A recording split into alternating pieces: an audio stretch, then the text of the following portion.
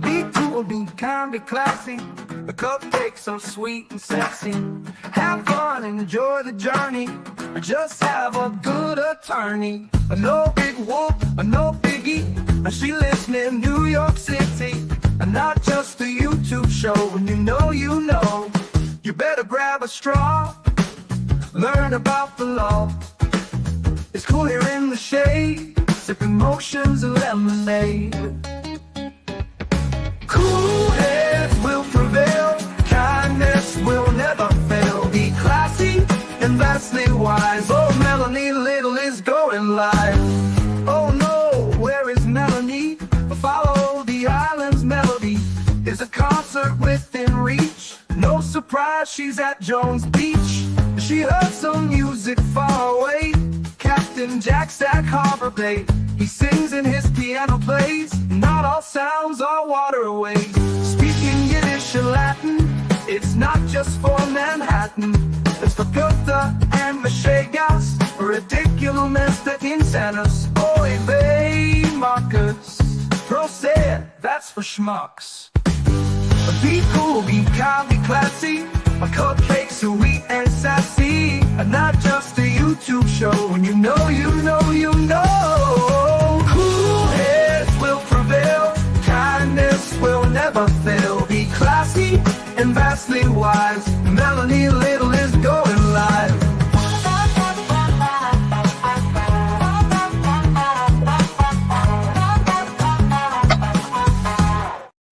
Happy Monday. Good morning, sunshines. Today is Monday, April 28th, 2025. Karen Reed was still framed. She was still framed. How's everybody today? Did you have a good weekend? Great show last night. Big crowd for a Sunday night. Sophagate has entered the chat. If you know, you know. The schedule for this morning is supposed to be, I understand Ian WHIFFEN is supposed to testify this morning, so we're going to see. He's the first up. We're going to see if the attorneys are going to walk into the courtroom and the judge is going to say, I've heard the counsel wants to see me. Would you like to come to sidebar? We'll see if they talk about the rock that was present at the jury view. Maybe. Media picked it up. The media saw the rock. There was, in case you're not caught up on the rock issue, when the jury went on the View on Friday to 34 Fairview on the bus, they took the bus to the View. The media had to stand about 100 feet away, which is half the length of the buffer zone. And there was a big rock on the lawn with painted letters on it that said Albert. And what looked like a blood stain in the middle of this rock. It was more like, it wasn't really like a boulder, but it was a big with a stone. Yes, the stone. Matt Johnson on Court TV talked about it on his show. And then we went over that clip because it was from Friday night. And I was on Court TV Friday night, but it was not it was the first hour, the 8 o'clock hour of Vinnie Politan's show. And Matt Johnson talked about this rock. Is anybody going to have grave concerns about the rock and the, potential jury tampering that went on by someone putting that rock there? It's insane. And then Matt Johnson talked to a neighbor, and the neighbor's name is Jim. And boy, do we love Jim. Matt Johnson said to Jim, who's lived on Fairview Road for 40 years, what do you think about what's going on here or something as such like that? And Jim said, Karen Reed is innocent. There's no way that man got hit by a car. It was fire. I don't think Matt Johnson had any idea that he was going to say that. And then Matt Johnson said, well, do you know of any animals, in the neighborhood or like, and I think what he was getting at is, are any wild, do you guys have problems with coyotes or any other sort of wild animals in the area? I don't know, Bigfoot. And Jim said, oh yeah, 2 of my friends were bit by Chloe. 2 of my friends were bit by Chloe. And they're on the witness list. I don't know if they're going to call them, but they're on the witness list. It was great. And he said, oh, really? They rehome their pet. They tear up their basement floor. I mean, it was great. If you didn't watch it, I played it on last night's show. I mean, you couldn't have scripted that any better. Thanks, Jim, for speaking the truth. And then we were wondering whether we thought Jim was happy that the Alberts moved out after the Alberts lived in that house for 50 years. That was a family home. Jim's lived there for 40. And we surmised that he might be pretty happy that they were gone. Christy became a member. Welcome, Christy. Stephanie says, regard to the coyote comment on the news. Is there many pigs running around Canton as pork was on the arm? LOL. Yeah. Maybe there's wild pigs. I'll never forget that episode on Criminal Minds. If you know, you know. There was another show recently also that had some sort of pig killing where somebody got into a pig pen, or they were having the pigs in the pig pen dispose of bodies. No, Jim was not shedding tears. He absolutely was not. He sounded like he was so happy that they were gone. Good morning, Bruni Saint from Australia. Can the jury say they've heard enough and wish to give their verdict now? I think that's rhetorical, but no. Nope. We have a nope emoji. Nope. They can't do that. But listen, it's hard to ever guess what they're thinking, the jury, because last time, those of us who knew the case inside out thought it was really obvious that John O'Keefe was not hit by a car. And if it wasn't really obvious that he didn't get hit by a car, there was certainly enough reasonable doubt to basically drive a truck through. However, there was a mistrial. There was a hung jury. And what we read last night in the affidavit that was attached to Aidan Carney's third motion to compel discovery is that allegedly Mafia masshole and not so confidential informant Kate Peter told her neighbor and the woman who signed the affidavit that she had lunch with Lally during, I think, deliberations of the first trial, and that Lally told her that he knew the foreman on the jury, and he's a retired police officer, and he can guarantee a mistrial. It's hearsay. It's allegedly what Kate Peter told this woman who signed the affidavit. So I can't confirm or deny, but it certainly adds a lot more shadiness to what's going on here. Will the real Slim Shady please stand up? That played on my playlist this morning. We have a Karen Reed trial mixtape playlist on Spotify. It's in the show notes below. And you saw me on Court TV this morning. Oh, did they post it today? Is it the one from Friday night where I talked about the text messages? Oh, that's cool. They finally posted it, Tracy. Thank you. Maybe we'll play that if we have a break. The real Slim Shady. Thanks, Bruni Saint. And thanks, Jenny Wilson, for becoming a member. Guys are coming in hot this morning. And then as I put the playlist on, like random or whatever. So it doesn't play in order. It plays whatever songs come up. And also another song that I heard this morning was Heroes by David Bowie. And that's pretty apropos too. The playlist does rock. It has over like 9 hours of music on it, I think, by now. So there's that. Today's the last day of 20% off in the merch shop. So if you want your I Went to Cancun with Melanie Little merch that says Free Karen Reed on the front, go for it today. Make sure you click the 20% off coupon at the top so you get your 20% off, because, who doesn't like a sale? Brennan Team It's Over says, me, my wife, and my son all say you're all set. You are all set. Thank you for your super chat. Should be interesting today. Let's see how many more worldwide users Ian WHIFFEN has on Artex, which is his app that he developed during the first trial. I think he said that he had 60 worldwide users, right? Was it 60 or 600? 60, I think it was. Wonder if he's gained any subscribers since then. Wonder if he still works for Cellebrite, because he basically testified during the first trial that their software was crap. Meanwhile, it's been the gold standard of law enforcement for I don't know how many decades or years. And he claims Cellebrite changed their software to get rid of those timestamps because they just weren't accurate. And also another wild thing that happened was, because he was the customer service rep, troubleshooter guy at Cellebrite, basically answered phones and helped people solve problems. He said that Richard Green, the defense expert, reached out to him, I think after Ian Whiffen had already been retained as an expert in this case, and he reached back out to Richard Green. I've never seen that before, where the experts were talking amongst themselves without anybody approving it. That was wild. See if he testifies about that today. Right, exactly. How is the DA's office, Sarah Clancy says, able to do that and discredit Cellebrite? Well, how many prisoners are banging on the jailhouse doors right now that were convicted on Cellebrite data that are saying, wait a second, Norfolk County, you're saying Cellebrite's not accurate. It's not accurate when you don't want it to be accurate, like in the 227 search of Jennifer McCabe, Haas long to dying cold. But hey, when you're going to prosecute Brian Walsh coming up relatively soon, I'm not sure when Brian Walsh's trial is scheduled for. It's also in Norfolk County. It also had been assigned to Judge Cannoni. If you don't know who Brian Walsh is, Google him. It's WALSHE.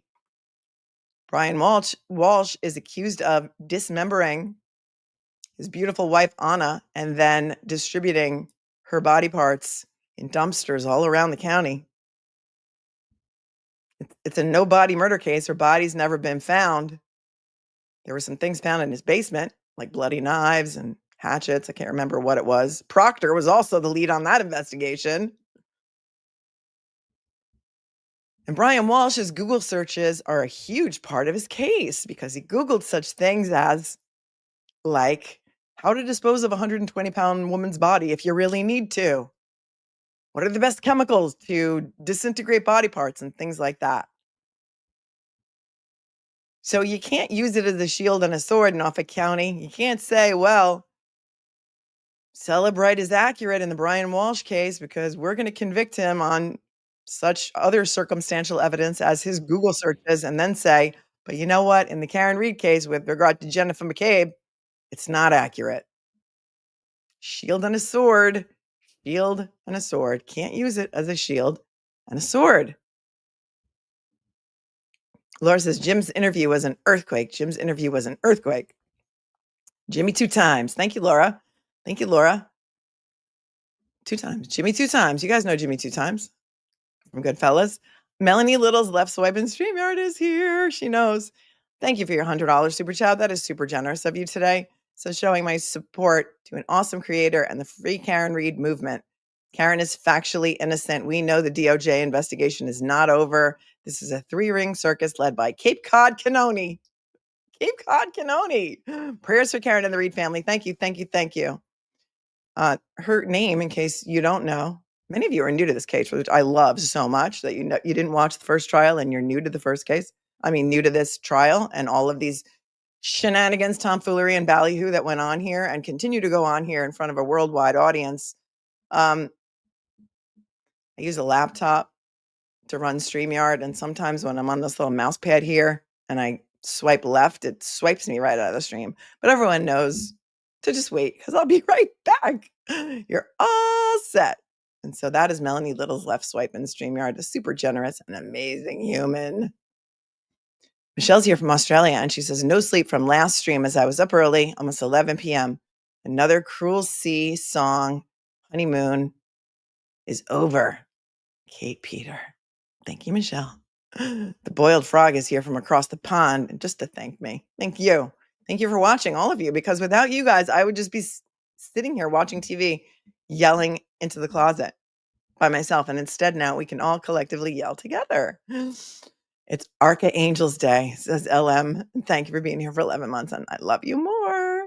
I love you more. Lori became a new member. Welcome, Lori Hamilton. And LJ says, if John Mellencamp's song Crumbling Down is not on your playlist, oh, it is.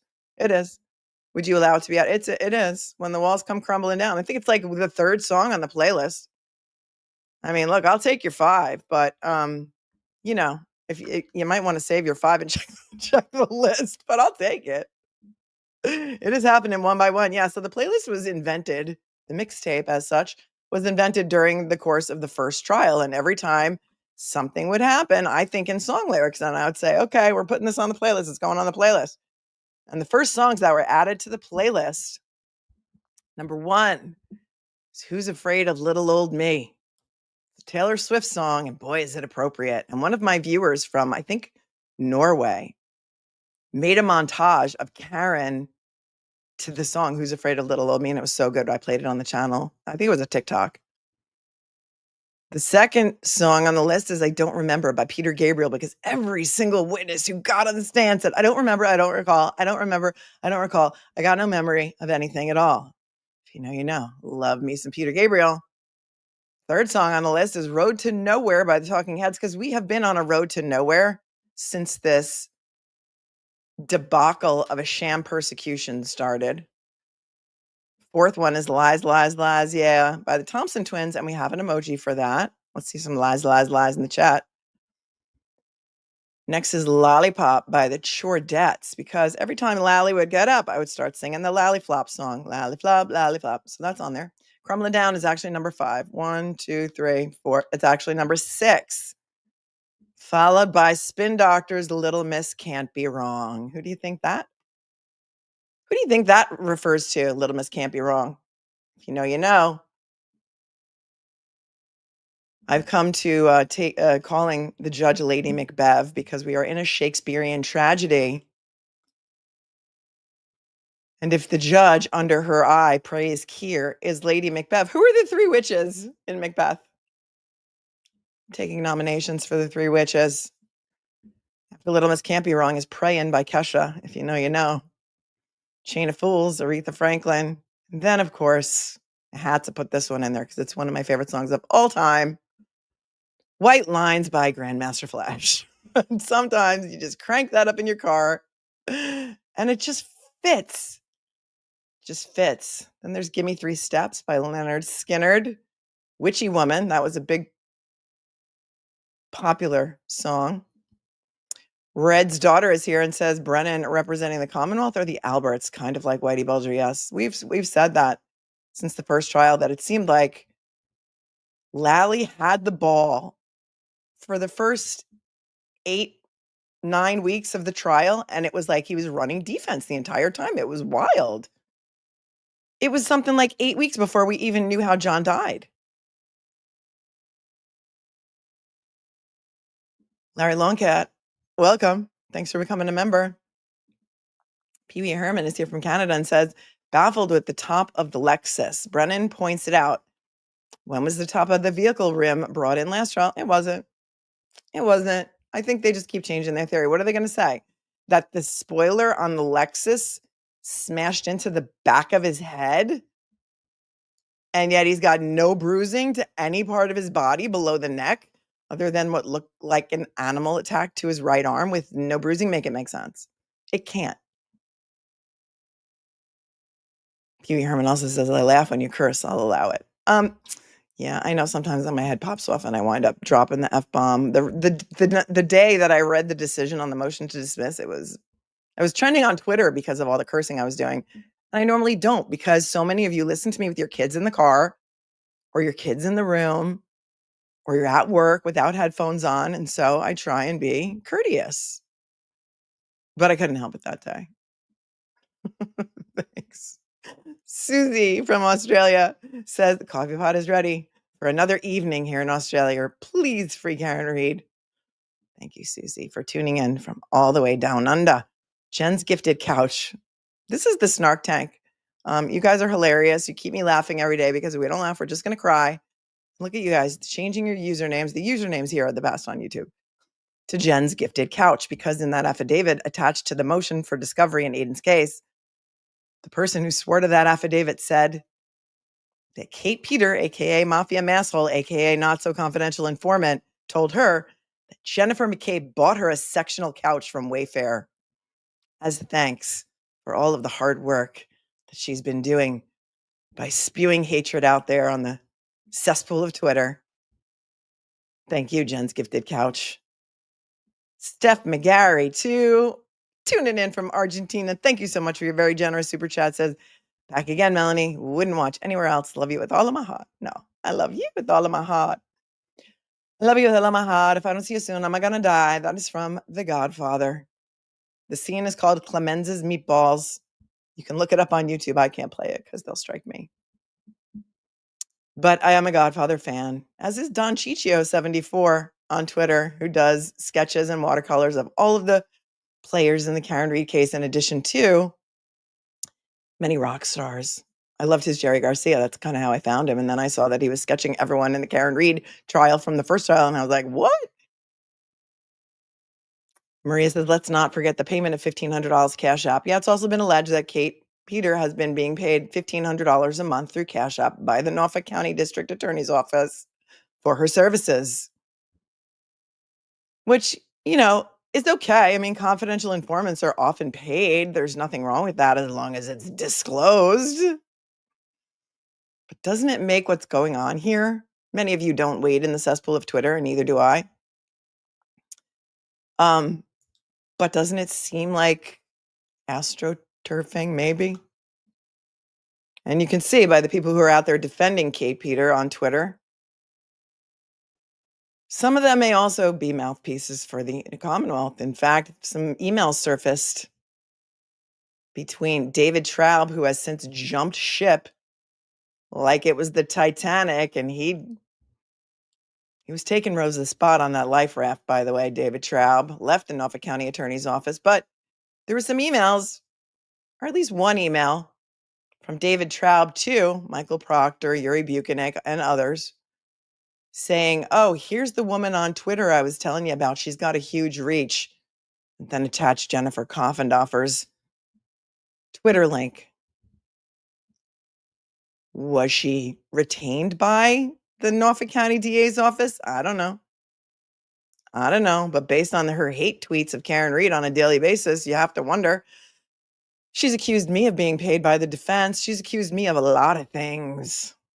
A lot of things. She may not want to duck around and find out, but she has. Everything's all saved.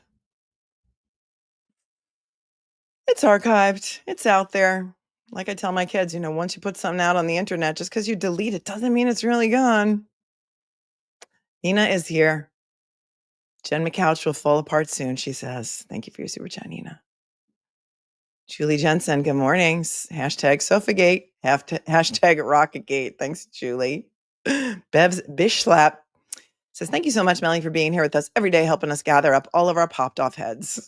It's like a Monty Python. It's going to be like a Monty Python movie. Heads are popping off. There's blood everywhere. 'Tis only a flesh wound. 'Tis only a flesh wound. Somebody else's username is Melanie Little's popped off head bucket, which is another great one. Love a good Monty Python reference. And 'tis only a flesh wound.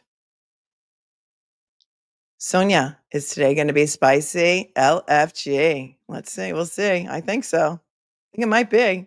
The fan is up. We're waiting. Still waiting. That's also on the playlist. Still waiting. Jose, thank you so much for sharing your song with us. You're amazing. We're in. We're in.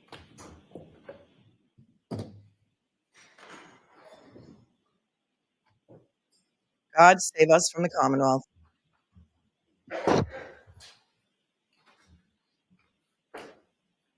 They know where the mics are today. Good morning, Mr. Court Officer. Thanks, LJ. All persons have any business before the Honorable Beverly Kennedy, Justice of the Norfolk Superior Court, before the County of Norfolk. Join near, give your attendance, and shall be heard. God save the Commonwealth of Massachusetts. God save the Commonwealth. You may be seated.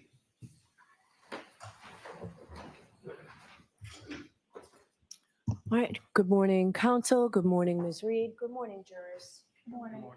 I do have to ask you those same three questions. Were you all, four actually, I guess. Were you all able to follow the instructions and refrain from discussing this case with anyone since we were last here on Friday? Yes. Everyone said yes and nodded affirmatively. Were you also able to follow the instructions and refrain from doing any independent research or investigation into this case? Did you look up The Rock on Twitter to see if it was trending, jurors? Happen to see, hear, or read anything about this case since we left on Friday? And were you all careful? Everyone said no or shook their heads. Were you all careful with your social media this weekend? Yes. Thank you very much. All right, Mr. Brennan. Good morning, Your Honor. Good morning. Unlawful call, Ian Whiffen. Ian Okay. Whiffen, first up, Ian Whiffen. We may need to modulate my volume. Sometimes it takes a minute for them to find the mic. If you can't hear, you need to refresh your browser. Maybe put in earbuds. If I'm much louder than the feed when we get there, kindergarten cop will let me know, and I'll modulate my volume to lower so you can turn your volume up higher. But remember, you have control of your own volume. Ian Whiffen is the expert for the Commonwealth on the Cellebrite data regarding Jen McCabe's 227 search. And what is so interesting is the jury hasn't heard from Jen McCabe yet. So they don't even know anything about the 227 search other than Carrie Roberts lied to the state grand jury about hearing Karen Reed yell at Jennifer McCabe to Google hypothermia. They don't know that it happened at 2:27 a.m.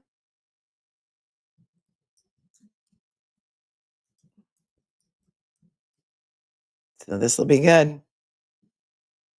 See how long of a infomercial for RTech there is. Good morning, Mr. and Mrs. Reed. Our prayers are with you.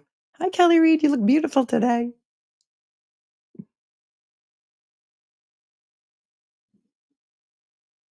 You look beautiful. Yeah, the setup of this courtroom is really wonky. I don't like how the O'Keefe family is facing the jury. They're facing the jury. So they're staring at them the whole time. And when Mrs. O'Keefe is crying, she's crying right to the jury. I don't like it. The reason it's in this little tiny courtroom, there's only 10 seats available for Karen Reed's family and friends. They're sitting right there, as you see. 10 seats available to the family and friends of the O'Keefe. Behind that is a high top for media, only 10 seats per day. There's a weekly lottery of who gets in. I see Christina Rex. I see Sue O'Connell. I can't really see who else is sitting there right now. But the reason they switched to this smaller courtroom, where are the attorneys? I guess they're at sidebar. Okay, they're not there.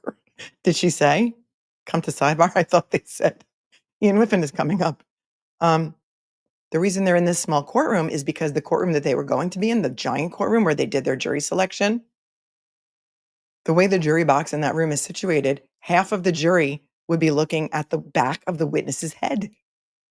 And so they made a motion before the first trial and they said, Judge, we can't have half the jury looking at the back of the witness's head. And the judge said, that's the way we've done it for 100 years, Mr. Jackson. And he said, I don't care how you've done it for 100 years. It's not right. Ian Whiffen. So maybe whatever they talked about at sidebar, if it has to do with the rock at the jury view, maybe they're going to discuss it later. And she was like, I don't want to waste the jury's time. We'll discuss it later after we dismiss them. Please face our clerk and raise your right hand. You solemnly affirm that the evidence you give to the court and jury in the case now here should be the truth, the whole truth, and nothing but the truth. Is that his paralegal Good morning, sir. Good morning. that he's talking to? The blonde hair? Oh, he did a little wave to the jury. Did you May I, see Your that? Honor? Yes, please. Good morning, sir. Good morning. Would you kindly introduce yourself to the jury? Yelling. Yes, my name is Ian Whiffen. I'm a digital forensics examiner and decoding product manager for Cellebrite. You just mentioned Cellebrite. Is that where you work? It is, yes, And you're a forensic examiner. I am. Can you tell us a little bit about Cellebrite, where you work? Yes, Cellebrite provides digital forensic solutions to customers globally for access and decoding of digital artifacts from devices. Where would you find a digital system? Is that resigned to a phone or is it all systems? Typically, Cellebrite focuses on phones or iPads, but we do have some additional devices that we can also interrogate: computers, vehicles, things like that. So simply, what is Cellebrite? Cellebrite is a digital intelligence company. Do they use a certain type of software? Do they brand a certain type of software? Yeah, we create our own software to access devices and to decode the data that we pull from devices. So essentially, does that software help you look into the data on the phone and analyze it? It does, yes. What is the role of a digital forensic analyst?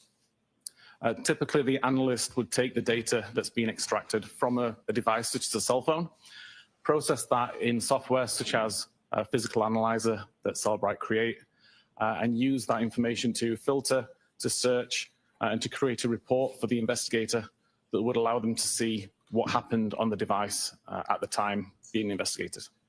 How long have you been involved in analyzing data, sir? I started my career in digital forensics in 2013. Can you take us back to the beginning of your career and tell us a little bit about how you became involved in learning about analyzing data? Certainly. I spent 5 years as a frontline police officer in the UK during the 2000s. In 2009, emigrated to Canada and continued policing frontline officer in Calgary before joining the digital forensics team in 2013. Pursued several qualifications related to digital forensics and just continued in that role until 2019, 2020, when I left the police agency and began working for Cellebrite. While you were working at the police agency and began your career analyzing data, were there special classes that you took? There were. In order to be a forensic examiner in Canada, you have to take a 3-week foundational course in Ottawa, basically covering the basics of digital forensics. And then from there, other courses are available that would focus on things like cell phones, would focus on how to get data from different types of devices.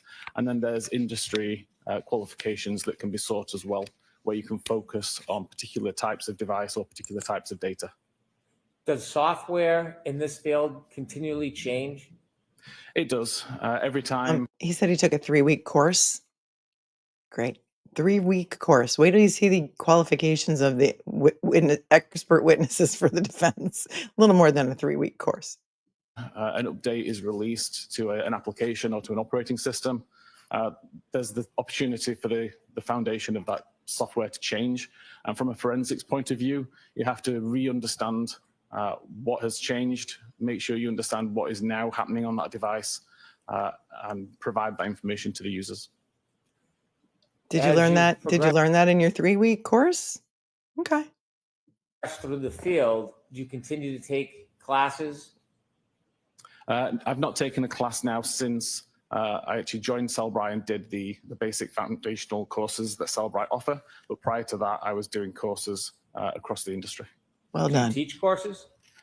I do teach webinars. I don't teach any actual courses, although some of my research and some of my tools are taught to examiners in many of the industry standard qualifications which users seek. Do you ever write papers about the subject that are published? I do. So I have a blog where I publish my research. It's a blogger. Sometimes some of those become papers which get peer reviewed and distributed in more academic channels. So when one of your papers is peer reviewed, can you tell us what that means? Yeah, essentially, other forensics examiners would read over the paper that I've written, do their own testing, compare their testing and research to what I've conducted, and make sure that what I've said is consistent with their findings. And presuming that what they find is the same as what I found, then they would agree that it's a valid document and it gets shared. Take us now to Cellebrite. When you began working at Cellebrite, what did you do? When I started there, I was considered the senior digital intelligence analyst. My role was to help the developers of the software understand the role of a digital forensics examiner, what an examiner needs from the tool, what an examiner wants to do with the tool, and how they want to use it. And then since then, I've progressed to the decoding product manager, where I can manage the backlog of software applications that we support, decide how we should support those applications, and how that information should look to the users. Do you do research? I do still do research, yes. It's not my primary function within Cellebrite, but it's something that I've continued to do throughout my career. He's not lying for Have you ever done Brennan. any- Notice how Brennan keeps asking him these questions, wanting like a different answer. Do you teach courses? Well, you know, webinars. Do you do research? No, not really so much. Programming. Yes, again, I'm not an official programmer with Cellebrite, but I do Not an program official programmer. as well. And I have several tools which I've written myself for the last few years, since around 2015. Tools that I wrote to do the things that the vendor tools didn't do, and to Right. offer examiners things that the vendor tools didn't offer. Because the stuff that I invented is better than Cellebrite. And he's actually going to say that. And maybe he was warned by Cellebrite. Dude, last time you testified a year ago, you threw us under the bus. You said that our software was defective. And because of this particular case, we had to change our software. You're not going to have a job when you come back if you get out there and start overstating your qualifications and attempt to speak for this company, Cellebrite. Okay? Sounds like it to me. See if when his infomercial starts for Artex. And I continue to maintain those tools as a learning opportunity for myself, and also because other examiners can make use of these same features. Mr. Whiffen, have you ever testified in courts regarding forensic examination of data? I have, yes. And can you share a little bit about that? I've been qualified as an expert in Canada, Australia, the UK, in total around 20 times. I want you to take us now to the Cellebrite software. We talked a little bit about it. I don't want to go into too much detail, but can you help us explain how software works like Cellebrite software? Yes, so fundamentally, when we've got data from a device, it's a series of files, a series of databases, property lists, all manner of different structured data. The software that we create knows where these files exist, knows how to read these files and what the data inside them means, and provides a clear view for the user to view that data.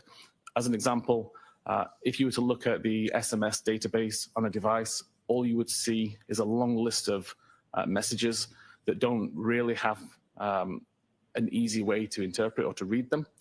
Our software takes that information, converts it into a conversational view, so that as a user, you can read the data, you can see who sent what message, what time it was sent. We can do decoding and decryption of various different types of security to give the user as much information as possible. Is there other software available in addition to Cellebrite? There's multiple vendor supplied tools and multiple tools available that are maintained by users in the community, like myself. Does a forensic examiner, should they rely simply on the software program, or is there more to do other than the program itself? The software program is great at finding the data and displaying the data, but I always maintain it's the role of the examiner to actually understand what that data means and provide context and validation for what that data means, making sure that the end user of the report, whether that's the investigator, a judge, or a jury, can understand what that data actually means, rather than just taking it at face value from the software. Does the software create a report that you can look at that manages or arranges some of the data that you can see? It does. It just creates a list of all of the results that the examiner wants to include in the report. So the software can produce a report, but the examiner goes beyond the report and looks into the data itself? The examiner can and should go beyond what the program provides. Let's turn now to your involvement. Is it possible that you examined the data incorrectly, Ian Whiffen? Oh, I can't wait for Bobby Scissorhands to get up. This is going to be so fun. In this case, can you share with us when you first became aware of the data in this case? Listen how up. that came about? Yes, it was actually one of the public relations managers at Cellebrite who reached out to me or to my team because he'd heard about this case and about the confusion regarding a timestamp and requested if we could look into it and find out what the confusion was and how we could respond to it. I'm sorry, wasn't he contacted by Tully? Am I thinking of a different witness?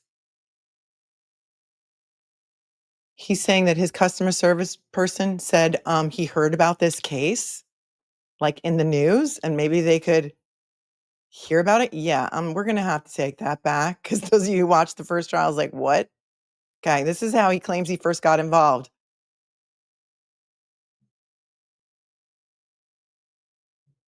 That's when you first became aware of the data in this case and how that came about.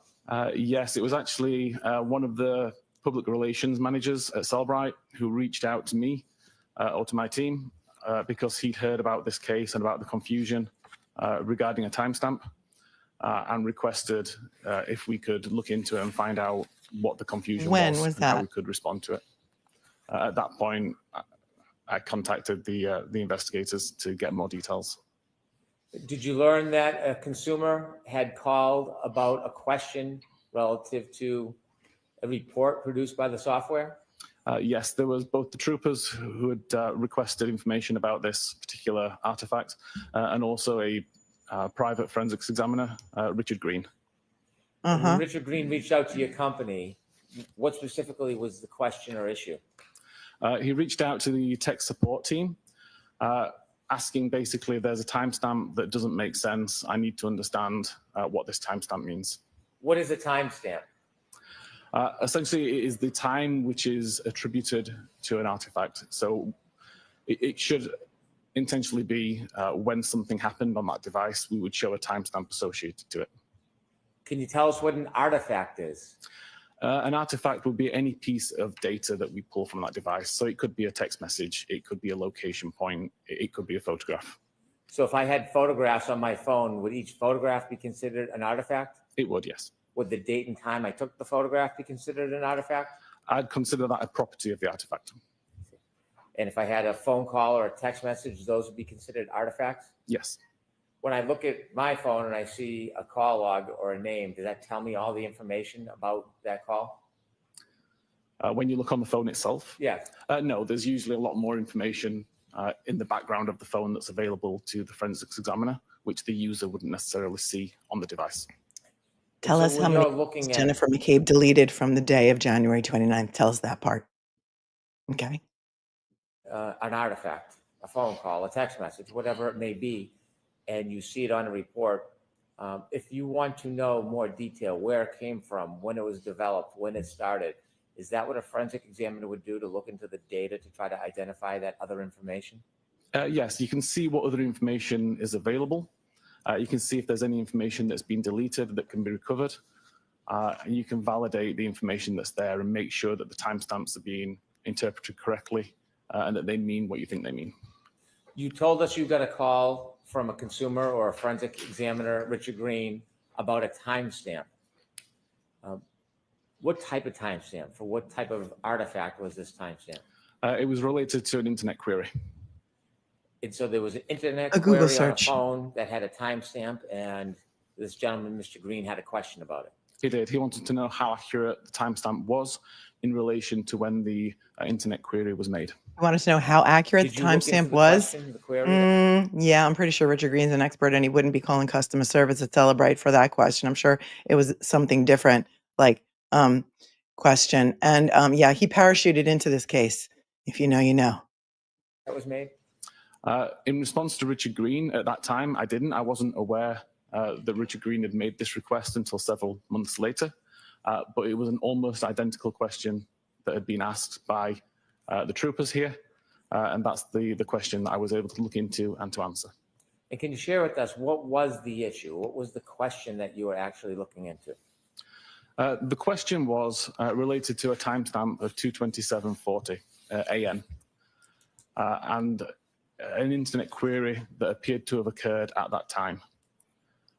There was no other information on the device that suggested that that internet query had occurred at that time. So we wanted to. Were you provided with the device? Did they give you the device? How do you know that? Because you just said that, you know, these reports have to be interpreted properly. So are you assuming they gave you the proper report? Nothing was redacted, altered, or proctored? To know how relevant is that timestamp to when the query happened. So I was able to take test devices, recreate test data to find out exactly what this timestamp meant, and discovered that it was actually the timestamp that the tab within the browser was brought into focus and had no relevance to when the actual web query had been made. Right. I'll tell you what the search actually meant. The search actually meant that at 2:27 a.m., some people, after butt dials at 2:22 a.m. between Brian Albert and Brian Higgins, they butt dialed. One butt dialed the other, then the other butt dialed him back That's a whole thing you're going to find out about later. But at 2:27 a.m., Jennifer McCabe's phone searched how Haas long to die in cold because they wanted to know how long it would take for John O'Keefe to die in the cold. That's what it meant. That's what the search meant. But you go on with your bad self because Richard Green used about 5 tools to gain information on this search, and you only used the one and maybe your own on your own time, Artex. So after you looked into the issue and came to a determination or opinion, did you reach back out to Mr. Green? Eventually, yes, I did. After I provided information to the troopers, I wrote a blog that covered this information because there was another examiner in Europe who had a very similar question, and I realized that this is a relatively common point of confusion. And then eventually I reached out to Richard Green, offering to speak to him about It's a relatively common point of confusion, and yet you've only had 2 worldwide callers call you with this confusion. Was the guy who called you from Europe the guy who was all over Twitter talking about this? Was it the same guy inquiring about the same search? Because inquiring minds want to know. Do you guys remember that guy? It's a common problem, but only 2 worldwide users have ever reached out to us about it. Oh, I can't wait for Alessi. this issue and clear up any confusion, but never received a response. So to summarize, there was an inquiry. Hold on. Receiving, offering to speak to him. So eventually he got back to Richard Green, who happens to be the expert for the defense in this case. But he's saying Richard Green never got back to him. Hold on. And then eventually I reached out to Richard Green, offering to speak to him about this issue and clear up any confusion, but never received a response. Mm-hmm. So to summarize, there was an inquiry about a phone that made a Google or a internet search. And the question is, what time was that search made? Correct. And relative to that inquiry, there was a timestamp on some of the data that said 2:27 a.m. Correct. Sustained. So at some point, Sustained, but he got you his have answer an out. opportunity to forensically examine a telephone that was attributed to a person by the name of Jennifer McCabe. I did have the opportunity to look at the data that was extracted from that device. I never saw the device itself. Did you hear Brennan's question? Did you have an opportunity to examine the phone? WHIFFEN's not going to lie for you, dude. You didn't give him the phone. You gave him the report. And we know that so much of the evidence in this case has been altered, destroyed, doctored, and proctored. So ask yourself, do you think he got an accurate copy of the report? I don't know. Just tossing it out there. He never saw the device itself. Putting that aside for a second. Secondly, were you Yeah. asked to look at any other phone to examine data in this case, aside from the phone attributed to Jennifer McCabe? Yes, I was also sent the extraction of data from John O'Keefe's phone.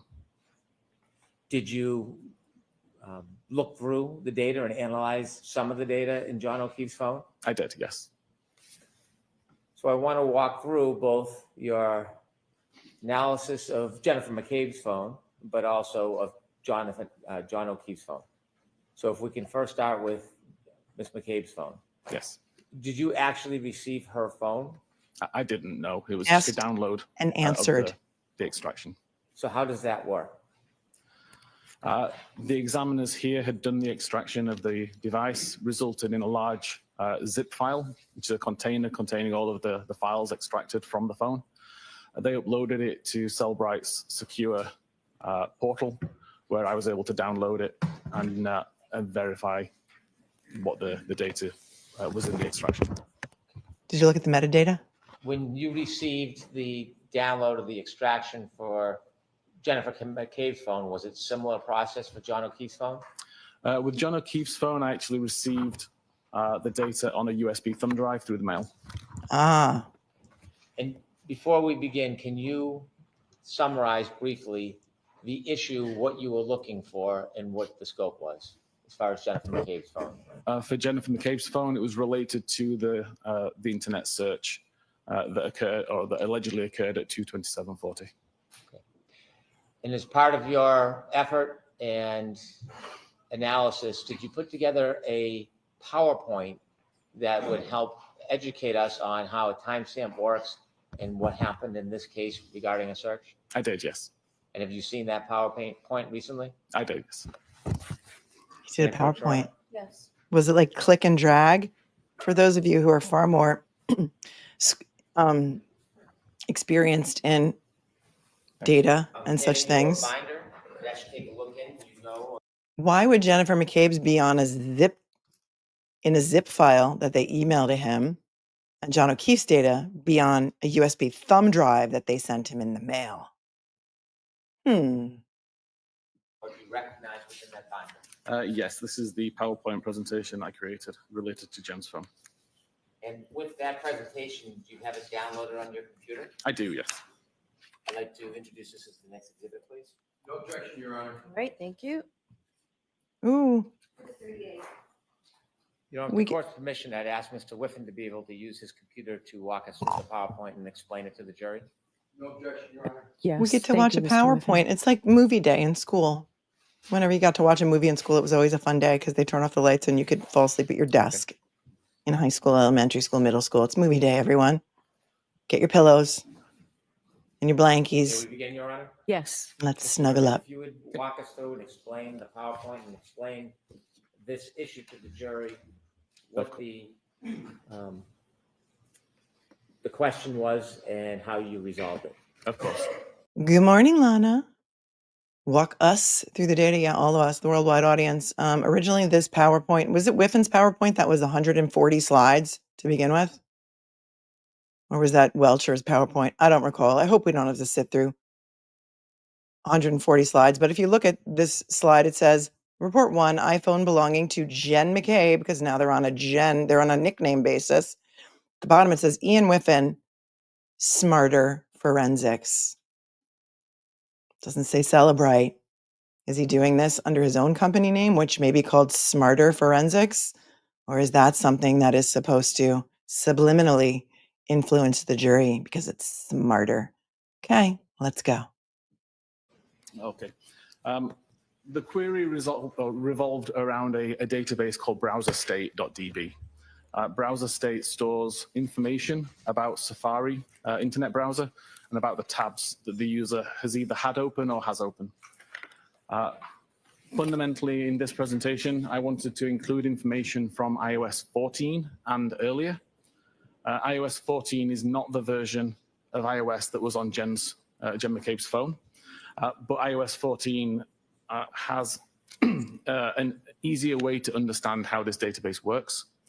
And then I can move on to iOS 15, which was the device or was the version installed on Jen McCabe's phone. And hopefully by that point, it will be clearer how this information is being populated on the device. Could you tell us what iOS means? iOS is Apple's proprietary operating system available on iPhones. Thank you.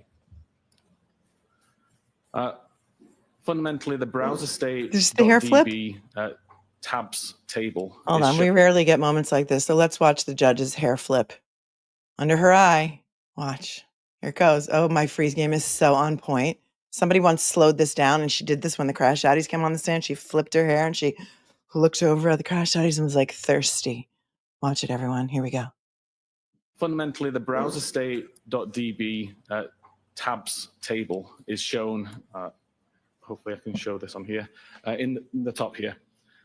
The real database has many more fields, but these are the fields which are important for the demonstration to just see the row ID, the timestamp that's recorded, the URL or the web address, and the title of the page. And the example at the side there, you can see there's the browser is open, but there is no tab actually in focus at this time.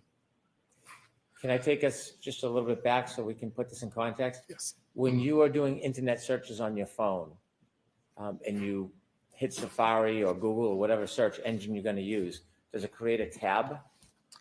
It doesn't create a tab just by opening the application, but there may be tabs already open in the background when you start the application, and then you can tell it to create further Such tabs. BS. So if I have a phone, can I have a number of different tabs on my phone at the same time if I search for different things throughout the day? Correct. You can have hundreds of tabs open. Do tabs stay open forever or can you close them? They stay open until you close them. So if you look at your phone and you have a number of different tabs, and say, for example, I start with one tab, I'm looking for the local football score. Can I reuse that same tab for some other search, or do I have to use a new tab to start a new search? You could use that tab for as long as you wanted, or create a new tab to do additional searches. I do that all the time. I use the same tab all the time. Are you telling me that something that I searched today is going to revert back to the day and time that I opened that tab to search something totally different? Because that would just be crazy. But yeah, that's exactly what it's going to say. Don't follow the closed captions. I know it said football store, but that has nothing to do with this case. While maintaining the original tab in its current state. And so what you're trying to demonstrate to the jury is identifying a time on one of these tabs where a particular search was made. Objection, Your Honor. Sustained as to form. Could you explain this demonstration as it relates to tabs on these internet searches? What are we actually trying to learn? So as I showed, there's a field in this table called timestamp. It's actually called last viewed timestamp. I wanted to prove or to demonstrate what that timestamp means, how that timestamp gets populated. I wanted to prove, Freudian slip. I wanted to prove that it didn't happen at 2:27. That's what I wanted it to prove. Oh, is this accurate, Island Girl? The U.S. Supreme Court denied to hear Karen's case. Well, that's breaking news. If I can find an official source for it other than Island Girl Diana, while I do appreciate you and your info, I guess this trial is going to keep marching full steam ahead. Thank you, Island Girl Diana. And how it's relevant or irrelevant to a case. So if I have one of many tabs open on my phone, each tab will have its own timestamp? Correct. And the URL, that's whatever I look up, what I search on the search engine? Objection, Your Honor. So leading. Is that what's looked at? That's great. The URL is the... She's allowing the witness to, is that what it is? Is that what it is, sir? Listen to that again. So if I have one of many tabs open on my phone, each tab will revert back to. Each tab will have its own timestamp? Correct. And the URL, that's whatever I look up, what I search on the search engine? Objection, Your Honor. I'll allow that. Is that what's looked at? That's great. The URL is the address of the page that's being viewed. So if I have a tab open and I use it continuously, 3, 4, 5, 10 times, So ridiculous. will the timestamp change? No, it will not. Oh, dude, that's- your credibility has been lost forever. I'm sorry, but you will have no more worldwide users of our texts ever. He is saying that if you open up a Google search tab and you keep searching things for days, for years, the timestamp that you originally opened that Google search tab will never change, ever. Never, ever, ever. You wrong, dude. You wrong. Credibility. Bye-bye. What you're explaining to us now? Correct. That's part of the demonstration and presentation. I'm sorry to interrupt. No, you're not. So in this instance, at 10 a.m., which is shown in the top of the device there, we can see I visit firstpage.com as an example website. At that time, a row is created in the database that shows row ID 1 with the timestamp 10 a.m. when the page was opened. The URL and the title are relevant to the page that was visited, so firstpage.com. Mm-hmm. A minute later, excuse me, I now use Alessi the same objecting. tab to visit secondpage.com. What actually happens in the database at this point in time is the first record is updated with new information. Mm-hmm. So we continue to see row ID 1. We continue to see the timestamp that the tab was opened at 10 a.m. And we now see the URL and the title that are related to the secondpage.com website. So I've shown it here. The first one is red to show that's no longer a live record. It's been replaced by the new record that's underneath it in black. A minute later again, I can visit thirdpage.com. And at that point, the record's updated a further time. So we still see that it's row ID 1 because no new new rows are being created. We're just simply updating the existing rows. Wow. So we still have row ID 1. We still have 10 a.m. as the timestamp. and we have the URL and the title that show thirdpage.com instead. Mr. Whiffen, so in the Do they get YouTube in prison? Do they have tablets in prison in Massachusetts? How many defendants sitting in prison right now are looking at this and saying, I was convicted on Cellebrite data, but it's wrong, so therefore let me out? We know some good defense attorneys in Massachusetts, not only David Yannetti, but Tom Kokonowski. Give him a call. URL column, there are 3 different searches? Yes, this is 3 different pages that have been visited within the same tab. And in the data, it has 3 timestamps, but they're all the same. Correct. Yeah. Okay, thank you. This database is not monitoring web navigation events. It's purely monitoring the tab events. So when the tab's brought into focus or when the tab's created is the only timestamp that's relevant here. Thank you. From a non-forensic point of view, if I was looking at this database in a regular database viewing tool, all I would see is the black record at the bottom. I wouldn't see the other 2 records because they've been essentially overwritten by the third record. Really? If I was to use a forensic tool, though, then I would see all of these records because the forensic tool is designed to find the older versions of these records that have been replaced. So again, from a forensic point of view, I would see all of these records, I would see all the different URLs, and I would see the same timestamp and the same row ID for all of them. This fundamentally changed in iOS 15, and I've tested this on multiple versions of iOS 15, 16, 17, and 18, including iOS 15.2.1, which is the same version of iOS installed on Jen McCabe's phone. Oh, so she had iOS In this 15. case, the data is not written to the database immediately. So I've tried to show here that we have some in-memory variables, so essentially a short-term memory that the device knows exist, but aren't written to the database yet, so they're not written long-term. So in this case, if at 10 a.m. I go to firstpage.com, we see that the in-memory variable for timestamp URL and title are updated to show a 10 a.m. timestamp and the firstpage.com information. But you can see at the bottom, I still have the browser state tabs table, and nothing has been written to that database at this time. So can I ask you a question about this browser state DB? What does that mean? What does that tell us? The browser state.db is just the name of the database that Apple are using to monitor the tab activity on the device. Will a cell phone have a number of different databases it will send information to, or is it all one database? There are hundreds or thousands of databases, depending on what applications are installed on the device. Each database typically targets a different application or a different feature. Can information from a URL or a Google search or a Safari search, can it leave data on different databases, or does it always go to one database? It can leave on different databases, for sure. Thank you. So again, to continue this example, if I now go to secondpage.com a minute later, we can see that now the in-memory variable is updated.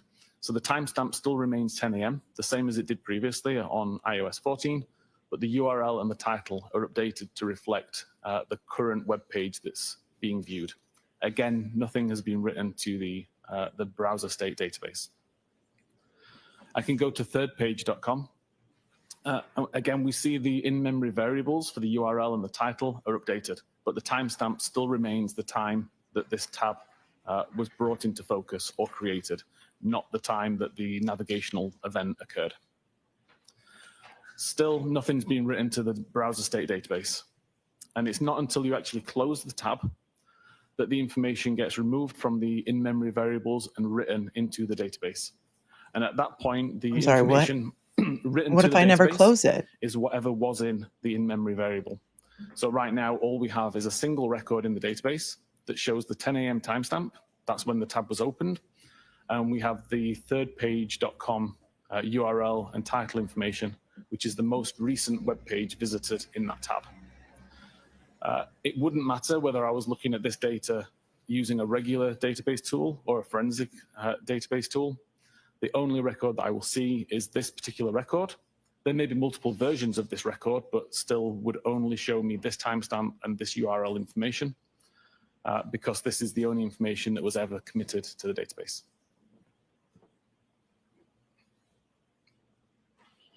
I just looked at my phone. I've got 30 tabs open right now. Do you mean to tell me that none of them have been written to the database because I haven't closed them yet? That's interesting info. Are you buying it? Sandy says this is bullies going by Jen's phone that the troopers had already extracted and had some duckery with it first.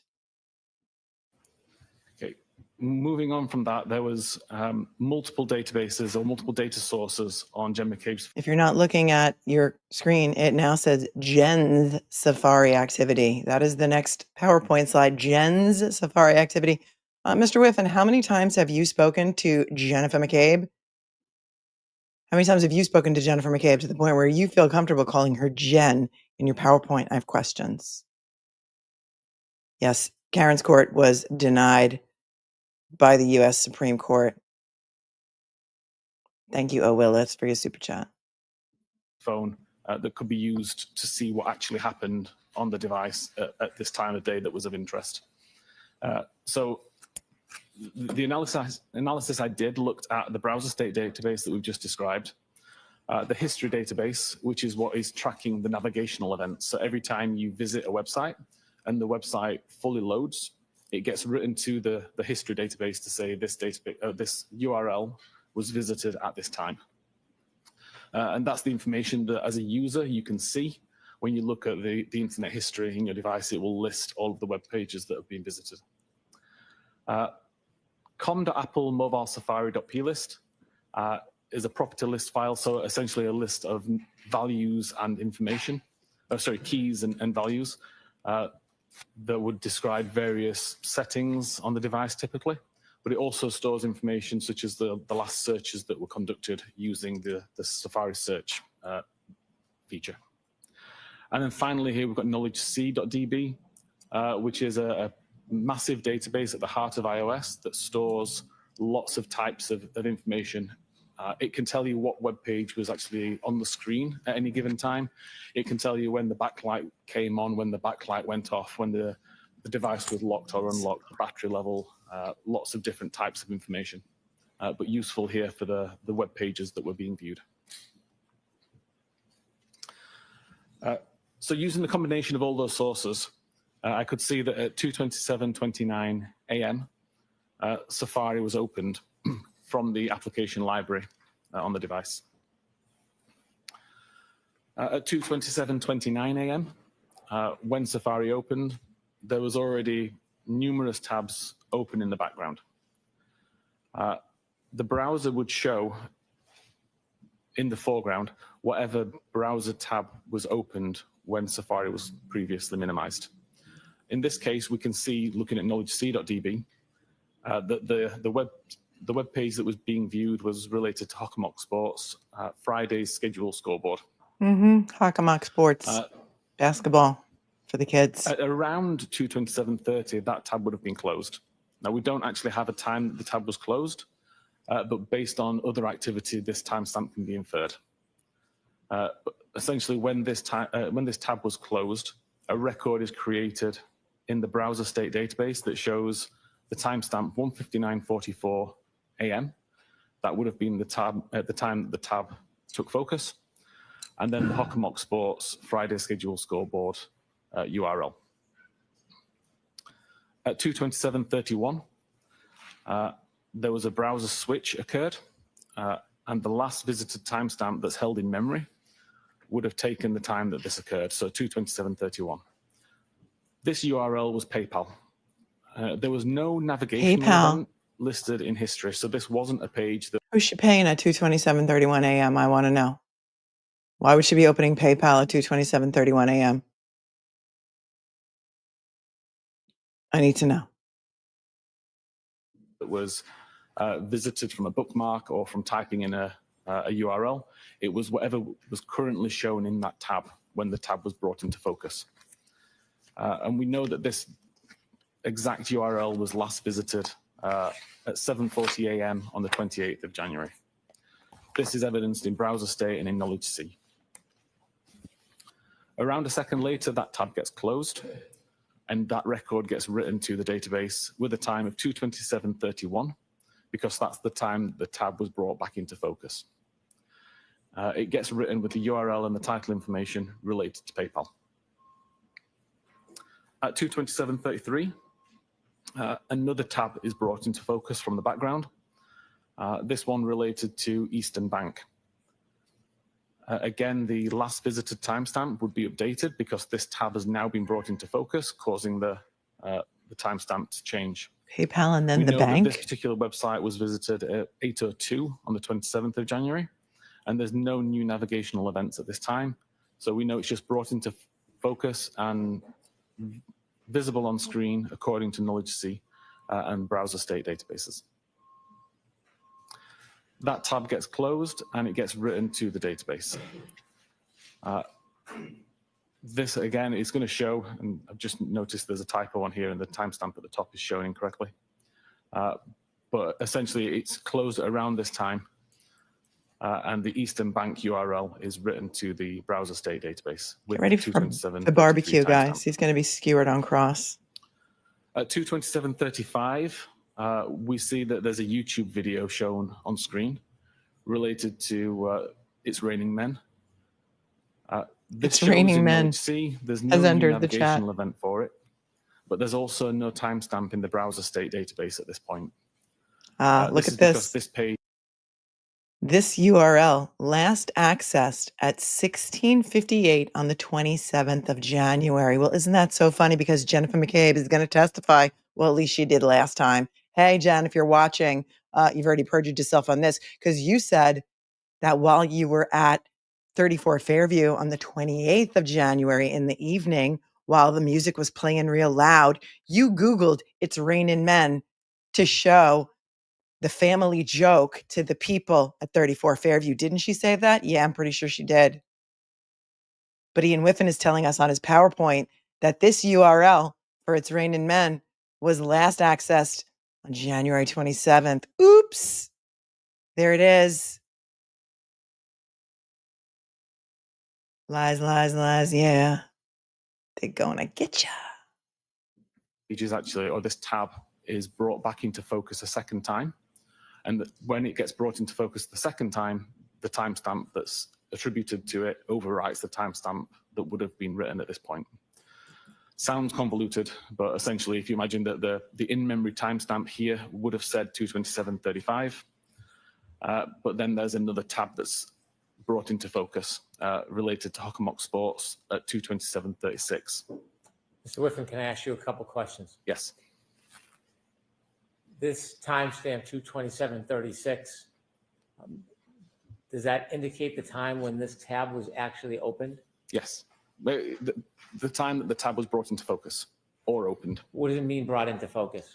If you imagine you could have 5 or 6 or however many tabs in the background, you select one of those tabs to view, it makes it full screen, that would be considered in focus, and that would cause the timestamp to be updated.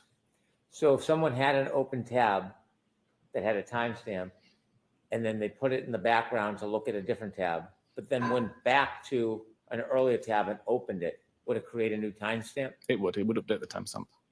If somebody had an open tab and they didn't put it in the background, but they used other functions or shut off the phone, and when they came back, that tab was still open, would that create a new timestamp?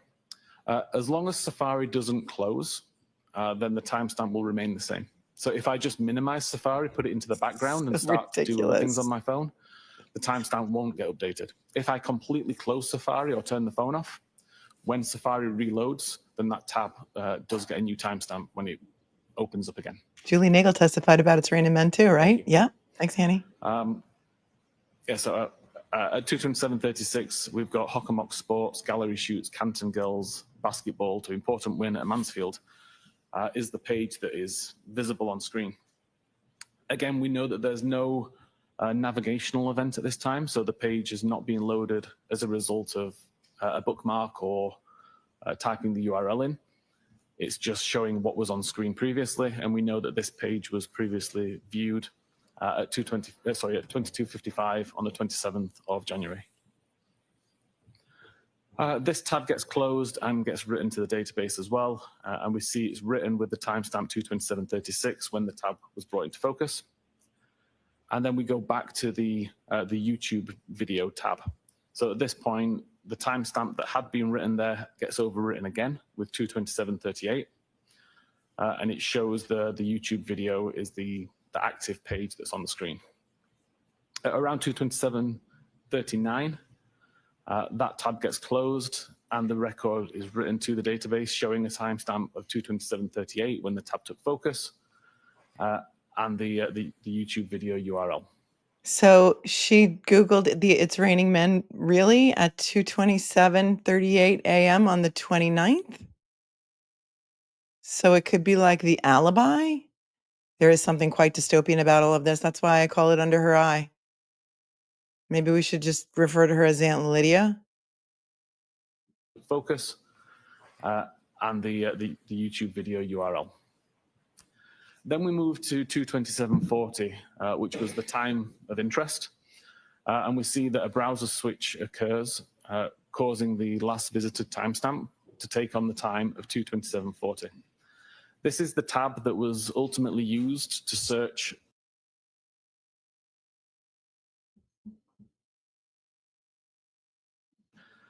At this point in time, there is Something just happened. Their volume cut off. To search what? Why did their volume just cut off? Hold on. ultimately used to search. Haas Long to Dying Cold. At this point in time, Why did they just mute out whatever it was that she searched? Because it says ozonebasketball.com. I have questions. there is no navigational events recorded anywhere. All we see is that the web page that was brought into view is ozonebasketball.com/teams. This web page was last visited at 14 minutes after midnight on the 26th of January. We know that this is on screen because it tells us that in Knowledge C, and we know that the time is 22740 based on Knowledge C timestamps and based on the browser state database timestamp. At 22742, there is a web navigation event. Whether this is loaded from a bookmark or whether it's typed in, I can't say, but a web navigation event occurs using the same tab that's just been loaded. And now the user is loading the web page hockamocksports.com/standings. This is logged in the history database that shows what web page is visited when. And it also shows in the Knowledge C database to show what web page is on screen at this time. Mr. Whiffen, in the slide before 22740, you mentioned that was the tab in question. Yes. Do the following pages that you show us in the PowerPoint follow that one specific tab? Yes. Thank you. So at 22747, there's another web navigation event as the web page hockamocksports.com/schedules is loaded. Again, this is evidenced in the history database to show that a navigation event occurred and completed, and in Knowledge C to show that this is the web page that was viewable on screen. At 22753, there's a further web navigation event where we're now now loading the page hockamocksports.com/schedules/girls hockey. Again, this is evidenced in the history database and the Knowledge C database to show what page loaded and what page was visible on screen. At 22758, there's a further navigational event for girls hockey Franklin 21-22. Again, this is logged as a navigational event in the history database and shown on screen according to the Knowledge C database. So I understand these are all subsequent searches on the same open tab. Correct. Are these? Sustained is to fall. Yeah, because Are he's these now all- he's leading. He's leading. You see the difference? He said, so these are all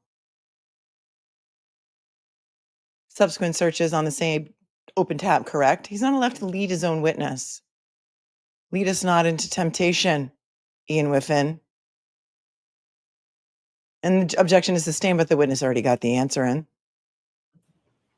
Are these, Sustained as to form. are these all subsequent searches on the same single open tab? There is no tab switch event listed. We see the tab switch event occur at 2:27:40, and then we see lots of navigational events occur. Thank you. At 2:28:06, Safari is minimized, so it's removed from focus so that something else could be viewed, or the phone is locked. Is remove from focus different than closing? Correct. If you remove it from focus, it's essentially going into the background, but it's still open. It's in its current state, just in the background, versus if you close it completely and have to reload it later on. So in this particular state, the timestamp doesn't get changed. The timestamp remains 2:27:40 as it was earlier. Yeah, I don't know about that. Safari is then not used again until 6:23:37, when it's opened from the background using the icon in the app library. At this point, when it loads up, the same page that was open when Safari was minimized is shown. So we still see hockenmocksports.com/schedules/girls hockey/Franklin/2021-2022. There's no navigational event at this point, so we know that it wasn't completely reloaded. It's just showing what was on screen previously, and it's evidenced in the Knowledge C database. At 6:23:49, there's a cache file created. The cache file is related to how long to digest food. Now, these particular cache files show up as suggestions in Safari. How long to digest food? That is, when you start to Google Hoslong to D, it comes up as a suggested search. Richard Green actually testified to that as well. But this is at 6:23:49 in the morning, January 29th. Why didn't it revert back to 2:27? And I can't wait for Hank Brennan to pronounce that word cache instead of cache. Supposedly. Hematoba. So as you're typing in a query or a word or a URL, for example, Safari tries to take that information and make suggestions based on what it thinks you might be searching for. So if, for example, you were to type in how long to die with the word spelled just DI, Safari can mistake that for how long to digest food, and it could present this information. And up until about 12 months ago, this is the information that was provided by Safari. If you were to do this search, if you were to type in how long to DI, you would get the result that's shown at the top of this screen with an image of somebody eating a plate of food. And this is. And then about 12 months ago, the suggested search is probably how long to die in cold because of this case. Did you hear what he said? Up until about 12 months ago, that was the suggested search on Safari. If you typed in how long to DI, it would say how long to digest in food. Until a year ago, when I bet it became how long to die in cold as the suggested search. Is the image that was cached onto Jen McCabe's phone at 6:23:49. What does cache mean? Essentially, downloaded now for use later. It will download it, it will save it in case it's required again. If it is, it doesn't need to download it, it's already there. If it's not required again, eventually it will be deleted. So is it stored information from prior events that's available in case the device thinks you're looking for it? Yes, so at this point in time, at 6:23:49, when it downloaded it, that's the first time that it's downloaded this image, and it stores it. If an hour later, for example, I did the same search a second time, it wouldn't need to re-download the image because it's already got it in cache. So this, the creation time of this image shows that this is the first time that this cache file was downloaded. A few seconds later, at 6:23:51, the blue button at the bottom of the keyboard is used to submit a search for the term how long tid I in Kikdi, CIKD. This creates a specific URL in Safari, which is shown on screen here. So google.com/search how long to die in KICD, IE UTF-8, OE UTF-8. Client Safari is the important part of this string that tells us that it's a query that's made using Safari. This is different. If she typed that in, spelled wrong, wouldn't how long to die in cold come up as a suggested search? Why did she then, after this, Google it the same way she spelled it at 2:27 a.m.? Inquiring minds. Why would you have to type it in twice? Different to if I visited Google, for example, and just typed in the search text box in Google, it wouldn't necessarily have this same structure of the URL. So we know that this is the query created by submitting a search using the search bar here and pressing the blue button at the bottom. We know that search was conducted Stolen at codes. 6:23. Hank pronounces everything wrong. That was the joke. That was the joke. She says, or he says, it is cache, not cache. I know. Oh, I know. 51, according to the information in mobilesafari.plist. And Knowledge C also shows that this page was visible. Importantly, there is no history record made that shows that the navigation actually occurred to this website. Several reasons why that might happen. One could be if the device was in private browsing mode. However, it can't have been in private browsing mode because if it was, we wouldn't have the search recorded in the mobile Safari plist either. So we know it wasn't in private browsing. It could have been deleted at some point after the fact. That would leave a gap in the numbering. Every time a record is written, it would be consistent numbers 1, 2, 3, 4, 5, 6. And to delete a number would leave a gap there. So you would see 1, 2, 4, 5, and that number will pretty much never be reused. So if you don't see a gap, then you can be confident that nothing was deleted, and there are no gaps on this device. But it was deleted. The third reason, and the one that I believe is the reason why it wasn't recorded in the database, is that the page never completely loaded. If I go to a web page and cancel the navigation prior to it completing the load, it will never get written to the history database. Completing the load has entered the chat. At 6:24:18, there's a second search submitted using the same method, so still using the Safari search bar, this time searching for host long to die in cold. This is evidenced in the mobile Safari.plist. Again, there is no record made in the history database that to me suggests that the page never successfully loaded. At 6:24:24, Safari is minimized. Because they were in a bad zone. Brian Albert talks about how it's like a dead zone around his house. Why not? Which is why none of the cell phone data from the lawn can be accurate with regard to GPS or much of anything because they're in a dead zone. Right? How many of you are browser loyal? Let's say I only search in Google, even though I have an iPhone. I hate Safari. I hate it. I just hate Safari. Why is she flipping back from Safari to Google? Most people don't do that. Most people use the browser they use to search all the time. That to me is also sus. Again. It gets reopened at 10:33:33 a.m. Again, loaded from the app library and brought into focus. And at that point, the previous page is shown to the user. That previous page is related to the search host long to die in cold. This is evidence in Knowledge C to show that this is the page that's visible on screen, but there is still no history event that shows that the page completely loaded.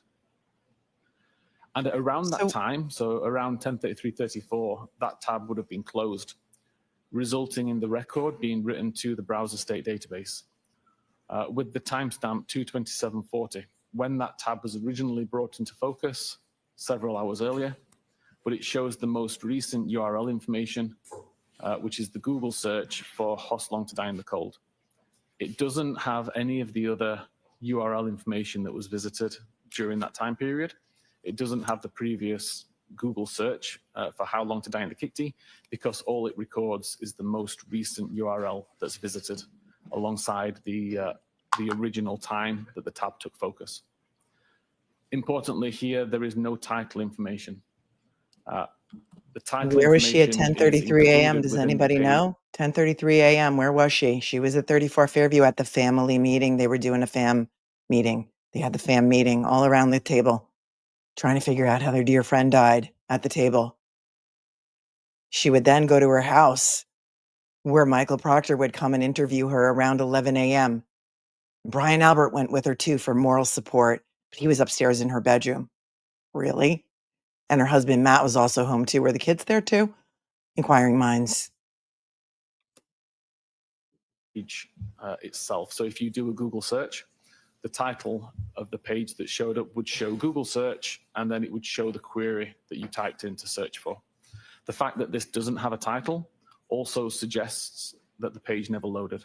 So again, it kind of ties back to the fact that it's not written in the history database. We have no title. It's both indicative that the page never successfully loaded. Mr. WHIFFEN, when a tab is ultimately closed, does the URL always have the last search, or could it show an earlier search? It will always be whatever URL is visible in the tab at the time. Thank you.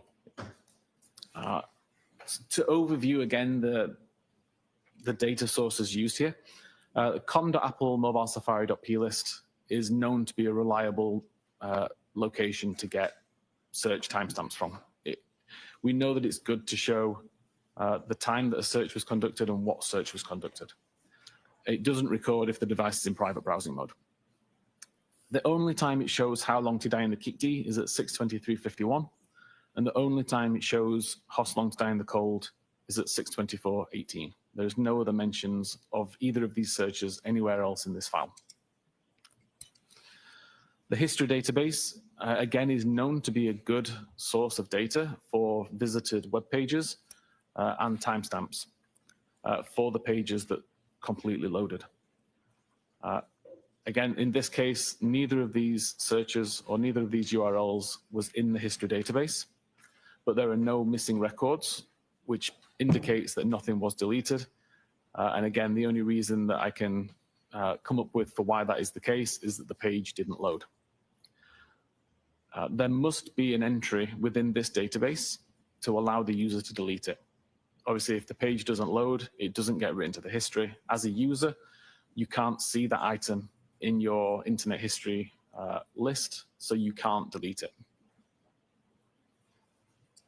And then knowledge C, which shows the page that's on the screen when the browser is in use. Again, we know that this is a good timestamp. And we see the only times that web pages related to these web searches were open is at 6:23 and at 10:33.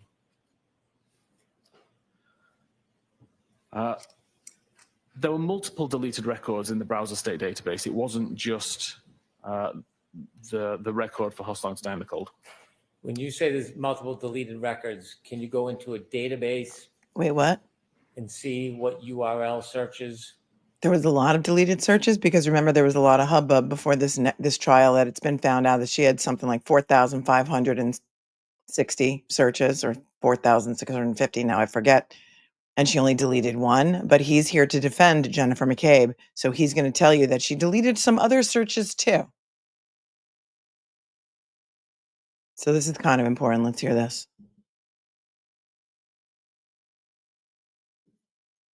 Deleted records in the browser. There were multiple deleted records in the browser state database. It wasn't just the record for how long to die in the cold. When you say there's multiple deleted records, can you go into a database and see what URL searches have been deleted from the actual item? Yeah, so from a forensic examiner point of view and using forensic software, I can look at the database and see the records that have been deleted and recovered. There does become a time when you're unable to recover any more records and they're now just purely deleted and unable to get back. But at this point, I was able to recover a good number of records. And these were the 5 that I thought it was important to focus on for here. You can see that 3 of them occur at 2:27. So at 2:27:36, 2:27:38, 2:27:40. And these are the the web pages that we've just seen in the presentation. So Hockomock Sports, the YouTube video, Hostel Long to Die in the Cold, and then 2 additional pages for cantonma.org and Ozone Basketball. The way that we're able to recover these records forensically is because of how databases work.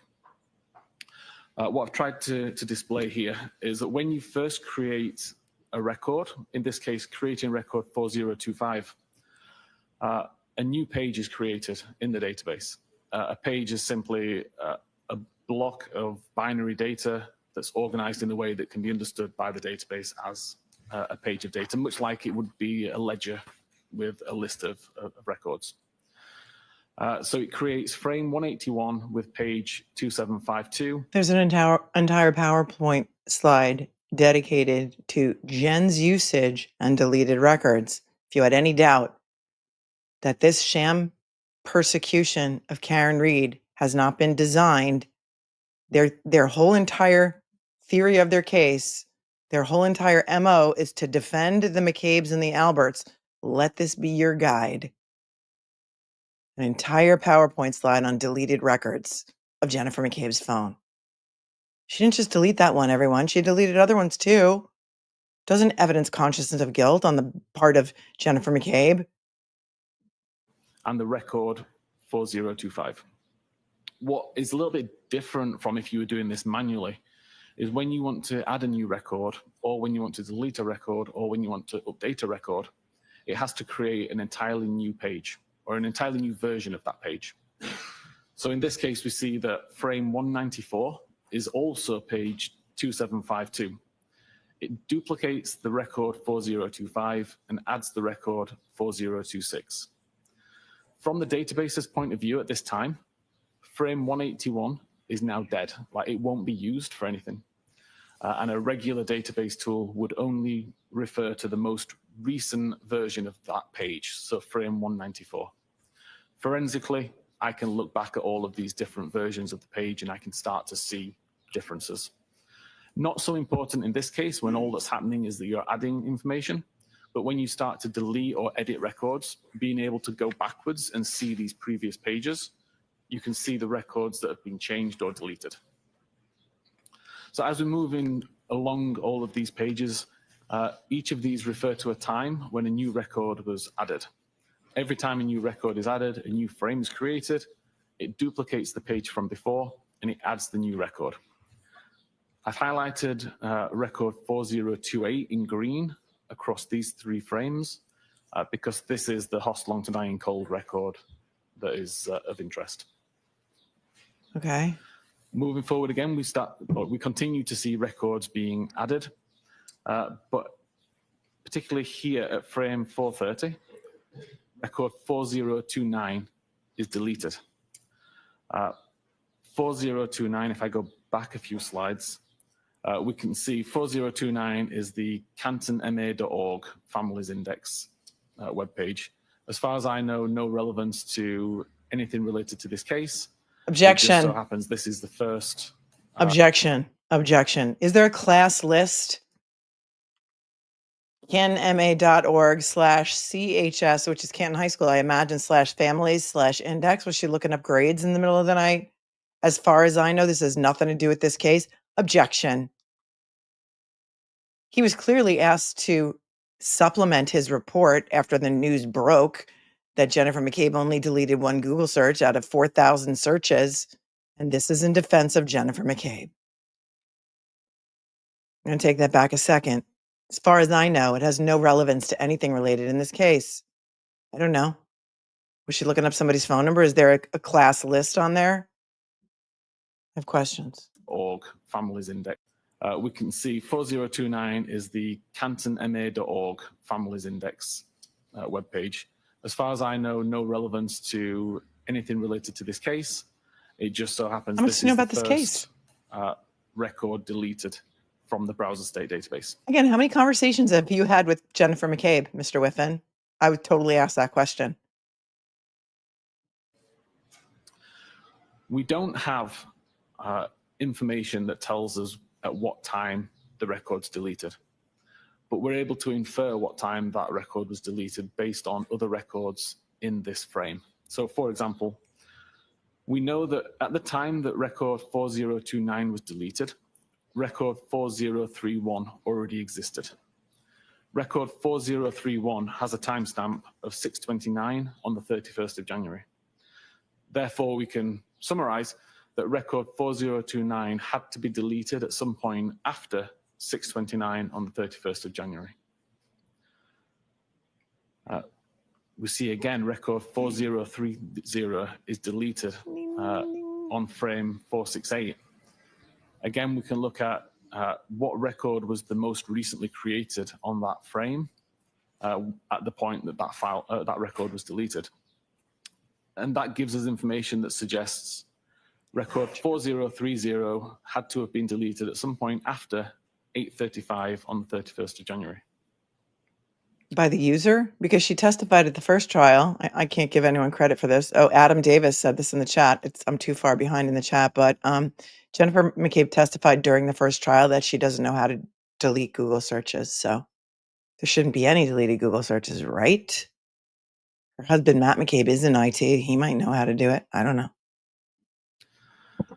We can continue to go along and continue to see that records being added, edited, and deleted.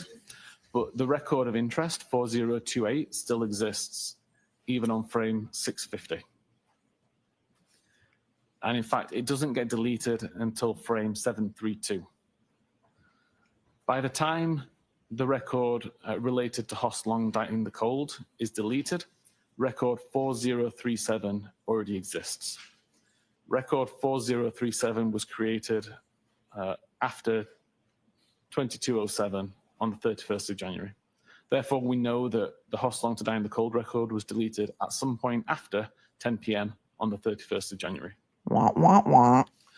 Taking all of those deleted records, those 5 deleted records, and the earliest time that they could have possibly been deleted, we see a spread throughout the 31st of January. Like a few quite early on at 6:29 and 8:35, a couple at 9:20, 9:40, and then finally the one that we're interested in at 22:07. For the user to cause these to be deleted, if you wanted to do it selectively and delete one at a time, the record has to be available in the history database. As I said earlier, it wasn't ever in the history database because there'd be a gap. So this record could not have been deleted by the user selectively. That leaves options of deleting everything from the history, but if everything was deleted, we would have none of this information. I want to go back to the PowerPoint because it says here the earliest possible deletion date for all of these tabs would be January 31st of 2022. Does anybody remember, class, the day that Jennifer McCabe willingly gave up her phone to MSP? Wasn't it the same day that Karen was arraigned on February 2nd of 2022? It was after January 31st of 2022. I know that. Yep. Everything from the history, but if everything was deleted, we would have none of this information, and we do.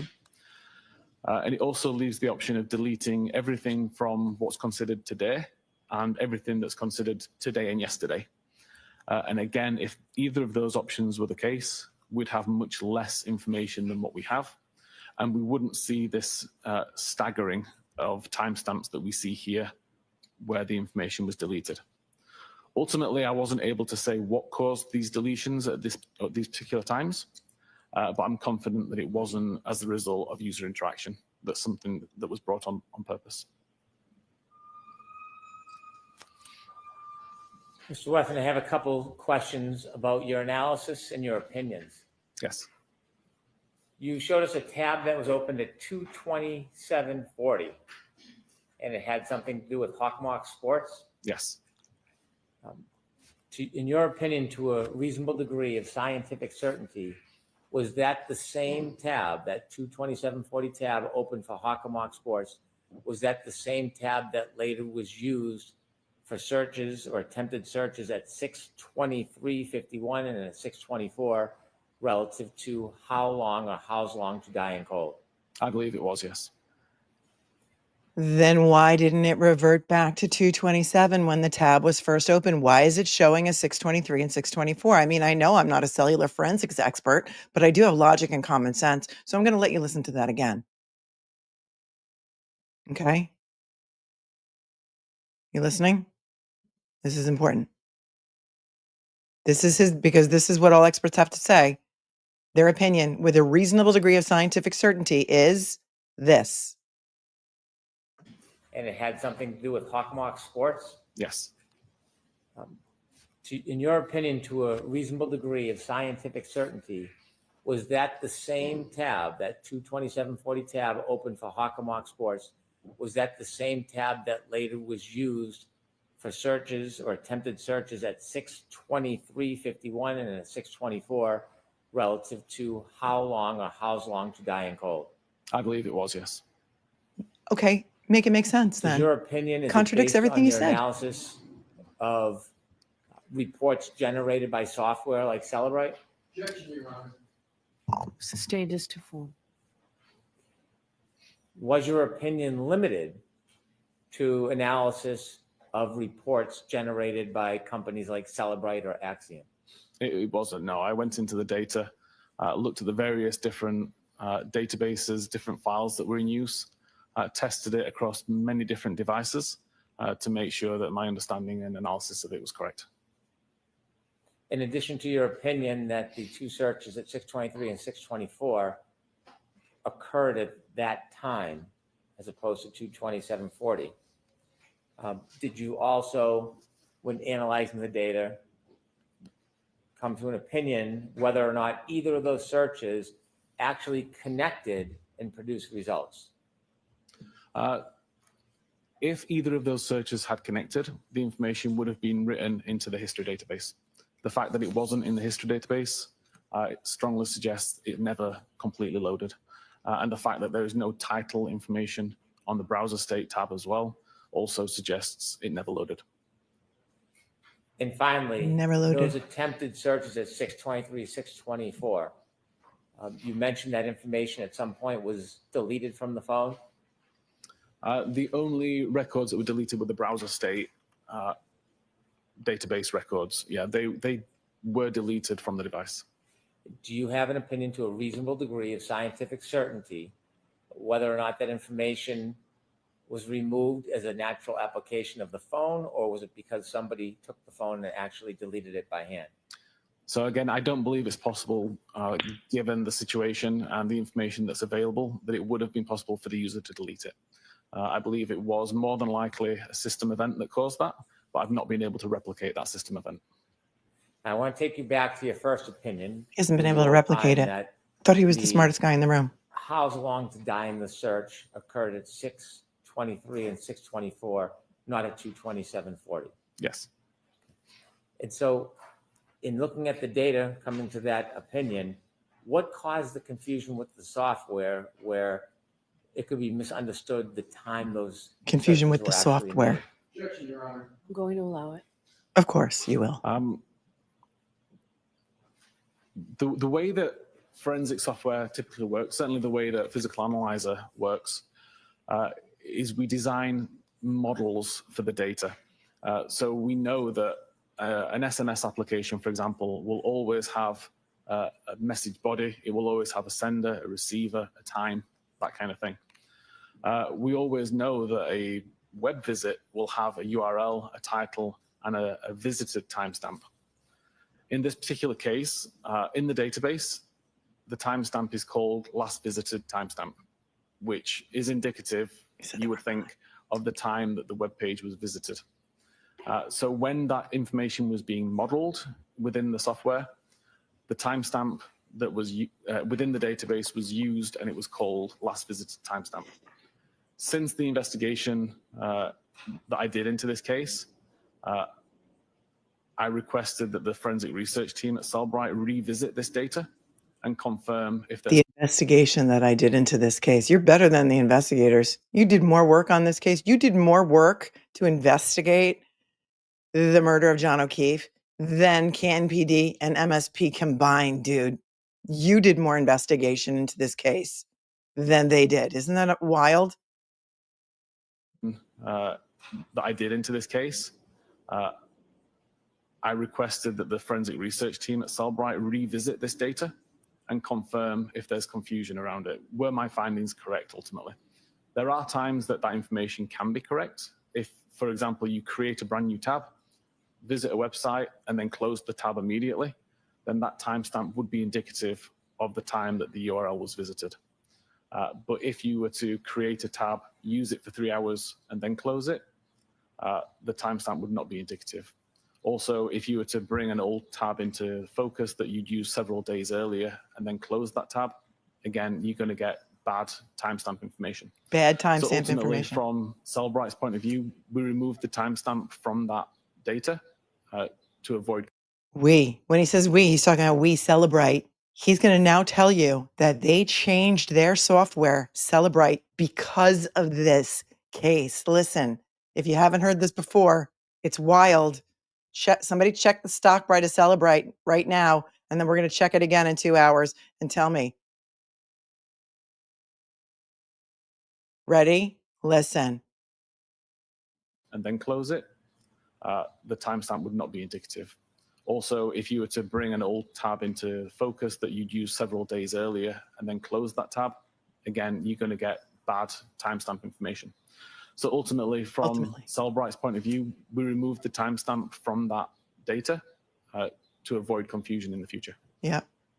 We remove the shared with us timestamp now that to avoid the confusion like this in the future that nobody URL else had for the except one other 623 user in the world. But we Cellebrite changed our whole entire software to avoid this confusion that only 2 people in the world had. Interesting, right? $19.82. Wow. It was like $2 and something a year ago, I think, when we did this. I thought it was like, or maybe $12. I don't remember. All right, I'm going to write that down. 1982. Thank you. 1982 was a very good year. Just saying. that the URL for the 623 and 624 attempted searches ultimately was removed from the device. Yes. Would it be fair or accurate to say there were over 4,000 deleted files from the phone, or there was 4,000 deletions from the phone? There were many. Sustained Good. as to form. Has to form. See, she's helping him out. She's giving him a little help, right? She's giving him a little help because they're not allowed to state the grounds for their objections in this courtroom because Judge Kim Jong-Kanone has decided they're not allowed to state the grounds for their objection.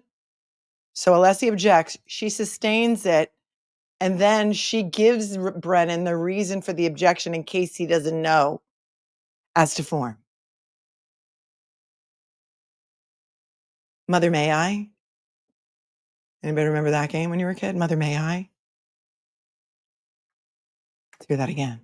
She's coaching not only the witnesses, but also the prosecution like she did the entire first time to Lally. Mr. Lally, do you want to object? Mr. Lally, do you want to object? Can you answer that, witness? And look, is this a signal? Look at it, Freeze game on point again today. We know it's a signal for one of the other people in the courtroom. Do not talk about it. If you know, you know. Deletions from the phone? There were many. Sustained Okay. as to form. To form. Let's get a different Would it way. be accurate Mr. to Brett. say that the only deletion from that phone was that 623, 624 search? No, there were thousands of records deleted ultimately for various reasons. Thousands for Like- various reasons. That would How do be you an know what her inaccurate reasons are? You don't know her reasons for deleting her searches, sir. Are you now a forensic psychiatrist? What? Listen.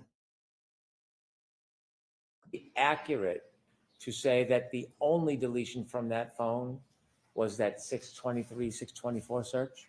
No, there were thousands of records deleted ultimately for various reasons that I can follow. That would be an inaccurate assertion? To say that that's the only record that was deleted is inaccurate, yes. Okay, thank you. I'm now going to turn to a second phone that you looked at. Okay.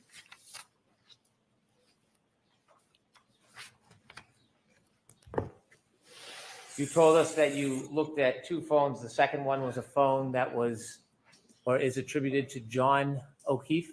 Correct. When you looked at the phone for John O'Keefe, were you looking at things different than we looked at on the phone attributed to Jen McCabe? I wasn't as interested in internet data. I was more interested in location and health and anything else that could be useful. Before we show any presentation, I want to get a little understanding of what you looked for and what you found. Were you looking for what's called location data? I was, yes. Was there a period of time that was important that you were looking for relative to location data? Typically after midnight and before 6 a.m. Is that on January 29, 2022? It is, yes, sorry. How does a phone, like an iPhone, store location data? Multiple ways that it can be stored. Primarily, there's a database called cache.sqlite.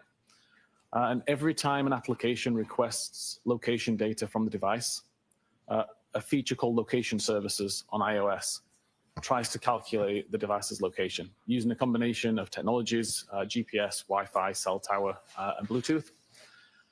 Calculates the device's location and stores that into the database as a latitude, longitude, altitude, timestamp, accuracy radius, information like that.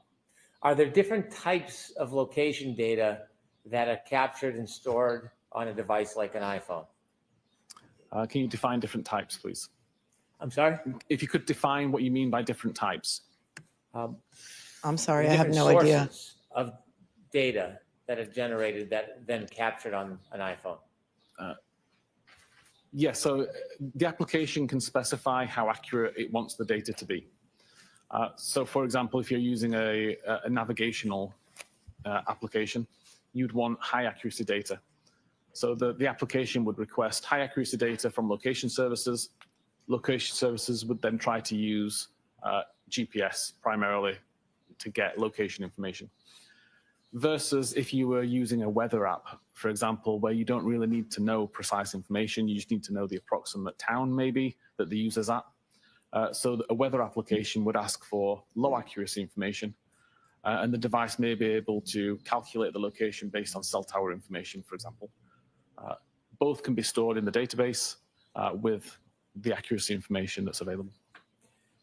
Would a application that is devoted to navigation in your programming experience typically have stronger data, location data information than a more general application like a weather app? Yes, for sure. And Apple actually specify in their documentation, when they specify the various different accuracy levels, they have one for navigational purposes for map applications. How do you define accuracy level from the different data that's being stored in the phone?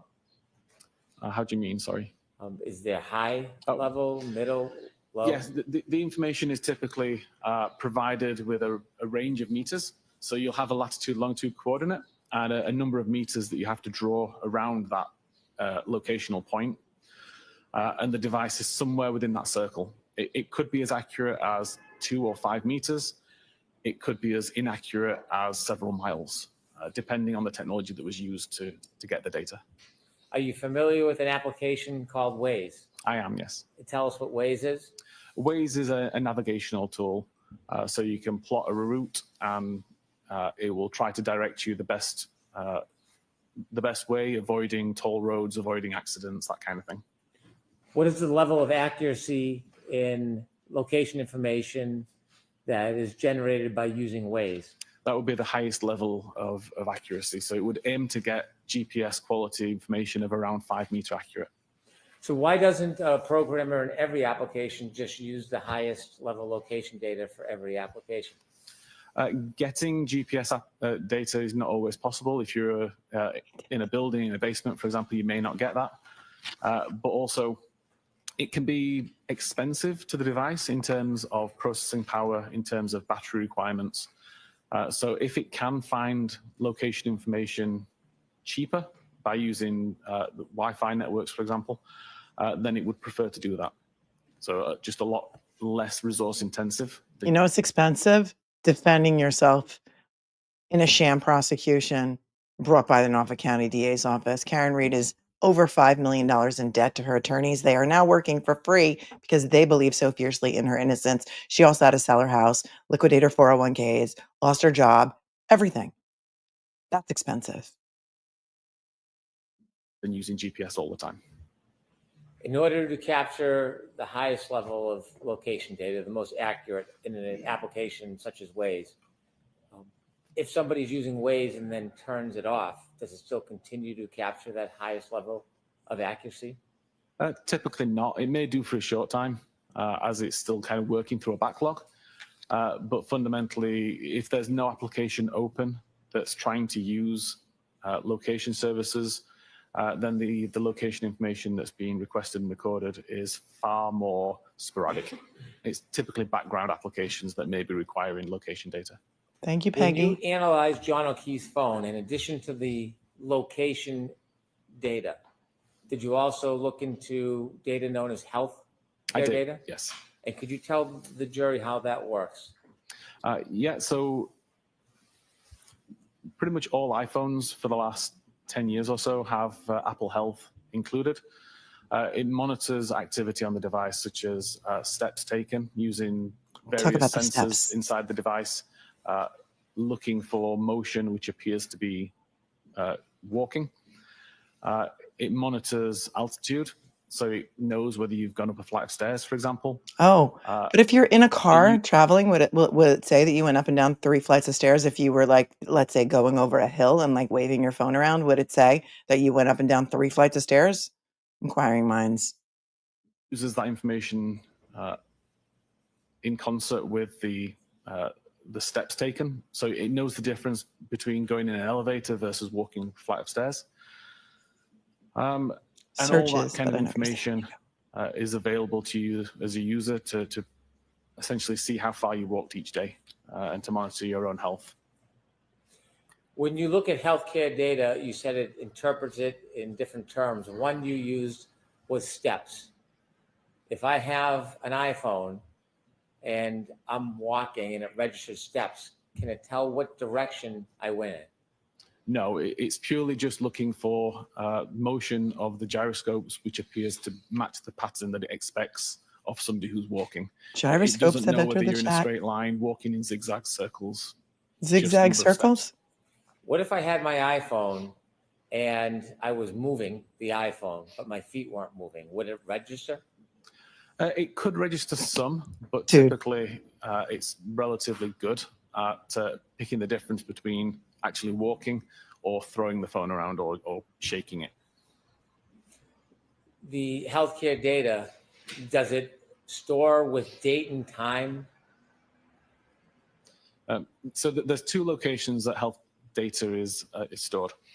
Primarily a database called healthdb_secure, and that aggregates the information into periods of time. So you may have a 10-minute period where it says 100 steps were taken. It could be that the 100 steps were taken in the first 2 minutes, and then virtually nothing was done for 8 minutes there. But there's another database called Cache Encrypted C, which is more granular. It's where the information is written originally prior to it being aggregated and moved into the bigger health database. You also mentioned that the healthcare data has a term known as steps. If the movement registers as steps, would that necessarily mean that a person was walking up or down steps? Sorry, we're talking about steps taken or flights climbed? I'm sorry, flights climbed. He doesn't even know. Brennan doesn't know what he's talking about. A flight about. climbed, according to Apple, is essentially an incline of 3 meters over 16 steps taken. So it wouldn't really matter whether it was walking up a flight of stairs, walking up a steep inclined hill, on an escalator, something like that. If there is movement that appears to be walking and an incline of 3 meters, then that would be considered a flight climb event. Wait, what? So if you're on an escalator, it's going to say that you climbed a flight of stairs? Anybody want to go test that out today? Yeah, so John was hit so hard he flew up 3 flights of stairs. Yeah, that's what happened. Are there any other ways that the phone could register flights climbed, but the person's not actually walking up or down stairs? So I did test this a few months ago, driving in my vehicle. You I tested was it? able to, if I just put a phone on my dock. You tested it in your own vehicle a couple of months ago. Thank you, Morgan P. Rockthrower, for your 10. Okay. Hold on. Hold the phone. Excuse the pun, but don't. Listen, I tested it out myself a few months ago. Lights climbed, but the person's not actually walking up or down stairs. So I did test this a few months ago, driving in my vehicle. I was able to, if I just put a phone on my dock as I'm driving around, nothing was recorded. But I found that if I was actually holding the phone while driving at the same time, then the natural suspension of the vehicle plus the movement of my arm would be considered enough to be steps. And if that motion happened while I was driving up a hill, it would also result in a flight climb event. And the testing that I did consistently resulted in, I think it was 9 flights of stairs climbed while I was driving up the same hill multiple times. Ed Wallace, paging Ed Wallace. Ed Wallace, are you in the bill? Ed Wallace, has your head popped off and rolled down the street yet? Are you kidding me? Well, now you've made yourself a worldwide laughing stock. And you have told us that Apple Health data is totally inaccurate because while you were driving in your car up and down a hill, holding your phone in your hand, it registered you going up and down flights of stairs. Okay, I got to rewind this. Hold on. This is his own experiment that he did in his car. Does anybody remember the Retrial case where the expert witness tested paint drying theories in his basement? And that was enough to overturn the conviction because the appellate court found that that was junk science and BS experiments. Wow, just wow. Prisoners, are you listening? Hire this guy. After your conviction is reversed on appeal and you get a new trial, hire him. He'll say whatever you want. Wow. Ready? Here we go.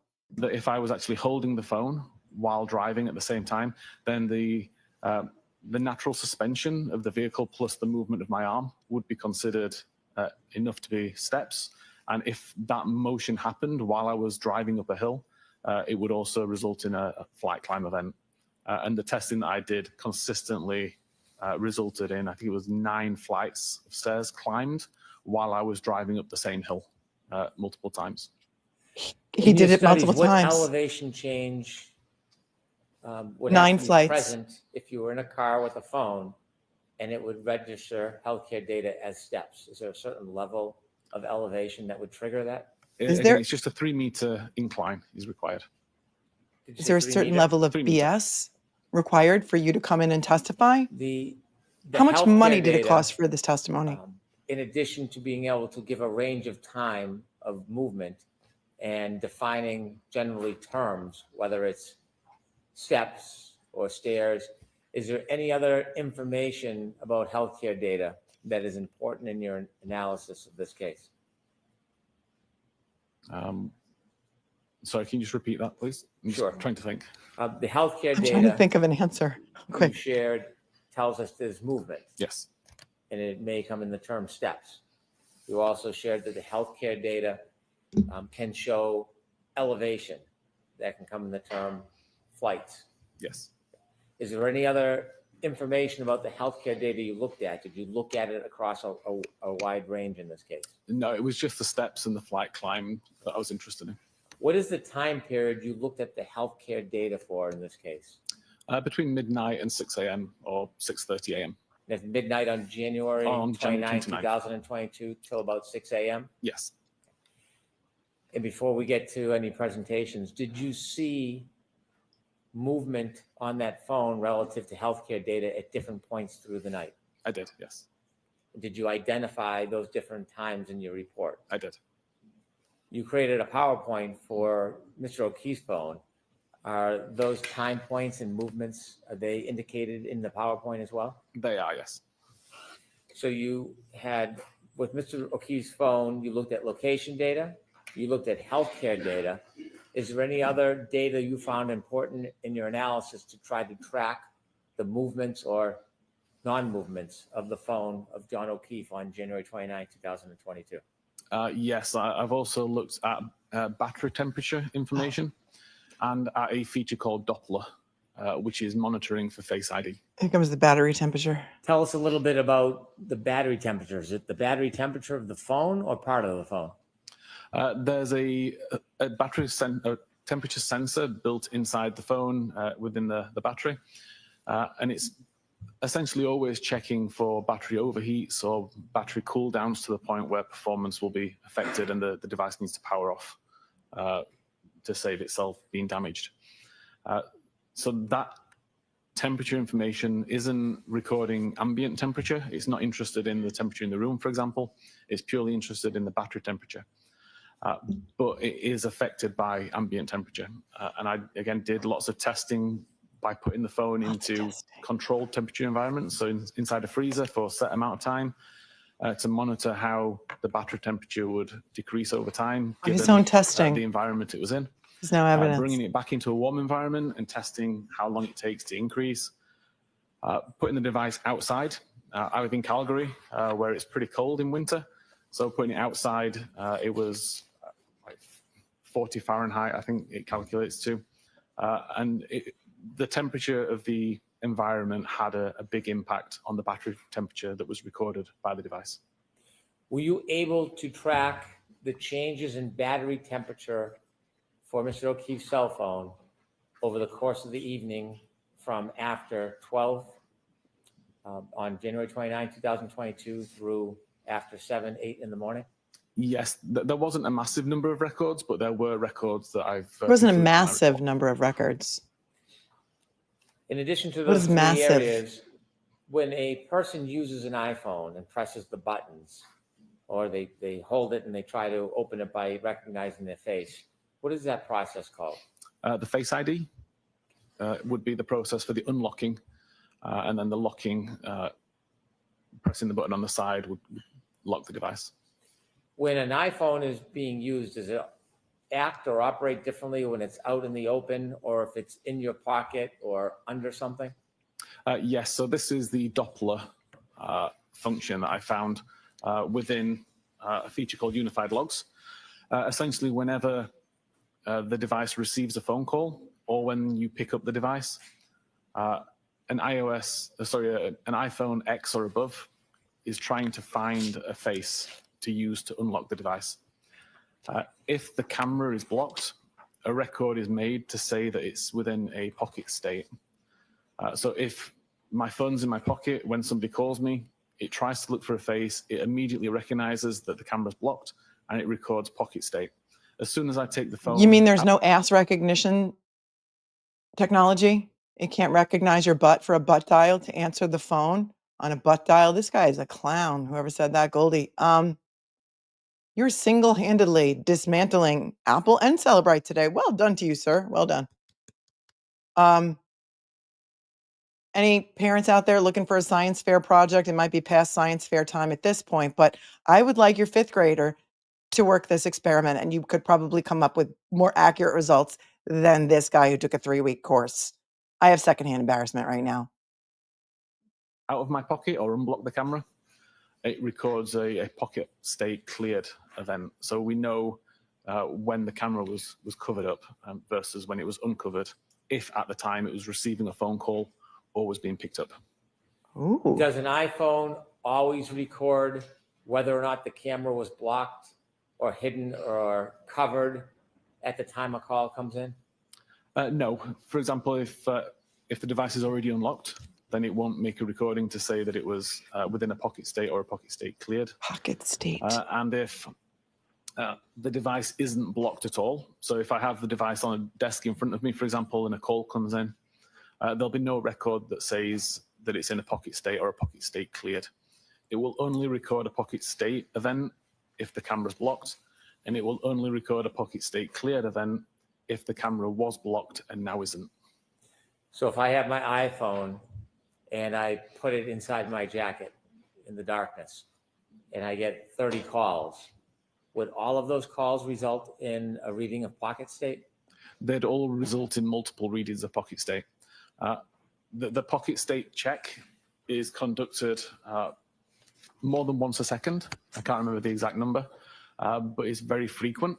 And an average phone call from the start of the ring to when the device essentially hangs up, somewhere in the region of 500 checks. So if you had 10 phone calls, then you'll have 5,000 checks made that would all report pocket state. Did you analyze John O'Keefe's phone on the evening, early morning hours through the next morning on January 29, 2022, in an attempt to identify where he was, what he was doing, and whether his phone was inside or outside? We wouldn't That was trust my you goal, anyway. yes. And did you engage in that analysis, sir? I did. And in your efforts, did you write a report? I did. Did you write multiple reports on these separate issues? I did. And those reports are provided to everybody? Yes. In addition to the reports that you generated from your study, did you present or did you prepare a PowerPoint? I did. Does the PowerPoint outline some of those points? It does. At the end of the PowerPoint, do you go through a timeline accumulating many of these pieces of evidence together that show them in a chronological sequence? I do. And does that help capture the movement or non-movement of John O'Keefe's phone through that night? I believe it does. Or may I approach? Yes. Get ready for some more BS. I'm showing you a binder, sir. Could you look at it? Let me know if you recognize it. Yes, this is the presentation that I created regarding John's phone. And does it include some of the subject areas we just spoke about? It does. I'd move to introduce this as an exhibit, please. No objection, Your Honor. Thank you. It's like, no objection, Your Honor. I'll handle this on cross. And don't you worry, my pretty. Thank you.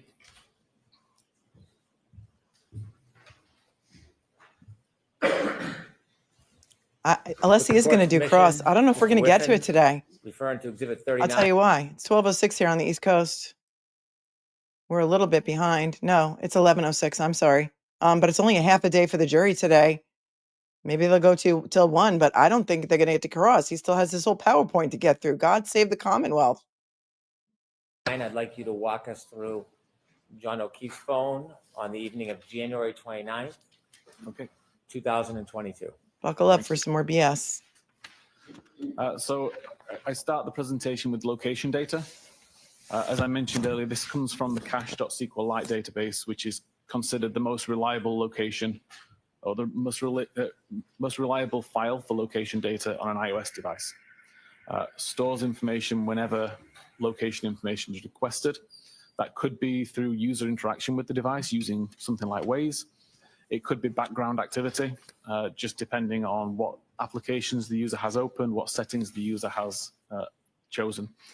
It's constantly trying to find its location and recording it in this database, partly for the purposes of identifying frequent locations. At 12 minutes and 5 seconds after midnight, the device shows multiple location points at Washington Street around Forge Pond. What I've tried to show here, there's a kind of a gold dot in the middle, which would show the actual latitude, longitude information. And then the circle around it is what's considered the accuracy radius. The smaller the accuracy radius, obviously the more accurate the information is believed to be according to the device. But ultimately, if the device is anywhere within that circle, then iOS would consider it correct. It Wow. considers it. Okay, everyone, come back to your screen, unless you're driving, in which case do not come back to your screen, and take a look at this little circle of accuracy. Look at this giant range of accuracy. Look at how many houses are contained therein. So it couldn't really tell if he was on the lawn or inside the house at 34 Fairview, right, Mr. Whiffen? And it is Listen. the smaller the accuracy radius, obviously the more accurate the information is Pretty big believed to be circle. according to the device. But ultimately, if the device is anywhere within that circle, then iOS would consider it correct. It considers it an accurate record. Right. Mr. Whiffen, why are there multiple circles of location data for one point where Mr. O'Keefe's cell phone was? So this wasn't a single point in time. This was multiple records at around 12 minutes and 5 seconds. No application was actually in use at this time requesting location information, but the device, for whatever reason, recorded multiple records. Or for with whatever various reason, degrees of somebody made it accuracy. up. Typically, you would see accuracy start quite low and get better over time, which you may have seen on your own device when you open up the map Oh, application. shut up with your and it may show your hypotheticals. device, close to where you are, but not perfectly where you are, and then wait a few seconds, and that information gets refined. Essentially, this is the same thing. So low accuracy would be a wider circle and higher accuracy would be a smaller circle? Correct. At this point, Mr. O'Keefe is not utilizing Waze on his phone, Correct. but location data is still being stored randomly on the phone from multiple different sources. It is, yeah. Depends on the device itself. In the top left-hand corner, it says 12:05. That's the time that this snapshot. Yes. And In then this below case, approximate. and below it's obviously the date. Yes. Okay, could you take us ahead, please? There were multiple records between that last time and what's shown on screen now at 19 minutes and 33 seconds. But all of the records were sporadic and low accuracy with values of 1,000 meters or more. 1,000 meters. But around this time, around 19 minutes and 33 seconds after midnight, is when Waze was actually brought on screen. Waze starts to ask for high accuracy data, so we see the accuracy immediately start to improve. So again, we see relatively low accuracy data to begin, and then over the next few seconds, it begins to refine itself until it gets down to a 5-meter accuracy records as the device continues up here. We'll highlight that there's a cluster of records here as the device came to either a slow or a stop. Momentarily, multiple records were created, and then the device continued driving up Denham Street. Mr. Whiffen, below the time, 12/19/33, in the date, talks about the average accuracy, Yes, and that's in meters? that's in meters. So again, the records that are shown at the bottom here are around 55 meters. The records shown at the top are around 5 meters. Is it typical in Waze that once it locks in, the range is around 5 meters? Typically, yes. That would be Typical. the goal. What if it was You a also dead zone? mentioned the average speed. Where do you learn the speed from? Where does that data So- come from? The database, the cache SQLite database also calculates the average speed between 2 data points and also the bearing or the direction of travel between those 2 points. So the average speed that's shown here on the left is approximately the average of all of the records that are shown on this map at the time. And each of these map points has a directional arrow that points in the direction that the database recorded the device was traveling in. When you look at this information generated because of the usage of Waze, and you can see both the accuracy and the speed, with the Waze information at its most accurate, can you actually tell whether the vehicle is moving or whether it stops? Yeah, based on the speed and the location and the timestamps, you can determine whether the device is moving or stopped. Thank you. Also important to, I think, point out here, in terms of knowing how reliable this location information is, I typically look at something along the lines of, does the location think it's accurate? In this case, 5 meters, so yes. Does it make sense? Like, it's on the road, it's on the correct side of the road. So again, it kind of makes sense. It fits the pattern of the road. The cadence and the speed are Cadence has entered the what chat. you would expect for this road, like traveling at 20 to 30 miles an hour up here seems quite reasonable. So all of these factors taken together increase my confidence that this would be reliable location Well, data. I mean, thank God your confidence was increased because none of ours is. I don't know. Is he a worldwide laughingstock or am I overreacting? You tell me. Sometimes I overreact. I'll admit it. Moving to the next slide, between 20 minutes and 19 seconds and 21 minutes and 58 seconds after midnight. The device starts on the left side, on the right side at Dedham Street, drives up and turns left onto Maplecroft Road. Again, we see that all of these location points match the pattern of the road layout. They all have a consistent cadence, a consistent speed, traveling at between 10 and 20 miles an hour. And we see a cluster of records here, which is around a stop sign. There's a cluster, It something going indicates, on here. how reliable the data is, because the location, or the location data that's recorded recognize the vehicle slow, come to a stop, and then continue after the stop sign. Absolutely a cluster. Maplecroft Road in Canton? Yes. At the end of Maplecroft Road, the device turned left onto Oakdale Road and continued heading down there. Between the hours of 21 minutes and 59 seconds and 22 minutes and 53 seconds, the device continues down Oakdale Road. Again, all of these location points show with 5-meter accuracy. They show consistent cadence, consistent pattern to the road. And again, we see a cluster where we see the device come to a slow or a stop for a stop sign. The device ultimately turns right onto Cedar Crest Avenue, I believe, and continue down there between 22 minutes and 54 seconds and 23 minutes and 57 seconds. Again, as I've said before, all of these points, 5-meter accurate, they all conform to the road. Cadence is good. And again, we see a cluster on approach to a stop sign. Yeah, it's still a cluster for The sure. device shows that it overshot Fairview Road and continued turning up Cedar Crest, but came to a stop somewhere between 50 and 51. And at 23 minutes and 58 seconds, the device appears to have turned around, so potentially a 3-point turn. Potentially in order to head turn. You back can't down commit. Cedar Crest Road and turn right onto Fairview Road. There's the 3-point turn. Again, accuracy 5 meters, good cadence. Funny how Matt McCabe saw a 3-point turn that happened a couple of blocks away. Good conformity to the road. All appears to be reliable and makes sense, traveling at an average of 20 miles an hour. And that road coming down at the bottom of the screen where John O'Keefe's phone travels, that's Fairview Road? This is Fairview Road here, yes. The next few slides replay that same data, but instead of showing multiple points on one graph or on one map, it's going to show one location point per slide.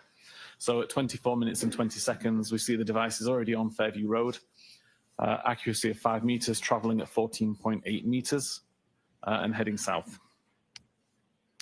24 minutes and 21 seconds. What about now the at fact that the Waze clock is 3 minutes off from real time? What about that? Has he addressed that? I don't think so. He's also using like little blue circles with little arrows on it to make the jury think that it's way more accurate now than it was when we saw those graphics with the giant circles.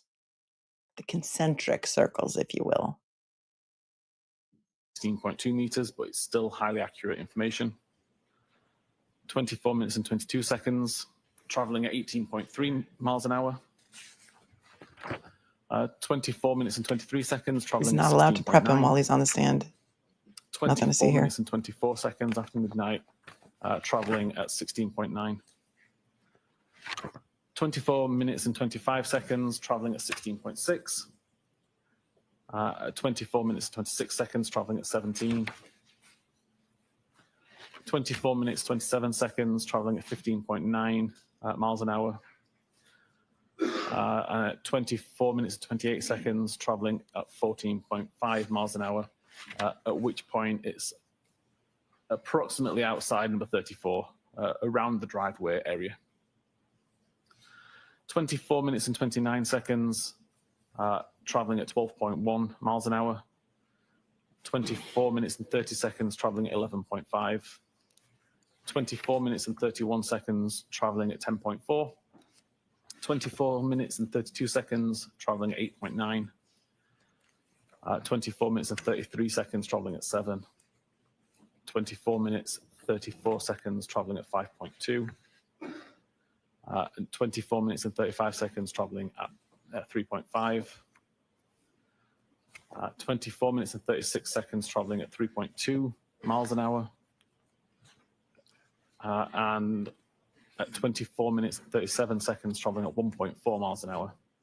Finally, the device comes to a complete stop at 24 minutes and 38 seconds. I'll say from the testing that I've done related to the speed, it may not be 100% accurate, but it's a very good indicator. Not 100% accurate. So if it says it was traveling at 10 miles an hour, it would have been traveling at somewhere between 9.5 and 10.5 on average. So it's only a mile an hour off, but you can definitely say for sure that at 12:24:38, Karen Reed's car, or the car that John O'Keefe was in with his phone, because it was on his phone that the Waze was being used, not Karen's phone. And by the way, who uses Waze anymore? I don't know. Another question for another day. 12:24:38, but we know that clock is 3 minutes fast that Waze uses, right? So it was really 12:21:38. Are they going to address this, or is just, Brennan going to just let him make more of a fool out of himself? Mr. Whiffen, you just showed us the travel of Mr. O'Keefe's cell phone around 12:24 to 12:24:38 on January 29, 2022. And you said at 12:24:38, it came to a complete stop. Yes. Before that complete stop, was the car continuously moving at some speed? Yes, this is the first record that shows 0 miles per hour or 0 meters per second. Prior to this, there was always a record that showed some level of speed. If you look at number 34. She sure didn't sound like a drunken Mario Andretti to me. Going 5 miles an hour, 10 miles an hour. On that chalk, if you can highlight it, please. Thank you, Dennis, for your super chat. If the driveway were at the right side, the top side of the house. Yes. Does your studies indicate that the Your studies. vehicle, or at least the phone, traveled past the driveway before it stopped? Objection, Your Honor. Ask it non-leading. please. Did this car, or the phone that was in the car, ever stop at the driveway of that address? Objection. He just said it No, wasn't according accurate. to the location and the speed data from the device, by the time it was approximately the driveway, the phone reports it was still traveling at around 15.9 miles an hour. Have you ever seen a photograph of that address? I have. You have or have not? I have. You have. And in that address, do you see on the far left corner of that address, the yard, there's a flagpole? Yes. Where this car stops, or this phone stops at 12:24:33, how close is the phone to that flagpole? I believe very close. I believe very close. Do you ever see the car or the phone stop anywhere near that driveway? No. He's not seeing anything because he wasn't there. And 5-meter accuracy is 15 feet. Didn't he say that's the closest that he could ever get it to would be a 5-meter difference? Listen to this. I hope he gets to cross today. I really, really, really, really do. Would really make my Monday. 24:33. How close is the phone to that flagpole? I believe very close.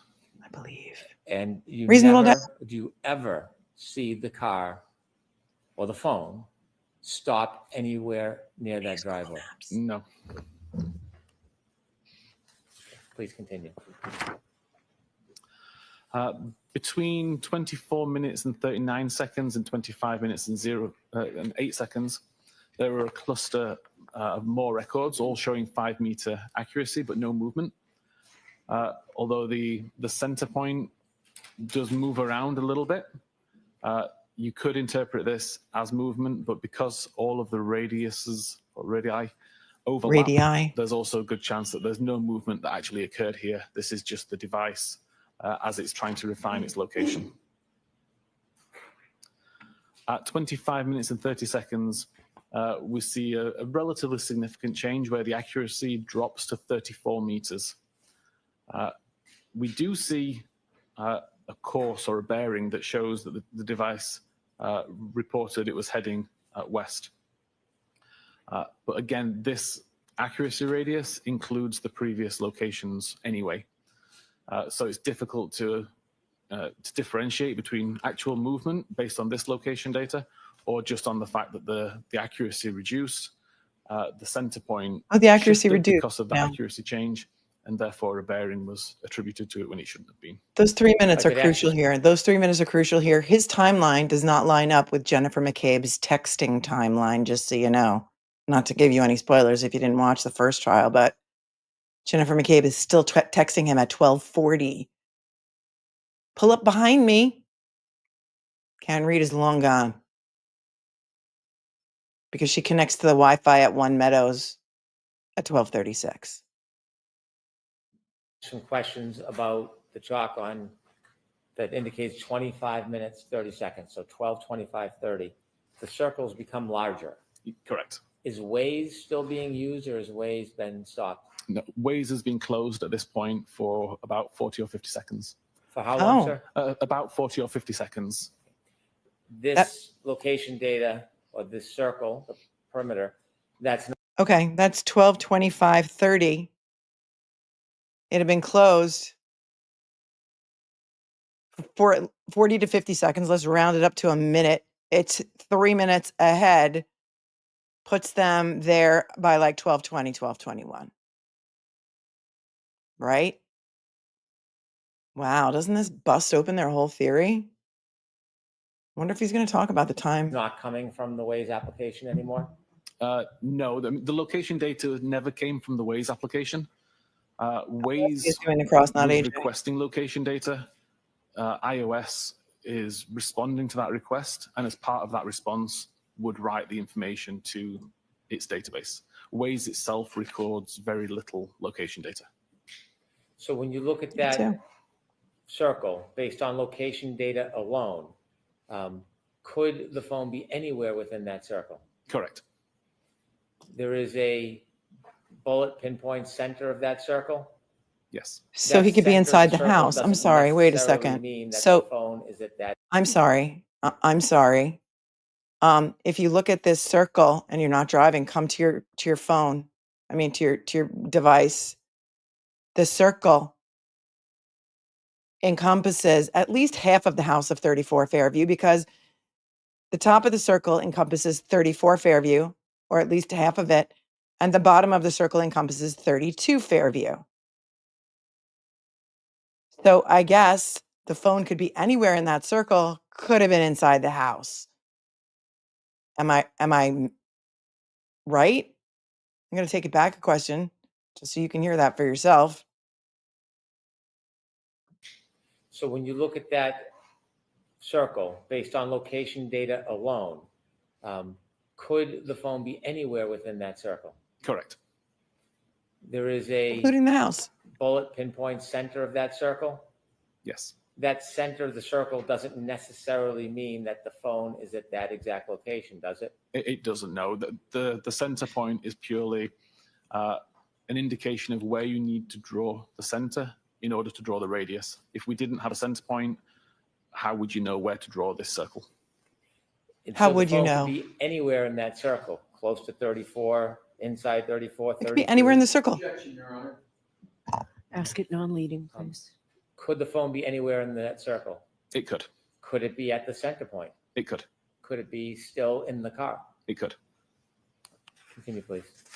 So what Between exactly are 25 you minutes and 31 seconds and 25 trying minutes to and do 36 here? seconds, there's an additional cluster of location data ranging between 61 meter accuracy and 17 meter accuracy. All of them roughly centered on the same point, approximately, and all of the accuracy radius covers the same area. Like there's so much overlap in these records So much that overlap. the device is essentially anywhere within the smaller circle. This is the definition of reasonable doubt. This is the definition, the textbook definition of reasonable doubt. Are you listening?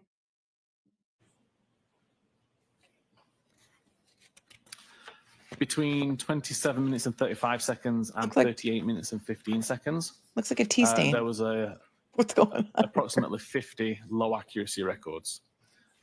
Again, the device wasn't being used to ask for location data. This is completely passive and resulting in some pretty poor location data. Pretty poor location data. I've highlighted with the red arrow where the 34 Fairview Road. Pretty poor location data.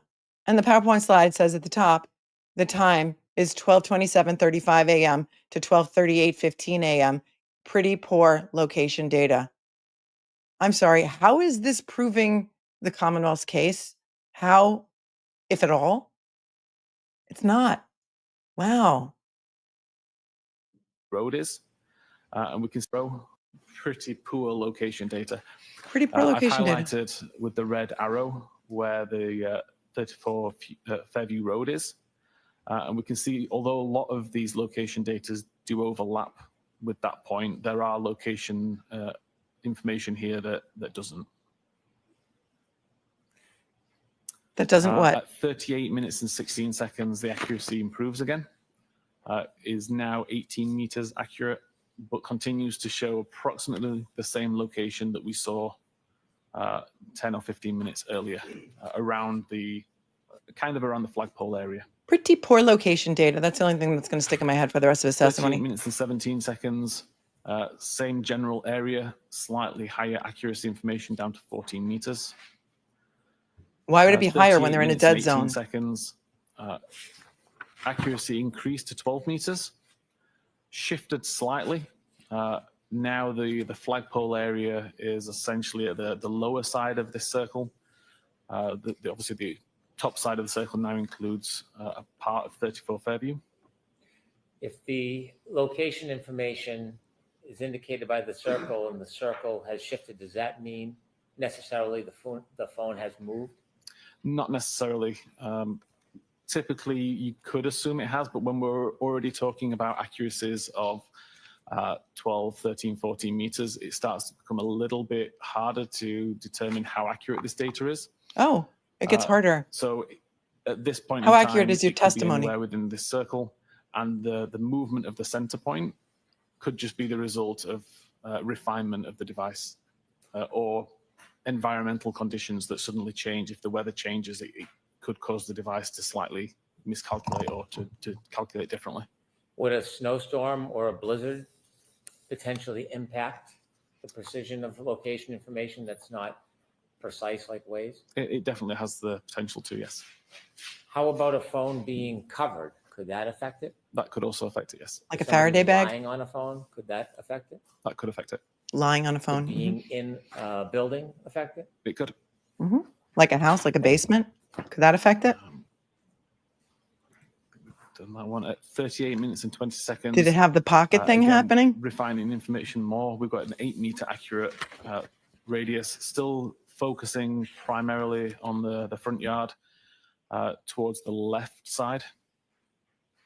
And then accuracy of 7 meters at 38 minutes and 21 seconds, again showing that same general area. Was it in pocket state, sir? Between Pocket 40 minutes state. and 22 seconds and 59 minutes and 29 seconds, accuracy fairly drops off again, and we see some fairly wild records. Accuracy goes in that and don't out. cover the area at all. But In we and also out, dribs see and some drabs. more accurate records showing, again, where the red arrow points at Fairview Road. Those records are highlighted here, just between 40 minutes and 22 seconds and 59 minutes, 29 seconds, only showing records of 25-meter accuracy or better. And again, it's kind of focusing on that flagpole area. Between 1 a.m. and 2 a.m., only looking at location information, which is 25 meters accurate or better. Again, it kind of focuses around the front yard area, although some of these accuracies are still rather large and could put the device inside 34 on the opposite side of the street, towards 32. Between 2 a.m. and 3 a.m., Fairly similar story. Again, most of these points are centered Fairly similar around that story, same just like your location of the front yard. testimony. Similarly, between 3 and 4 a.m., between 4 and 5, between 5 and 6. And in fact, if I take all of the location data between 25 minutes after midnight until 6 a.m., only looking at the records that report 10-meter accuracy or better, He's then giving a typically they all presentation. Yeah. focus around that Narrative same testimony. Just say location whatever you want. at Go the ahead. front of the yard, nearish to where the flagpole. Nearish to the flagpole. Part of that circle, by the way, is Questions also about this photograph. encircling the house. There's a red circle case with a anybody bunch cares. of red dots in the middle. Yes. Would those red dots indicate the center of some location that was captured at a particular point over that night? No. Those are the Yes, drops so of each of blood those- that they failed to collect with the solo cups. Those red dots that you see in my very clearly summer photograph, because all the trees are in bloom and the grass is green and the pool's open. All of those red dots were the drops of blood that revealed themselves when summer came. They didn't put those drops of bloods in the solo cup. Drops of blood. Give me a taillight pieces. That's it, Michael. It's either they're red solo, they're drops of blood, or those are additional taillight pieces that revealed themselves when summer came. Center dots is the center of a 10-meter accurate or better location record. I chose to not show the 10 meters is like 30 feet. Not real accurate. Your little red dots. Not buying it. accuracy radius circle on this image, just purely because it makes it hard to see when you've got all these intersecting lines. You know, it's hard to see But any evidence of a ultimately, car if you were to accident. draw a 10-meter radius around all of these points, they would all fall within the large red circle that's shown. They could So be this solo cups. photograph was meant to take readings from the most accurate of the data throughout the night. Correct. Your Honor. Sustained. Ask it again differently, please. Was this circle, did it include low frequency data? No, this circle only includes 10-meter accuracy or better. In a dead zone. The fact that the center dots are in different spots, is that inconsistent with a phone being in the same place, not moving that entire night? It could indicate movement. It could indicate refinement. That's right. Impossible to tell? It's impossible to tell at this level of detail anyway. Are all of these dots, given the range, 10 meters or under, are all these dots and all these readings of the high frequency data that you compiled for that night, are they all consistent with Mr. O'Keefe's phone being near the flagpole and not moving that night? Objection, Your Honor. I'm going to move on. He already said I think no. that's- He already said no. He said it's not accurate. You can't then ask him if it's consistent with it laying at the underneath his body at a flagpole when he just said, I can't say whether or not it's moving. I'm sorry. The twilight, my head has popped off. Because now he's going to contradict the testimony that he just gave, that he can't tell whether the phone was moving or still that entire time. So listen to this next question. That should absolutely be sustained. But, you know, we're in the upside down Hunger Games of Narnia. It's not a real courtroom. This is what is worse than a kangaroo court? Whatever that is this. That is what this is. Under her eye. Listen. Readings of the high frequency data that you compiled for that night, are they all consistent with Mr. O'Keefe's phone being near the flagpole and not moving that night? Objection, Your Honor. I'm going to move on.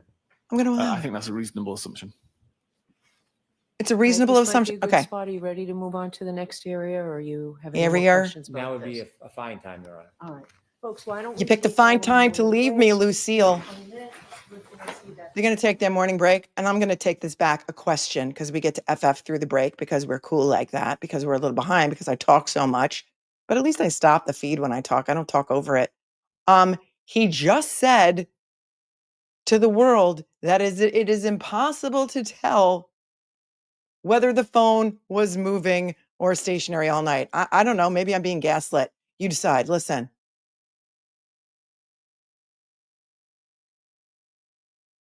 Here we go. I'm going to play it again. Was This circle, did it include low frequency data?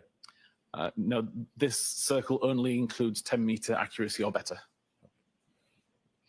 The fact that the center dots are in different spots, is that inconsistent with a phone being in the same place, not moving that entire night? It could indicate movement. It could indicate refinement. It could indicate movement. It could indicate refinement. Okay? That's what he just said. Is it impossible to tell? It's impossible to tell at this level of detail anyway. It's impossible to tell. He just said it's impossible to tell. Listen to the next question. Are all of these dots given the range, 10 meters or under, are all these dots and all these readings of the high frequency data that you compiled for that night, are they all consistent with Mr. O'Keefe's phone being near the flagpole and not moving that night? It's impossible to tell. I think that's a reasonable assumption. We're not here to assume, sir. There's a woman on trial for murder. She's facing life in prison. You're not going to assume anything. You know why? Because Oscar Madison or Felix Unger, one of them said, when you assume, you make an ass out of you and me. You just told the world it's impossible to tell whether the phone was moving. It's impossible to tell. And now you say it's a reasonable assumption? And the judge says, what did she say? I'll allow it or I'll let him have it. Hold on. Tell? It's impossible to tell at this level of detail anyway. Are all of these dots given the range, 10 meters or under, are all these dots and all these readings of the high frequency data that you compiled for that night, are they all consistent with Mr. O'Keefe's phone being near the flagpole and not moving that night? Objection, Your Honor. I'm going to allow it. I'm going to allow it. He just said it's impossible to tell. He's going to allow it like this is a friendly game, a friendly match play game of golf. I'm going to allow it. I'll give it to you. You don't need to putt it out. I'll give it to you. I'm going to allow it. A mulligan. No worries. No worries. There's just a woman here who, is on trial for, life in prison, second-degree murder. Under her eye, my friends. Under her eye. He just contradicted himself. Kim Jong-Kanoni allowed it. I'll allow it. Welcome to the upside down, inside out, Twilight Zone, Narnia, Hunger Games of Norfolk County, Massachusetts. You're welcome. I think that's a reasonable assumption. All right, this might be a good spot. Are you ready to move on to the next area, or you have any more questions? Next area. A fine time, Your Honor. All right, folks, why don't we take our morning? All right, we get to FF through the break. Remember the old boom boxes that you used to bring to Roosevelt Field? Well, if you're a Long Islander, you used to go to Roosevelt Field with a boom box all the way back in the day. And the boom boxes that we had the play button, the FF button, and the REW button. We get to FF right through the break. Look at us catching up to real time. We're getting it done, my friends. We're getting it done. You are seeing some of the finest gaslighting. Wait, what just happened? What just happened? Did they cut their feed off? Hold on. Did Boston 10 cut off their feed to go to the morning break? Why? Why you do that to me, Boston 10? We're going to have to switch feeds, I guess. Boston 10 is no longer in the house.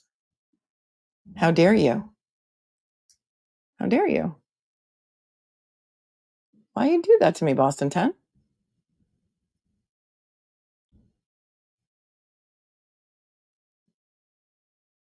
Remember the boom boxes?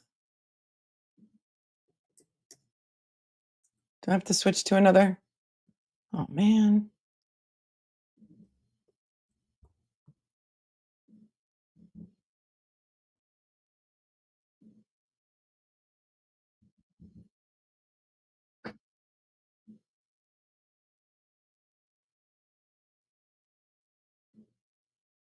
Why they do that? I don't like the long crime feed because it's not the single cam like we had, the single cam. I prefer the single cam. And I don't like their advertisements. Hang on.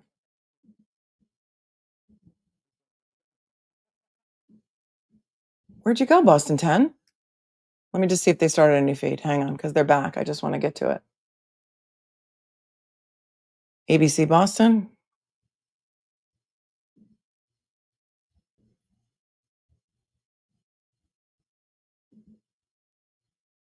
Do they have the single cam?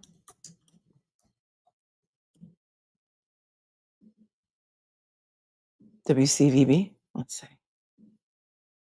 They've got to. Thank you, my love, my loves.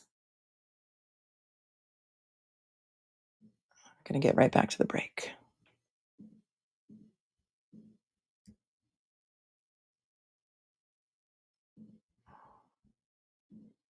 We didn't miss the beat.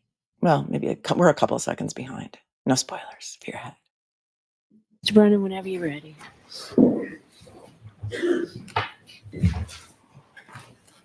The audio is better on this. Mr. channel. WHIFFEN, before we go into the next subject area, I'd like to ask you about the location data.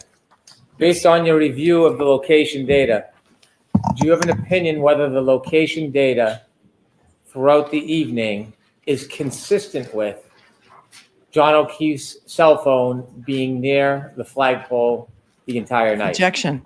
He I already believe said. it is, yes. I asked you Impossible whether to- you had an opinion whether it was consistent with.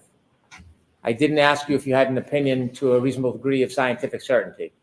Are there other things that you looked at that you will We didn't get to cross consider in answer here, addition to girl. the location data to have a more certain opinion? There is. And is the next thing that you considered Apple healthcare data? It's the Apple Health data, yes. We asked about it, or I asked you about it earlier on, but I just want to talk about it a little bit before you show us and present to us the data that you've compiled for us. You can't say accurately. He said it was Is impossible Apple to tell. Health data different than when you have like an Apple Watch? No, it's the same Apple Health data recording on the phone or the watch. The only difference is the sensors being used to do that monitoring. So if you're just using the phone, obviously you're only using the sensors in the phone. It's limited to steps walked and to altitude climbed. If you're wearing a watch, it can also do those things, but it can also add things like blood pressure monitoring and things like that. Does Apple Health data require an internet connection? It doesn't, no. So it's all self-survives on the phone itself? It is. So with- Self-survives was really a bad choice of words here. Hanky, if you are watching the comments, not a great choice of words. You know who didn't self-survive the beating that night? Boston Police Officer John O'Keefe. May he rest in peace. Prayer hands in the chat. Without having an internet connection, it will still store the data? Correct. If I have an iPhone, is it storing health data even if I didn't ask for it to do so? Yes. Unless you actively turn the feature off, it will by default try to track movement. Is it something that is hidden that I wouldn't see unless I look for it? No, there's an application for Apple Health, and then the settings are quite obvious in the settings screen. Apple Health data tracks movement of the phone? Correct. When you were considering the Apple Health data in this case, did you begin looking for the Apple Health data before Mr. O'Keefe's phone began approaching Fairview Road? Yeah, I started again at around midnight and looked at the health data up until 6:30 a.m. on the 29th. The different points when you tracked Apple Health data, is that helpful even if you're only trying to isolate a certain point in time? It can be, yes. Does it help determine whether or not it was working properly? If it was, It can determine whether it's working properly. It can determine an average kind of walking speed, for example, of a person, the average gait that the person may walk with, if that was important. if a person has an iPhone and they're moving and it registers Apple Health data, and then they stop moving, and the healthcare data doesn't register because there's no movement, would the Apple Health data resume movement even if somebody else picks up the phone? It would. The phone itself doesn't care who's carrying it. It just looks for movement. Hey, Rich, what's up? What's up, Rich H? What's up with the praying hands crap? I don't know. John O'Keefe, rest in peace. If you don't believe in the power of prayer, then I don't know what to tell you. But, you know, we like to respect the victims here and honor the victims. So maybe you're new here. Not sure. Welcome. Don't forget to hit the like button when you choose to leave. So it doesn't identify the owner in order to register movement? Correct. Does it identify the owner in order to register Better movement? question. It doesn't, no. She's like, better question. Hold on, I got to hear that again. I was too distracted by somebody talking about the prayer hands crap in the chat. It would. The phone Would the Apple Health data resume movement even if somebody else picks up the phone? It would. Yes. The phone itself doesn't care who's carrying it. Right. It just looks for movement.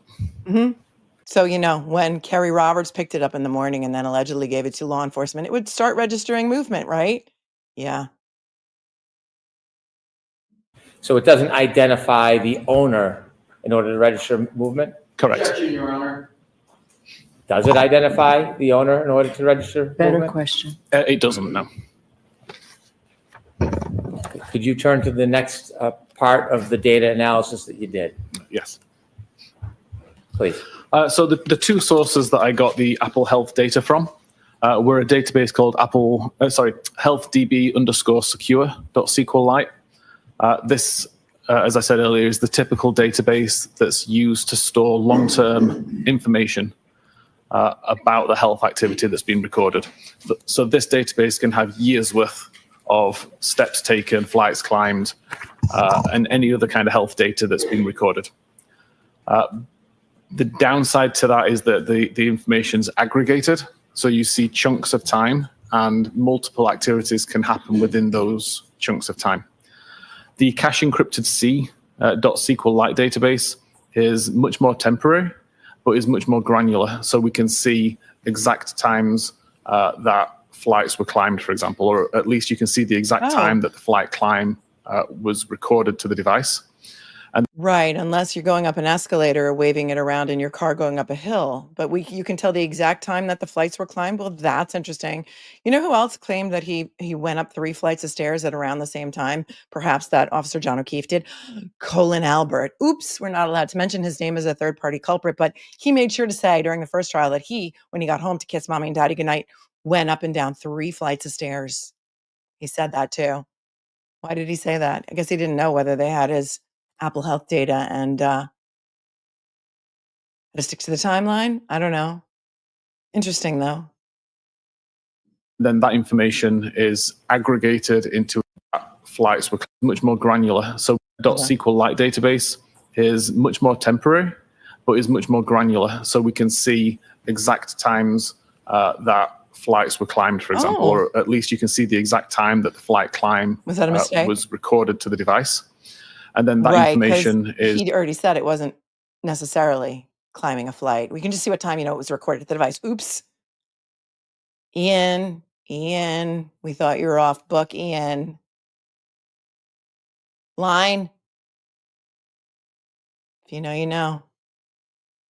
Is aggregated into the larger chunk of time. So again, we might see within the cache encrypted C individual flight climb events that occurred, for example, 30 seconds apart. But by the time that information is written to the Health DB Secure, you're now looking at a 10-minute time period with 3 flight climb events, as opposed to 3 individual flight climb events with individual timestamps. Apologies, there are no closed captions on this channel. We had to switch channels. They don't have them. Sorry. Typically, that source is not used because the data is not stored there for very long. The information I found on John's phone was essentially these 5 records. So between 11 minutes and 9 seconds and 21 minutes and 5 seconds, there were 170 steps recorded by the device. Mr. Whiffen, I'm going to stop at each one and ask you some questions. At the time period between 12/11/09, 12/21/05, you don't have any independent information where John O'Keefe or his cell phone were, do you? The location data that I showed to begin with on Washington Street was around 12 minutes after midnight. So the presumption is that's where the location was at that time. And then 21 minutes and 5 seconds, the device had already started using Waze. It was already driving along Denham Street or had turned onto Maplecroft. You What know, time did you- 12:21, they're already at the house, dude. Sorry, you wrong. They're at the house because Waze is off by 3 minutes. And that it just gives a range of 10 minutes in which he took those 170 steps. So if he took the 170 steps between 12:20 and 12:21, that tracks. He walked into the house. You say that Waze was initiated? It was approximately 19 minutes and 30 seconds-ish. Thank you. Again, we see at 21 minutes and 10 seconds until 24 minutes and 22 seconds, there are 80 steps recorded. And again, if you compare this to the location data, we know that the device was in a vehicle at this time. No, we don't. Between 22 minutes and 14 seconds and 24 minutes and 37 seconds, we have 3 flight climb events that are aggregated into that time period. And again, the location data shows that the device was traveling in a vehicle at that time. Mr. Whiffen, you No. had showed us a slide of 2437 on January 29, 2022 in your PowerPoint presentation, noting at that time, 12:24:37, the phone in the car was still traveling at 1.4 miles per hour. Correct. This is about a second before it came to a stop.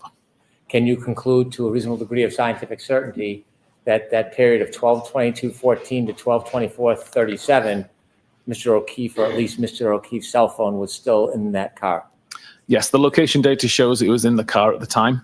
And my next few slides will demonstrate why that was still recording a flight climb event while it was in a vehicle. Yep, Ipsy Dixit because he said so.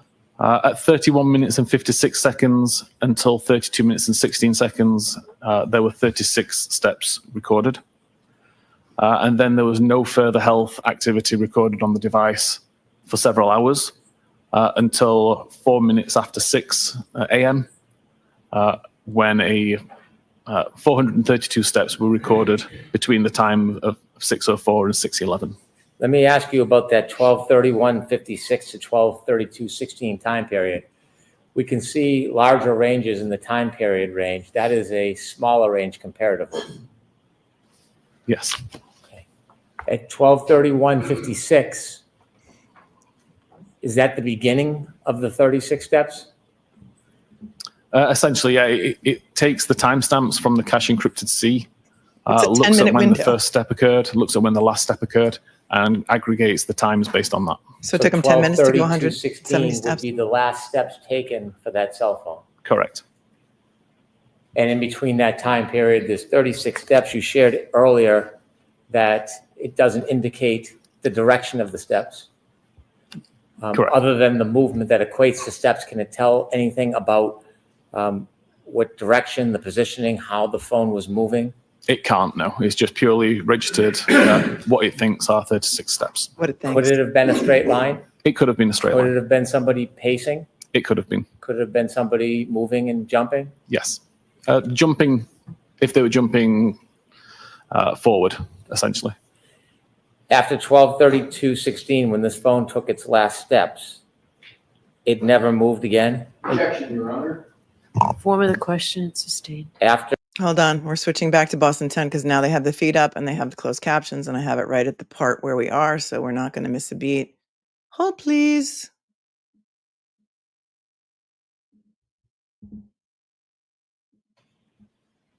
And in between that time period, there's 36 steps. You shared earlier that it doesn't. The audio is so much better. I'm going to stick with the other station. I apologize for the closed captions issue, but the audio is so much better. I think we have to stay here. I'm sorry. After 12:32:16, when this phone took its last steps, did it move again until 6:04:01 a.m.? There were no more steps or flight climb or any other health activity recorded during that time. Until 6:04 Do a.m. you know what triggered movement at 6:04:01 a.m. of Mr. O'Keefe's cell phone? I presume that the device was Presume. moving at that time, but I don't know the details of Objection. who. Objection, Your Honor, move to strike on. I'll strike it. He's going to strike it, but you can't put the genie back in the continue. bottle, you know, toothpaste back in the tube. The jury heard it. Regarding the flight climb events, looking at the cache encrypted C database, I was able to find more granular, accurate timestamps for these records. And I showed those timestamps on this map at the position that the device was, according to the location data at the time. So you're going back to earlier in the evening now, 12:22:14 Correct. to 12:24:37 when the phone stopped near the flagpole. Correct. Okay, thank you. So we have the first record at 22:17, a flight climb event was recorded. I've highlighted that was a red line, and that equates to the red line that shows underneath the timestamp where the location was, where the device was at that time.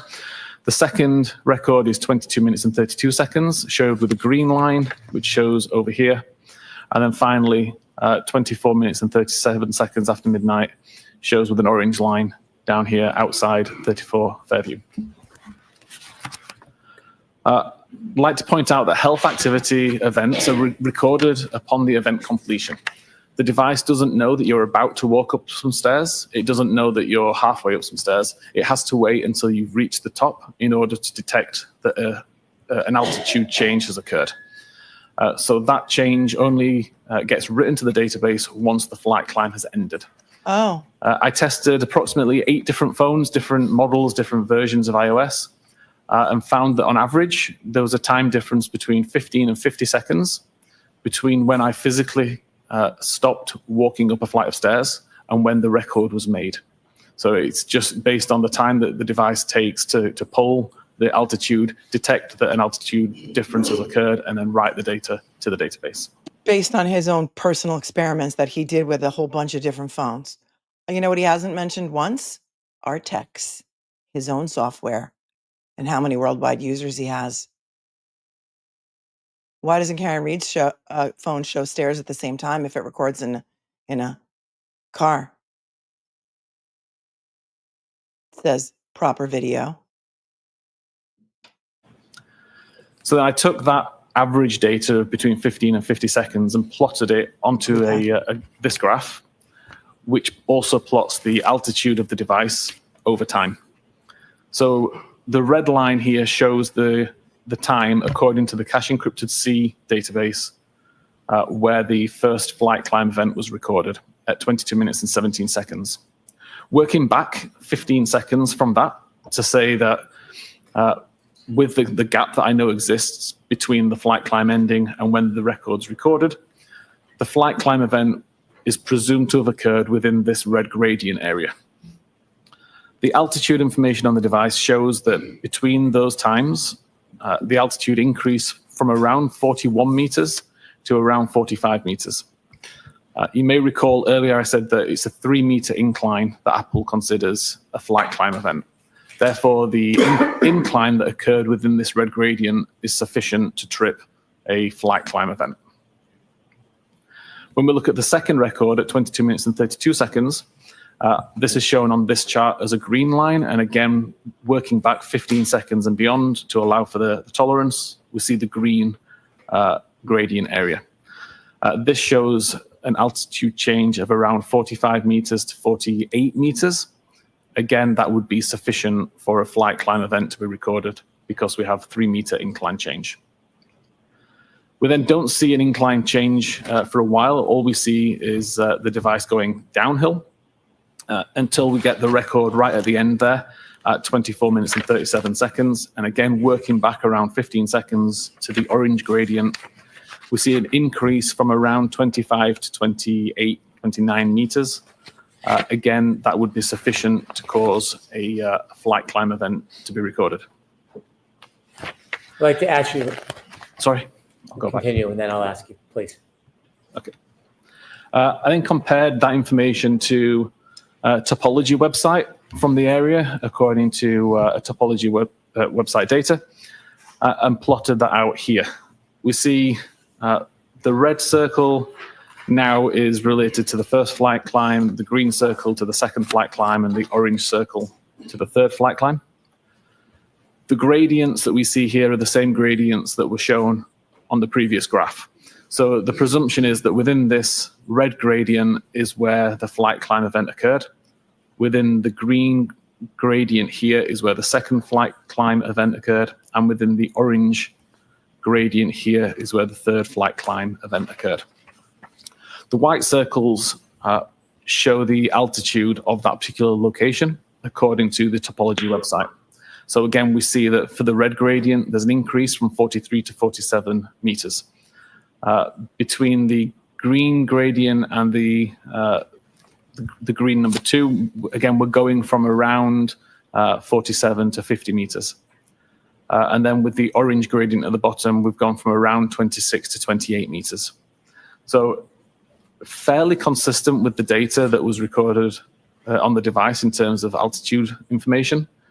And I would suggest is the reason that these flight climb events occurred. Mr. WHIFFEN, there's 3 different times. The first is 12/22/17. At that time, was the Waze data app initiated? It was. And did that indicate whether or not Mr. O'Keefe or his phone were traveling in a car at that time? Appeared to still be traveling in a car. At 12/22/32, was the Waze data initiated and active? It was, yes. And at that time, does the data indicate that Mr. O'Keefe's phone was in a vehicle and moving? It does. And you showed us a slide finally from 12/24/37 that the vehicle was still moving 1.4 miles per hour. Correct. And was the Waze data initiated and active at that time, 12/24/37? If I remember correctly, Waze had closed about 5 or 10 seconds earlier. You hear the sound of the truck backing up in the back behind him? That's a truck. They need a truck on scene to shovel all the BS into that he just testified about for the past 3 hours. That's how much BS that was, that we now need a truck backing up to shovel it into.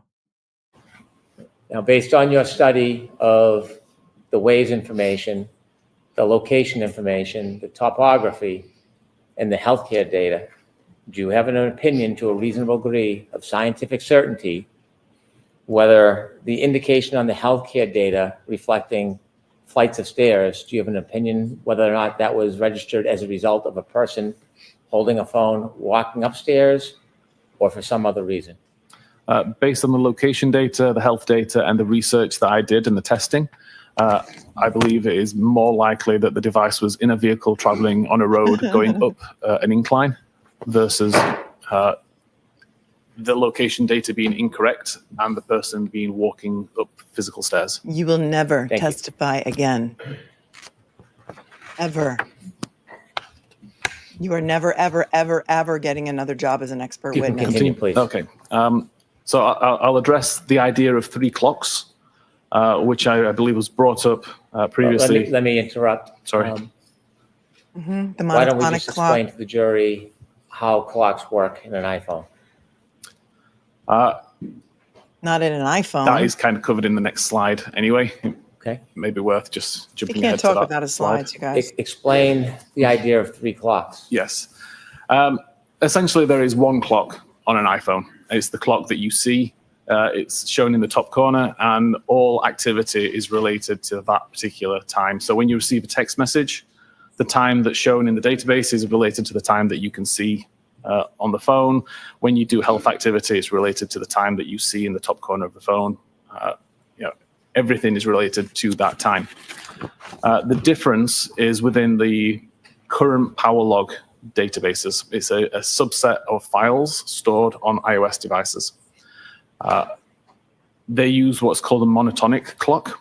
Oh, the but it's monotonic not clock, I remember. a clock that can actually be trusted to see when events occurred. It's the way that the device records time. It's essentially a counter that's just counting seconds. Since Wait, did he say can be trusted or can't be trusted? Hold on, I got to hear that again. Because we don't have closed captions on this stream, so we got to listen carefully. They use what's called a monotonic clock, but it's not a clock that can actually be trusted to The clock can't be see trusted. when events occurred. It's the way that the device records time. The clock on the iPhone can't be trusted. Apple, are you listening? You know what else can't be trusted? This guy. Wow. It's essentially a counter that's just Counter. counting seconds since the device was reset, basically.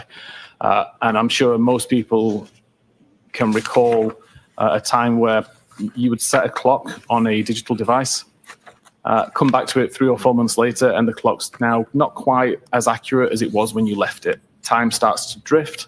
It might drift forward and be faster. It might drift slower and be further behind. Drifts. That essentially happens with the monotonic clock as well. Time drifts. So you have to take the values that the monotonic clock provides and add or subtract different values, which are essentially offsets, So my alarm is in wrong order every day? to get the accurate time.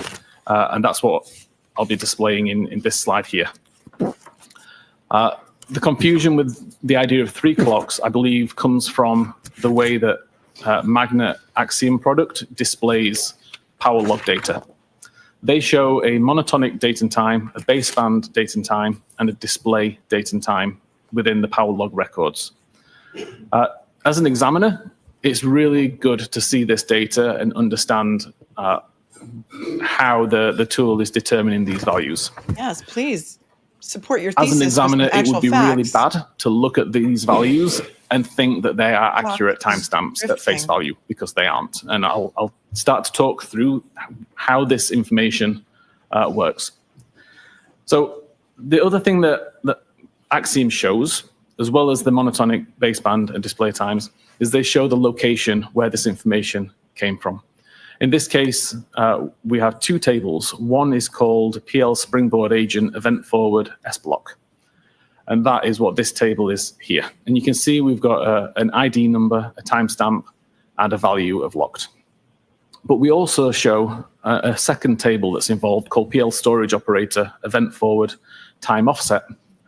And that's this table at the bottom here. So again, we see there's an ID, a timestamp, baseband, kernel, and system values. These values all need to be read together in order to make sense of the data. So for example, if I take the timestamp that's shown here, the 1643 33687 number, if you treat that as number of seconds since the 1st of January 1970, it's what we call a Unix epoch. That will get you the timestamp of 29th of January 2022 at midnight, 21 minutes and 27 seconds. Once you account for the UTC -5 offset. And you'll see that that is the same timestamp that Axiom shows here as the monotonic time. Ain't it funny? 12/21/27. New song for the playlist. Ain't it funny how time slips away? Time drifts. It drifts. You're now in the Matrix. And the Matrix has glitched back to 1970. Because that's how far back in history this guy has to go to make his information make sense. The phone on your iClock is wrong, everyone. Time keeps on slipping into the future. There's another song came into my head, yeah. We did not have mobile phones in 1970. We did not. We didn't even have microwave ovens. Okay. We had to wait for that Swanson TV dinner to cook in the oven. The Hungry Man chicken with the little macaroni and cheese. And sometimes if you were lucky, you got the apple cobbler too. Took like 45 minutes to cook that bad boy in the oven. Jeez. What we need to then do is take that monotonic time and add it to the baseband value that we see in the time offset table. So now we have a value of 1643 3687.14954, and we add minus 183 point whatever this number is here to get this value. If we treat this value as number of seconds since the 1st of January 1970, then we get a time of 18 minutes and 23 seconds past midnight on January 29th, which is also the time that we show here as the baseband time. Finally, we can take the monotonic time and add the minus 181 seconds shown in the system to get this value, which equates to 18 minutes and 25 seconds past midnight on the 29th of January, which is the same as the display time up here. So all this is essentially doing is saying that the counter that is built into the iPhone is registered the time of that we see in the top, the monotonic time. This is not necessarily the time that the event happened. You have to offset it with this value here in order to get the actual time that this happened.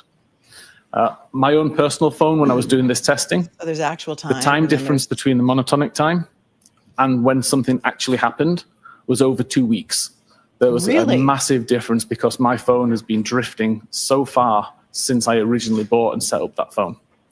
And again, when I He was just testing this, I lost can 2 turn the weeks off his life because of the monotonic time. I can't wait until someone far more intelligent than I breaks this down on Twitter lately. Olivia, Lana, you guys out there, I know you're taking furious notes. So I'm going to take it back for you to just let this guy tell you a monotonic clock can be 2 weeks off because your phone is drifting. I lost 2 weeks of my life? Funny how time slips away. difference between the monotonic time and when something actually happened was over 2 weeks. There was a massive difference because my phone has been drifting so far since I originally bought and set up that phone. And again, when I was testing this, I can turn the flashlight on, turn the flashlight off. Both of those activities are recorded in the power log database. If I just look at the monotonic time, it's off by over 2 weeks. If I do this process to calculate the correct offset, it shows exactly when I turned that flashlight on and when I turned that flashlight off. The calculation is imperative. Without the calculation, these timestamps are irrelevant. And all Axiom is doing here is they're showing you the values that they use in order to calculate the final value. It doesn't mean that you can take the monotonic timestamp and read anything into it. It's completely irrelevant on its own. Is it necessary to understand this process in order to ensure the integrity of the time that you're offering to the jury so you understand whether it's accurate or not? It would be if we were discussing power log data. Power log data only really encompasses things like battery level, the time and date that it's plugged in, button presses, camera usage, things like that. It doesn't count for location data. It doesn't count for Apple Health data. They both work on the system time.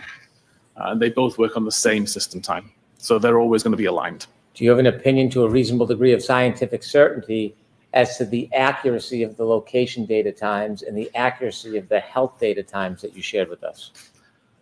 They'd be consistent with each other. Consistent or inconsistent? Maybe he got to Fairview 2 So weeks to earlier. summarize that, there's only really one clock that's in use on an iPhone for recording. The only difference is the monotonic time, which is how power logs record information, but you need to offset the times to figure out when that activity actually happened. And that you only have to offset those times for power log data, not for health, not for location, not for messages or photographs or any other activity like that, purely power log data. Okay.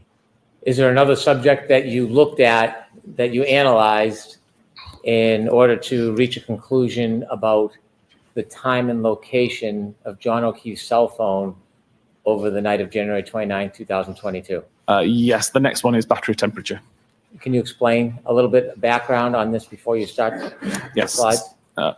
So again, we have a temperature sensor built in within the phone, monitoring for if the battery temperature increases too high and becomes a danger, or if the temperature gets too low and becomes an issue. So it constantly monitors the temperature of the battery and records that information in the Knowledge C database. This would be a great Did time you to look into remind the battery you that Tristan Morris may come into court wearing a brick watch because Dave Portnoy said that he's the owner of Barstool Sports, if you know, you know, said that he was approached by someone who we believe is Tristan Morris at an event called IceCon. It's a hockey event. And the guy said to him, Tristan Morris, hey, I'm going to be testifying at the Karen retrial. You want to give me a watch, a brick watch? And Dave Portnoy said on the air, yeah, I'd give the dude a watch, sure. And you know what would be so ironic about that, don't you think, is that Tristan Morris didn't know the time of anything. Didn't know the time of anything. That would be excellent branding. On point. Jeannie Bunny says this guy just did more for watch sales than any marketing group could ever do. Wow, just wow. I also want to say that sometimes I'm sitting outside with my phone in the summer by the pool, and my phone overheats so quickly that it just shuts off. It powers down. It's like, yeah, sorry, too hot, can't use. Sometimes it even happens in my car with the air conditioning on. So there's that. We're all drifting. We're all drifting asleep. We're drifting into another world. Temperatures from before midnight and after midnight, and do an analysis regarding the temperatures of that cell phone battery? I did, yes. Throughout the evening of the 28th of January and then the morning of the 29th. Mr. Whiffen, that's going to be hard to read. Is there any way you can enlarge it? But apparently not like that. Mr. Whiffen, can you use anything better than Canva to make your PowerPoints? Because There we go. it's hard Thank to you. read. So on the evening of the 28th, see an average temperature of around mid 80 degree Fahrenheit. I've got no understanding of where the device was at this time, whether it was in a pocket on a surface, But I whether thought it you was could in tell use where or the not. phone was at all But times. Now I you just wanted can't. to get an average idea of temperatures of the device. Why are you not cross-checking your data? Because you just said that you could tell where he was at all times, but it was impossible to tell. But then you said that your opinion with scientific certainty is that the phone didn't move, but it was impossible to tell. And now you say you don't know where the phone is. Why weren't you cross-checking your data, dude? You've lost all of us, and in addition to your credibility. That's gone. That's down the street, your credibility. End it. Do it. We're done here. We're done here. By 13 minutes after midnight, we're still at 82 Fahrenheit. After midnight. At 22 minutes after midnight, we we know let from it the all location hang data down. that the device was currently in a car, and we see the temperature has dropped to 77 Fahrenheit. By 37 minutes after midnight, we now know the device is already at Fairview. It's been at Fairview for You don't know approximately nothing 12 about minutes. nothing. And the temperature has continued to drop. It's now 72 Fahrenheit. Mr. Whiffen, if I can interrupt you. At 12:37, when the temperature drops to 72 degrees, is that before or after the healthcare data stops for that evening? That's after. Thank you. Why isn't he using 45 minutes centigrade? past, the temperature's dropped to 66 Fahrenheit. 53 minutes past, it's dropped to 61 Fahrenheit. 7 minutes after 1, it's dropped to 55 Fahrenheit. At 1:36, it's dropped to 50. And then we have a large gap in the data, with the next record being made at 6 minutes after 6 a.m., when the temperature is 43 Fahrenheit. Mr. Whiffen, Mr. Whiffen. um, Mr. Whiffen. It's very dramatic. Mr. Whiffen. if a phone has any protection or coverage, well, let me ask it this way. Well, what if it was in a Do you Faraday know bag? what, if anything, happened around What if anything? 6:02, 6:03 to trigger that 6-degree drop in temperature? I don't know accurately, no. Okay. And then you're now at 6:14 and it's 37 degrees? You don't know Yeah, nothing correct. about This is No. the coldest temperature recorded. Do you know what, if anything, happened to that phone at 6:15:01? No, I don't know. he wasn't there. Okay, please continue. Nothing from nothing And leaves then, nothing. as of that point in time, from But you gotta have 6:35, something. we start to see You an wanna be increase with in me. temperature to 43 Fahrenheit. At 6:40, it's up to 50 Fahrenheit. At 6:48, up to 55 Fahrenheit. And at 6:56, up to 61 Fahrenheit. And then also plotted this out onto a graph just for visualization. Again, we can see on the evening of the 28th, the temperature is relatively consistent. It starts to drop as we know the phone is traveling in a Was car. it consistent with a And by the fight? time it arrives at Fairview, we only see it drop until 1:36 a.m. We see a And then there's a relatively gap in data. See the gap? modest drop over the next few hours, but no records recorded. We see the final drop at 6:14. Okay. And then All right. we I just want see to an point out to increase. you. All But right. there are Hold no on. increases. His chart, his PowerPoint is in Celsius. Okay. You want to really confuse the jury? Testify in Fahrenheit, but make your PowerPoint slide in Celsius. See the left column here on the left? 30C, 25C, 20C, 15C. What the duck are we doing here? I'm not great with my metric conversions. I will admit that. 100%. I can't tell you what a Fahrenheit temperature is. I can't convert. I mean, I can convert meters because it's kind of like, multiplying by 3 plus a little tiny bit. But Americans are not amazing with the metric system. We're just not. I don't know why we never converted, but whatever. Oh, on the right, it says Fahrenheit. It looked to me like those were little T's. Okay. All right, withdrawn. Carry on. Thank you. Occur prior to 6:14 that would suggest that the phone went from a cold environment to a warm environment or had extensive usage. Between 1:36 a.m. and 6:06 a.m., is there any indication at any time that battery temperature went up? No, there's no records related to battery temperature at all for that time. No records at all. So Thank what did you. that mean? Is there another area that you look? Okay. All right. Hang on. There's no data at all from this. Looks like 136 until 6:06. What if you put it in a Faraday bag during that time? What if there's, maybe law enforcement in the house and maybe perhaps they have as such a Faraday bag? Because, we know the Canton PD doesn't have any evidence collection equipment. Forget about them.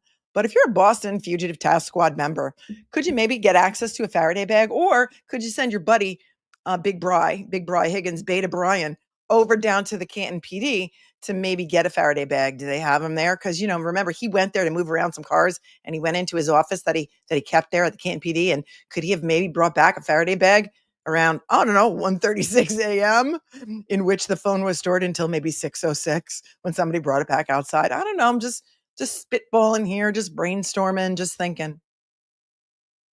Nothing from nothing leaves nothing. Nothing. Yep. They have Faraday bags. Yeah. Thank you. Is there another area They that shut it you off. looked at for your conclusions in this case? Yes, I was looking at device usage. What is device usage? Information about when the user Grace has one. unlocks the phone, what applications they're using, what they're using the device for, and when they lock the phone again. Would device They usage who? require an actual I'm person sorry, to when you interact say with the phone, or they, can are it you happen referring without- to they, the conspirators? Hold on. Because I don't think you're using the non-binary pronouns for John O'Keefe. So could you tell us what you mean by they? Was that a slip? Hold on. Using what they about when the user unlocks the phone, what applications they're using, what they're using the device for, and when they lock the phone again. They. Would device they. usage require an actual person to interact with the phone, or can it happen without user interaction? Everything that I was looking at was related to physical interaction and manipulation of the device by a user. Manipulation is right. You Please got one continue. thing right today. So the three sources of data that I used for this were Knowledge C, a database I mentioned earlier that logs lots of different activity, including device Logs. unlocks, device locks, applications that are on screen. The current power log, which I mentioned, which can track button presses. So specifically when the lock button is pressed and the times that I display have been offset appropriately. And unified logs, which is essentially a list of almost everything that's happening on that phone for a short amount of time. Almost everything. But it would be used, for Not every- example, if you had a problem with your device, took it back to Apple because it was crashing all the time, for let's say, they could look at the unified logs and figure out, well, what's causing these crashes to occur. So really granular. Speaking of crashes, you know what there wasn't? A car You crash. see that at 12 minutes and 52 digress. seconds after midnight, the device is unlocked using biometric Face ID. The SMS application is on screen for about 5 seconds before it's closed.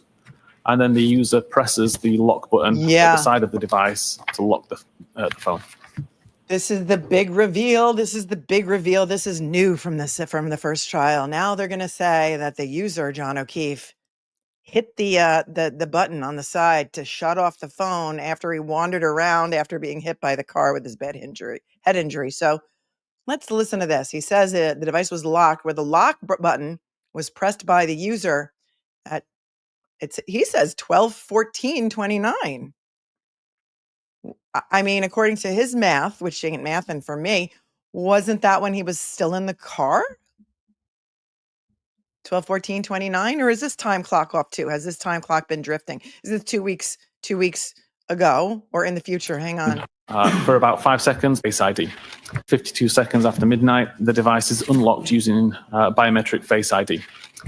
The SMS application is on screen for about 5 seconds before it's closed, and then the user presses the lock button at the side of the device to lock the At phone. 12:59, he locked it.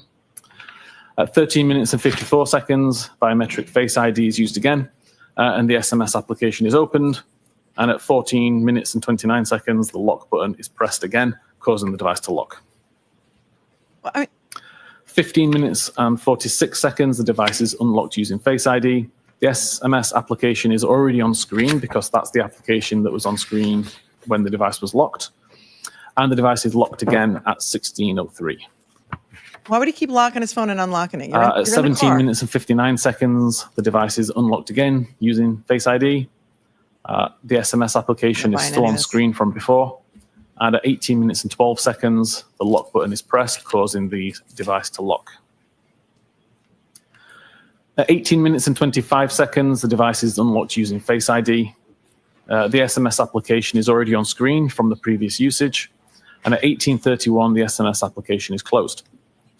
At 18:34, the phone application is opened by the user actively pressing on the phone icon on the home screen.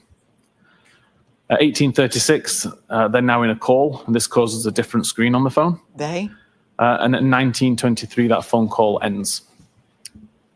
At 19:29, the Waze application is opened by the user pressing on the icon on the home screen. And that's open for approximately 5 minutes, closing at 24 minutes and 26 seconds. 2 seconds later, at 24 minutes and 28 seconds, the device is locked by the user pressing the lock button on the side of the phone. But At I thought the 24 phone minutes time and isn't 59 accurate. seconds, the device is unlocked using Face ID. The SMS application is opened using the icon on the home screen. And at 25 minutes and 9 seconds, the lock button is pressed by the user to lock the device. At 27 minutes and 45 seconds, the device is unlocked using Face ID. The SMS application is already on screen. And at 27 minutes and 50 seconds, the device is locked using the lock button. 29 minutes and 52 seconds, device is unlocked using Face ID. SMS application is already on screen from the previous usage. And at 29 minutes and 53 seconds, the lock button is pressed to lock the device. Did anybody look at his settings to see how long his phone would have to be on for it to automatically lock? Because why does he have to keep unlocking it with his face? Does he have it set to like 5 seconds that it locks automatically in 5 seconds? I want to know what the settings on that iPhone were. And we also know, because he told us that the time is off by like 2 weeks, that none of these timestamps are accurate. Couldn't somebody have used his face to open the phone? Yeah. But what are his settings? How does he have it set to automatically lock? I need to know. I need to know that answer to that question. Can anybody tell me? 32 minutes and 4 seconds, the device is unlocked using Face ID. SMS application is already on screen from the previous use. And at 32 minutes and 9 seconds, the lock button is pressed by the user. The user or someone else. Is the final interaction with the device. It's the final unlock of the device using Face ID. And it's the final logged button press on the device as well to lock the device. So the final interaction with John O'Keefe's cell phone that night. Correct, up until 6:15 a.m. In 12:32:09 was the last time before the phone moved again the next morning. Correct. Is there one more area that you engaged in analyzing to help reach your conclusions in this case? There is. During my time looking at the unified logs that were mentioned, I found a record that appeared like it could be interesting that was called Doppler. Interesting. This was the pocket state that I think I mentioned earlier, and it detects when the user takes the phone out of a pocket, or at least removes the item that's blocking the camera.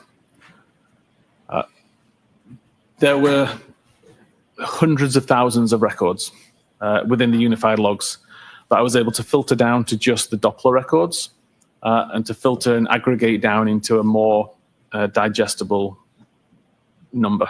Yeah, like your testimony is what's shown completely here. not digestible. So again, whenever the interesting. device receives a phone call, or whenever the device is picked up in a particular way, the camera activates and it actively looks for a face. If it finds that the camera's blocked, it records the fact that it's in a pocket state. And it will continue to record pocket state until either the obstruction is removed, so the device has been removed from a pocket, or until whatever is calling for the Doppler check to be completed. So for example, if I make a phone call, it will continue to check and look for a face up until the phone call ends, or the ringing ends. So in this case, at 12 minutes and 37 seconds, see a small amount of time where 4 Doppler checks were conducted. And that ended at 12 minutes 37 seconds with a pocket state cleared event. At 12 minutes and 39 seconds, there was a 7.5 second period where 108 Doppler checks were conducted. Again, that ended with a pocket state cleared event at 12 minutes and 46 seconds. At 25 minutes and 8 seconds, there was a single Doppler check that resulted in a pocket state. And at 29 minutes and 37 seconds, for 5.5 seconds roughly, there were 97 Doppler checks. The 97th check resulted in a pocket state cleared event at 29 minutes and 42 seconds. At 31 minutes and 52 seconds past midnight, there was an 11-second period where 155 Doppler checks were made. The 155th Doppler check resulted in a pocket cleared event at 32 minutes and 3 seconds. At 33 minutes and 14 seconds was the start of a 5-hour and 20-minute period where 26,500 Doppler checks were conducted. Every one of those checks came back to say that it was in a pocket state. There was never a pocket state cleared event during that time.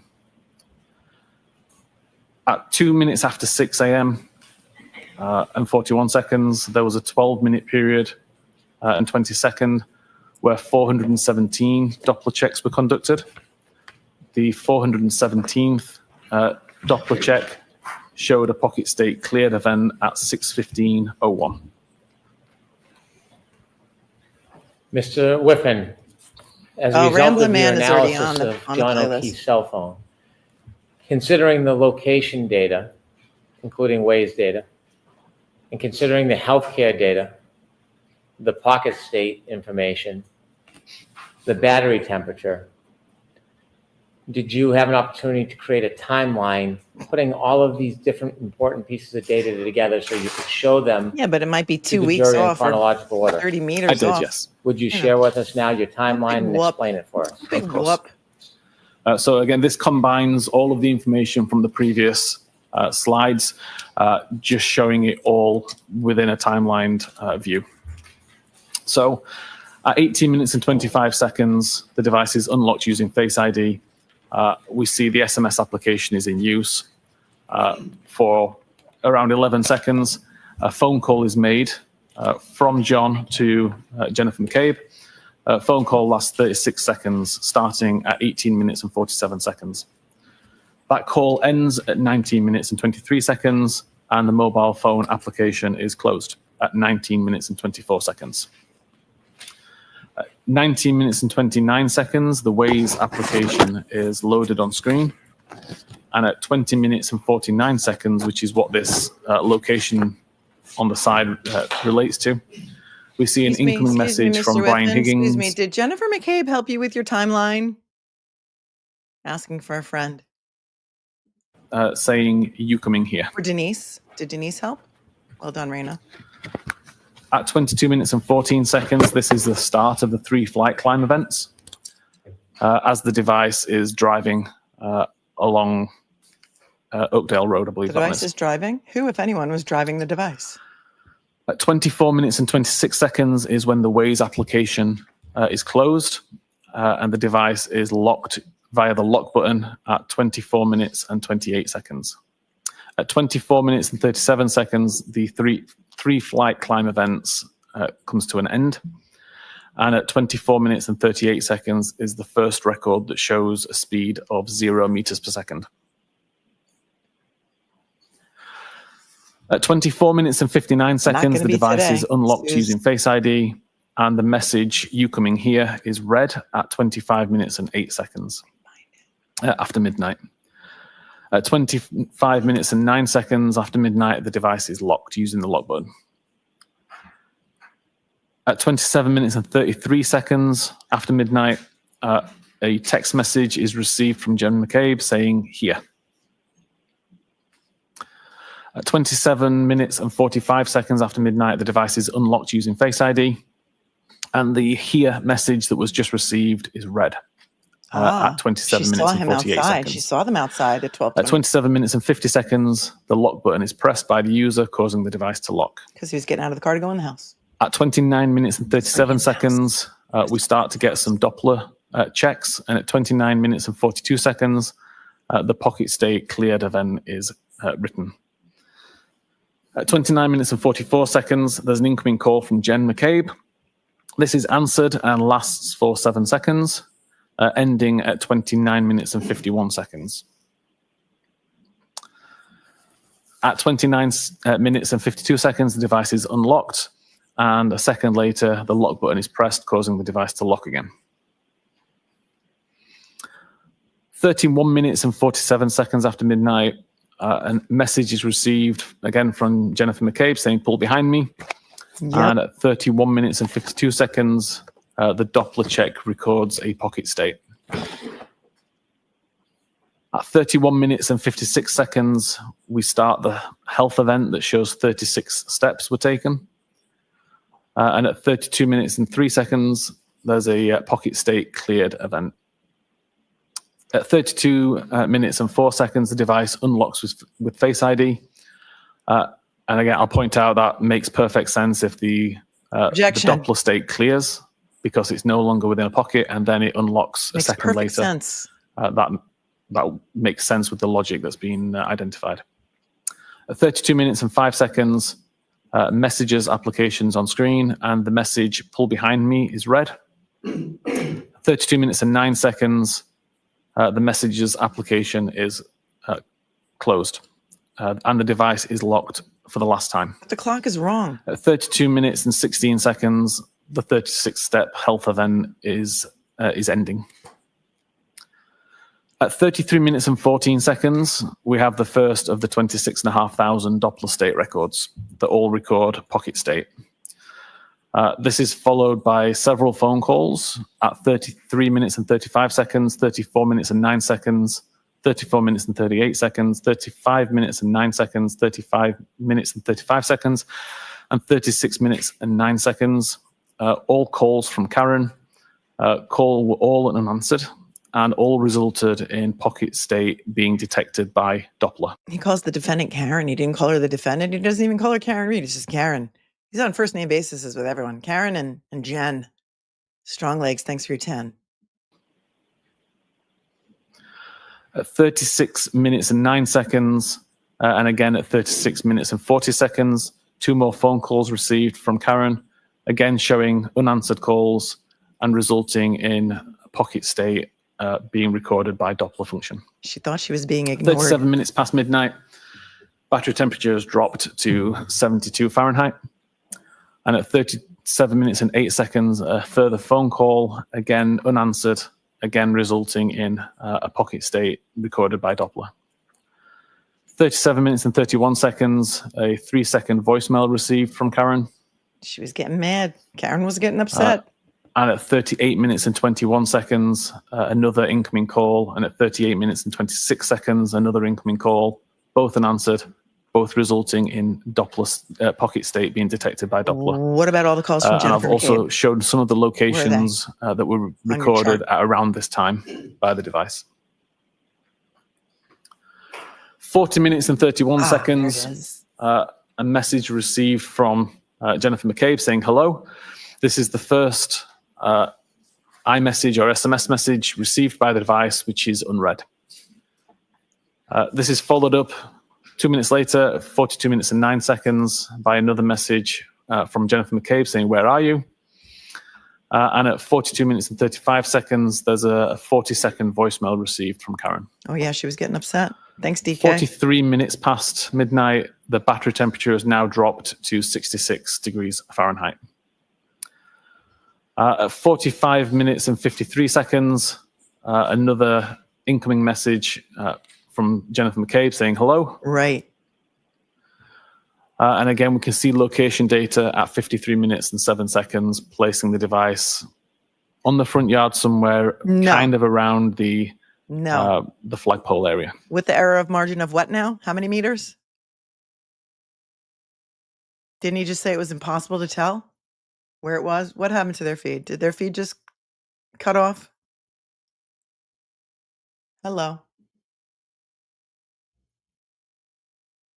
I technical difficulties, WCBV, VB? Yeah, apparently. They didn't want you to hear that either. Karen state 50, the flagpole area. 55 minutes and 31 seconds, a message received from Karen stating, "I'm going home." 55 minutes and 50 seconds, a follow-up message saying, "See you later." She's trying to get a location response. data, this is the location that's shown bottom left. And at 2 minutes past 1 a.m., another message from Karen saying, "Your kids are cooking alone." Cucking alone. Kucking. Did he just say that for his own personal, didn't want to use the F word, or was that really what it said? Thank you, John Shelby. Mr. Whiffen, based on your analysis of John O'Keefe's cell phone, keeping in mind some of the data points you shared with us, that wave was initiated around 12:19, that the car reached the flagpole around 12:24:37. He lost the mic. That the only health data during that later time near 12:30 was from 12:31:56 to 12:32:16. That the last interaction was at 12:32:09, followed by an overnight pocket state and an increased reduction in. Objection, Your Honor. So I need to hear the question first. Don't answer, Mr. Whiffen. Including a reduction Recreased? in the battery temperature. Do you have an opinion to a reasonable degree of scientific certainty that after that phone stopped in the car at the flagpole area of 34 Fairview, whether or not that cell phone remained near the flagpole the entire night until after 6 a.m. the next morning? Objection, Your Honor. I'm going to allow it. Of course she's going to allow it. He said it was The impossible to tell. location data, The fix is in. the location data that shows accurate tends to show around the flagpole Tends area. to. There's Tends to. no further health data other than 36 steps that were taken that suggest that it moved after 32 minutes and 16 seconds after midnight. The battery temperature data never indicates that the device went from a cold environment to a warm environment, which I would expect to see if the device went inside a building. And the Doppler state information suggests that the camera was blocked for at least the majority of the 5-hour She'll period, stop. with no records showing that the camera was unblocked during that time, which would typically happen if you were to pick a camera up and move it around. Does that lead you to a conclusion to a reasonable degree of scientific certainty Yes. whether that phone remained in the flagpole area from around 12 Objection, Your Honor. 24:33 So until the next morning at 6 a.m. Objection. Didn't That's he? my opinion. objections sustained. Ask the question in a different form. It's the same question. Do you have an opinion where John O'Keefe's cell phone was from around 12:24:33 on the evening of January 29, 2022 through at least 6 a.m. and after that morning? Yes, based on the totality of all of the information that we've described, my opinion is that the device never moved far away from the flagpole. I have no further questions. Thank you. All right, Mr. Alessi? May we approach, Your Honor, please? Oh, they're going to approach. I Yes, don't know if they're please going do. to do the cross today because it is 12:49 here on the East Coast. And you know they like to break for lunch at 1, and then we got to do ARCCA after lunch. So they're approaching. I don't know. What is he going to ask for? Is he going to ask for a mistrial? I want to know. I need to know. Back to the fan.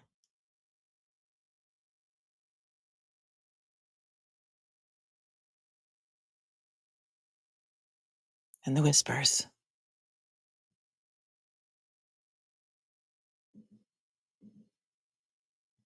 We're a little tiny bit behind, so let's scooch. Your Honor, if I may have a moment, please, to set up at the podium. Okay. Oh, he's going to set up the podium. Is he really going to start his cross today? Oh, it's going to be delightful. I'm here for it. Are you here for it? You guys here for it? Mr. Whiffen, I should have told you, you can feel free to stand up and stretch if you want to as well. 7th inning stretch. Alessi's binder is bigger than Brennan's binder. Somebody has that username already. Got a mint. Never turn down a mint. Bobby Scissorhands Alessi. Look at this binder. Look at it. It's a work of beauty. It's a thing of beauty.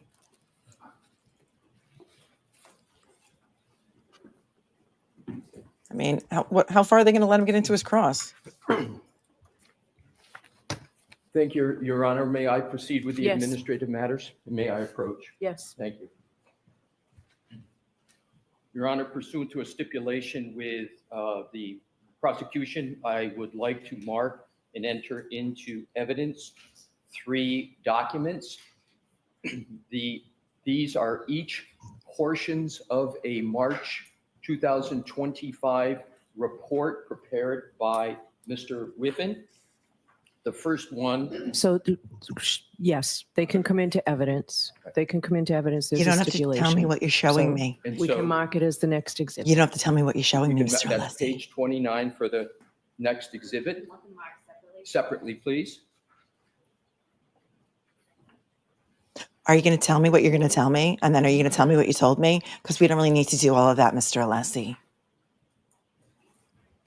If you know, you know. Correct, and when correctly analyzed, can help. Why did it just jump? Hold on. Sometimes it does that.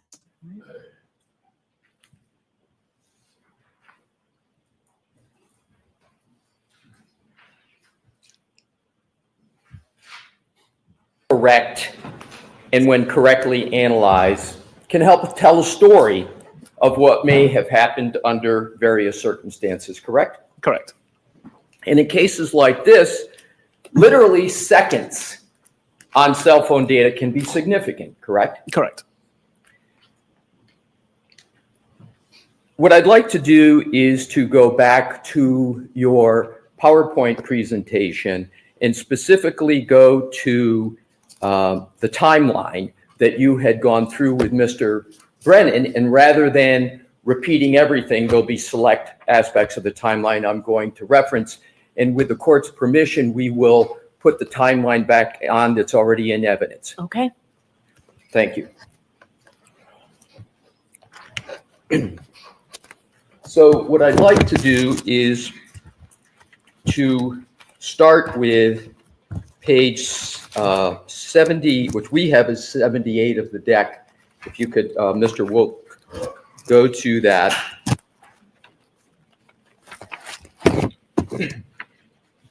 I think he called him. And what I'd like to do, if I could please, Mr. Whiffen, is draw your attention to the very last entry, which says at the bottom, location 122438.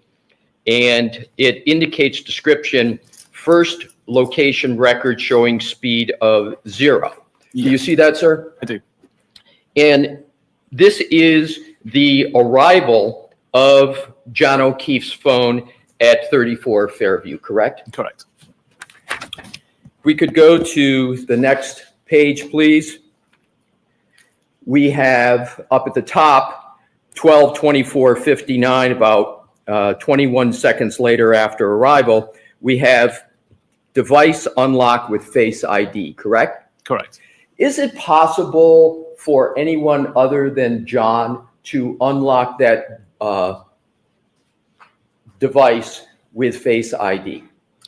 If a secondary user was set up, Do you have any indication that a second user was set up on John's mobile phone? I never looked at that.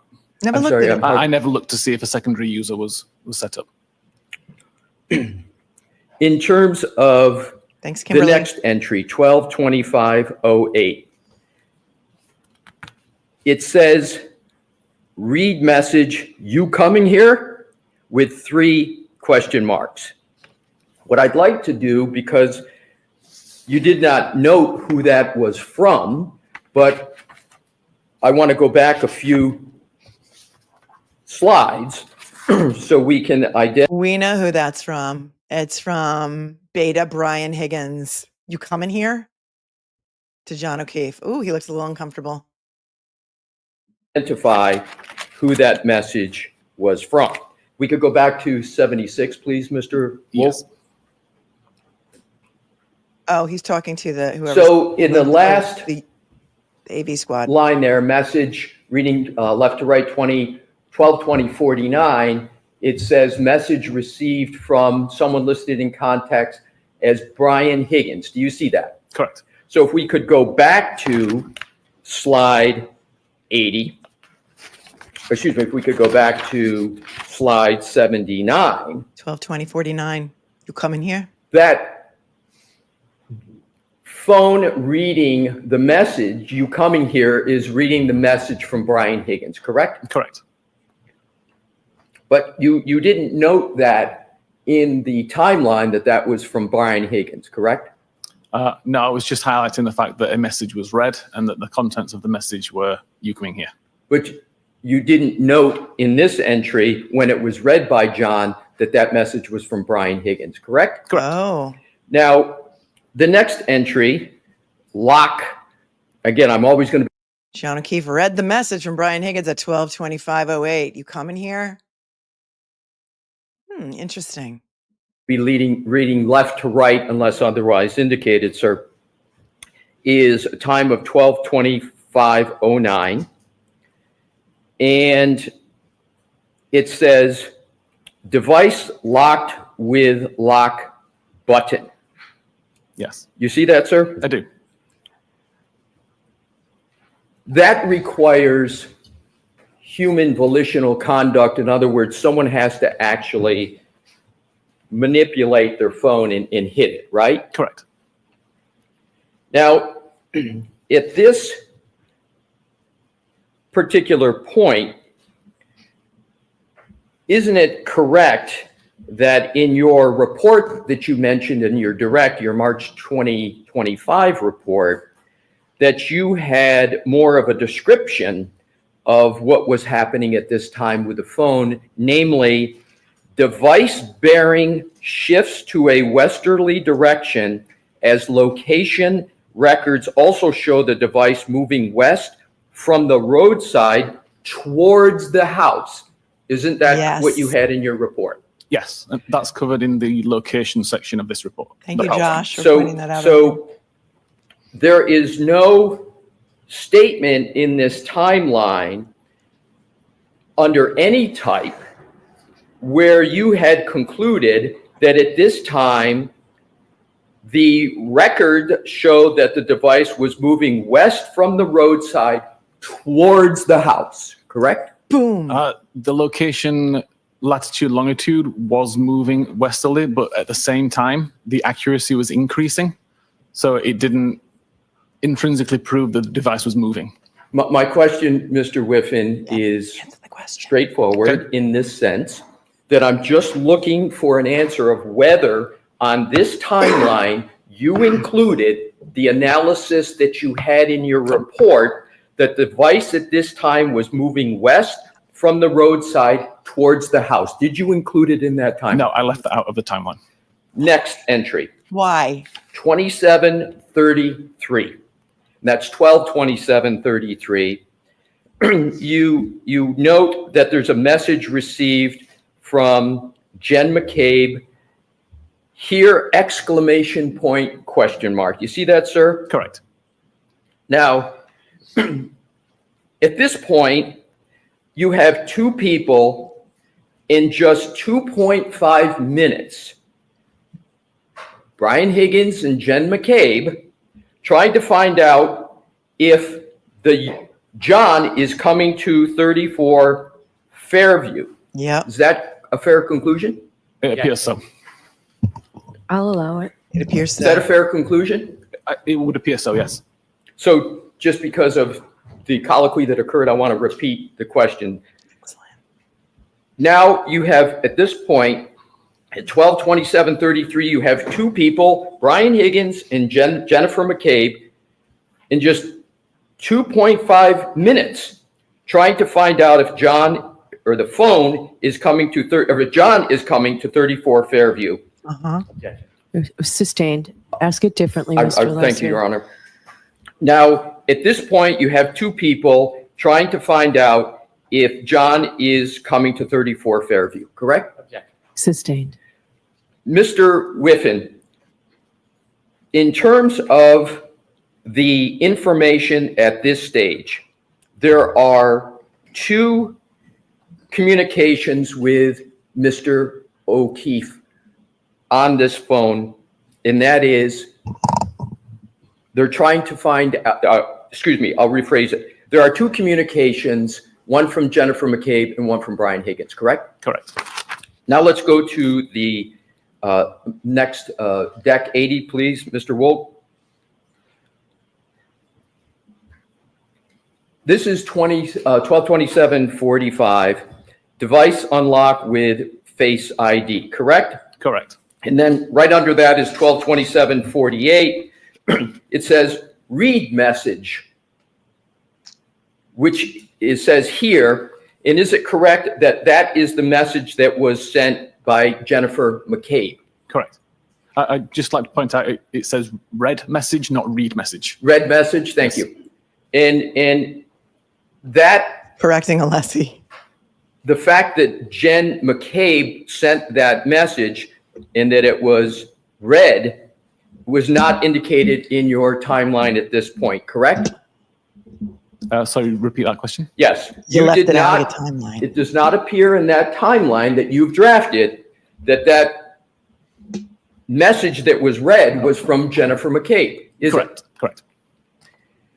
Next entry, 2750, device locked with lock button. Next entry down that, 2937, Doppler pocket state. And I want to be clear. Does Doppler pocket state mean that someone takes an iPhone? Because up above, there's red messages we went through on 2748.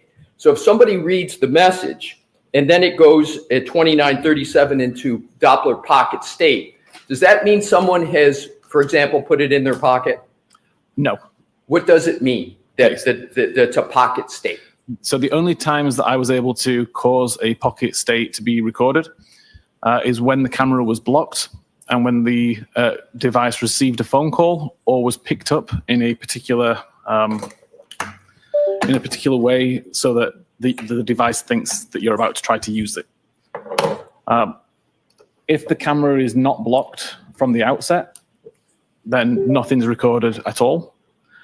And in order to get the pocket state cleared, the camera must be blocked to begin with.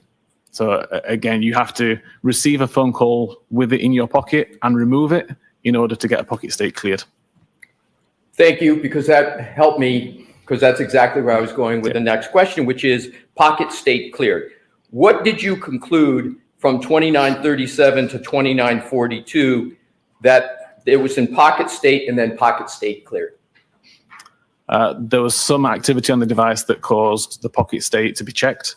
The device was in a pocket state up until 2942, when whatever was obstructing the camera was removed. Next entry is a call at 12:29:44. And that, you state, is an incoming call from Jen McCabe. So there you do indicate the name. And you say answered 7 seconds, correct? Correct. Is the phone at this time that there's an incoming call from Jen McCabe that is answered out in front of 34 Fairview? Yes, it would be according to the location data. Right. So now we have at 12:29:44, the phone's out in front of 34 Fairview. There's an incoming call from Jen McCabe. It's answered. 7 seconds is how long the duration of the call was. Is that correct? Correct.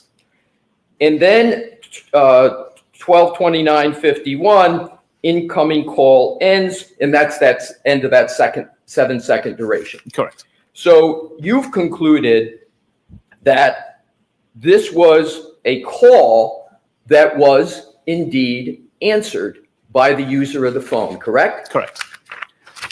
Now let's go to Mr.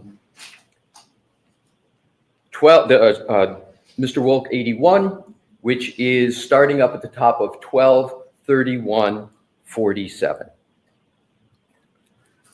There is, as you indicate, an iMessage received from someone with a contact named Jen McCabe. You see that, sir? I do. Can you just state for the jury what an iMessage is? An iMessage is essentially a text message sent primarily from iPhone to iPhone via the Apple servers, not like an SMS message which goes through carriers. And is it correct that the message that was received from Jen McCabe said, from a contact, Jen McCabe says, "Pull behind me"? Correct. And then at 12:31:52, we're back to Doppler pocket state, correct? Correct. Now let's go to the next entry, which is Deck 82. It's under health type. And what I want to do is see if we can clarify. The Commonwealth on direct examination and multiple times referred to this as healthcare data. Do you remember hearing that healthcare data term? I do. Is that a correct term? Is it healthcare data or is it health data? It's health data. So it's incorrect to refer to this as healthcare data, correct? Healthcare data is encompassed within Apple Health, but primarily if we're talking about steps being taken, it would just be health data. Don't make So Brennan the look less like a correct fool. parlance is health data, Yes. correct? Particularly when we're getting to steps, is that correct? Correct. It's important to be precise about the parlance. Yes. So in this entry, 12:31:56, you state that there's the start of health event, quote, 36 steps / 25 meters, correct? Correct. Is it accurate to say that because we're in the United States and we don't work on the metric system, that 25 meters is about 84 feet? Are you able to make that calculation? Yep. It's approximately that, yeah. Right. Would you accept approximately Makes 84 sense. feet? So as we discuss meters, we can go to feet and Yes. about 84 I would accept feet. approximately 3 times 25. Right. So in your report of March 2025, isn't it correct that for this time, you stated that the device began moving for a period of 20 seconds, correct? Yes. So again, your conclusion from your analysis is with these 36 steps, the device at this point began moving, Mm-hmm. correct? Correct. Next entry, 123203. Pocket state cleared, correct? Correct. So does that mean that there's some human activity going on, interaction with the phone, or not? It could have been a received phone call. It could have been movement of the phone to be lifted. But something has happened. But something's correct? happened, yeah. Next, 123204, device unlocked with Face ID, correct? Correct. And then at 123205, it states application focus messages. Yes. Can you clarify what that means in terms of what is happening with the phone for the jury? Yep. So at 32 minutes and 5 seconds, the messages application was in focus on screen. So it was the application that was being used by the user at that time. Now, the next entry is message 123206, and it states red message, quote, pull behind me, close quote, correct? Correct. Now, you don't indicate who that message is from in your timeline, but that's the message that was sent by Jennifer McCabe at 123147, correct? Correct. Mm-hmm. Next entry is application lock at 123209, and you've got here end application focus, and then you state device lock with lock button for the last time, correct? Correct. So that's again pressing the side button on the iPhone that locks it. Correct. And that requires human conduct, human interaction with the phone, correct? Correct. And then the next entry under health data at 123216, that is 7 seconds after the lock.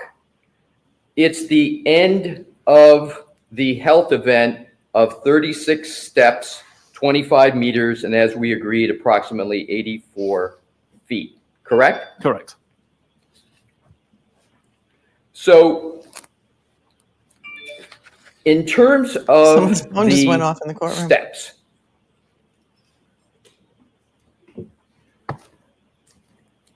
I want to turn to some further information with regard to your previous, the report that you mentioned on direct, which is the March 2025 report. Your Honor indicated a time for the break, and I'm going to go into a little bit of different area. Would you like me to keep All continuing? right, Mr. Alessi. Folks, we'll stop. Turn on the lights, please. Thank you. Turn the lights back on. That new awesome Billy Joel Recess for the day. song is on the playlist. Please do not discuss this case with anyone. Don't do any independent research or investigation Don't watch into YouTube. the case. If you happen to see, hear, or read anything about the case, please disregard it and let us know. And please be very careful with your social media. use, right? Be careful with your social media. President Fury, ready to swing, using your notebooks on the chair's closed. Turn the lights. I'll see counsel at back sidebar. on. Yes, you will. Let's talk about The Rock. The Rock. Let's see if they show us anything. Okay, what's gonna happen next? I'm just so excited. The jury's gone home for the day. We're not. We're not going home because we're gonna do some ARCCA Voir Dire of Crash Daddies for the afternoon. Oh, look, he's yelling at the camera person. Put the camera up. Yeah, we don't want to lose camera privileges, pool camera person. We do not want to lose the camera privileges because, you know, she's just looking for a reason to stop the world from watching this Michigas fakakta shonda of a trial. She's just looking for a reason.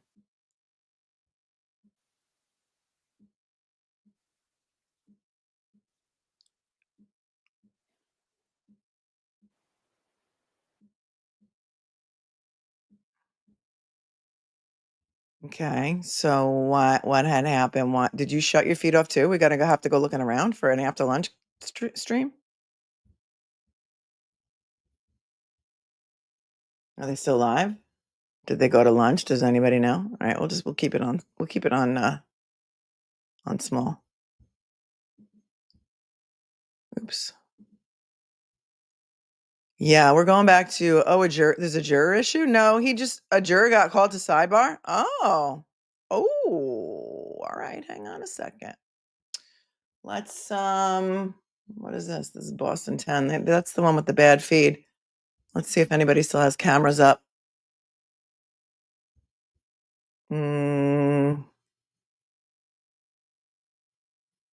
Let's look at law and crime. Law and crime.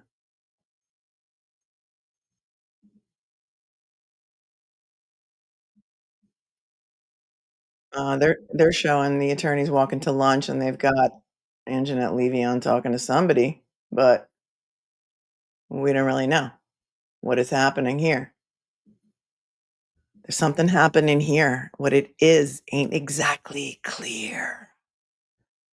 There's a man with a gun in his hand telling me I got to beware. All right. Just so you know, this is the feed on Law and Crime. This is what it looks like.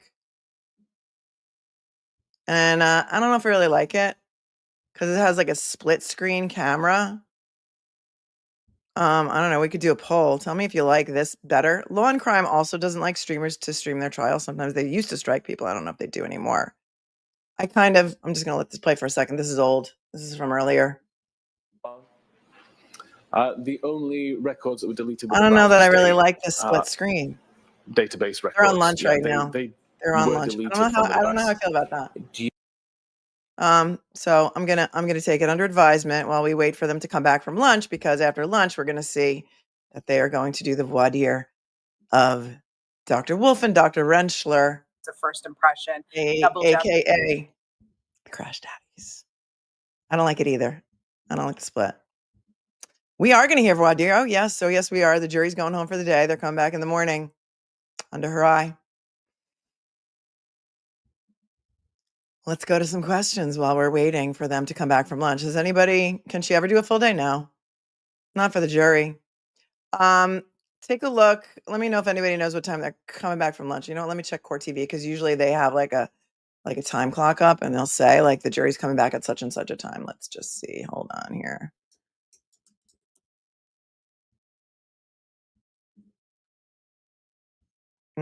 They say court will resume at 2 p.m. All right, we have some time. It's 1:17, so we can take a look at some questions. Talk amongst yourselves for a second.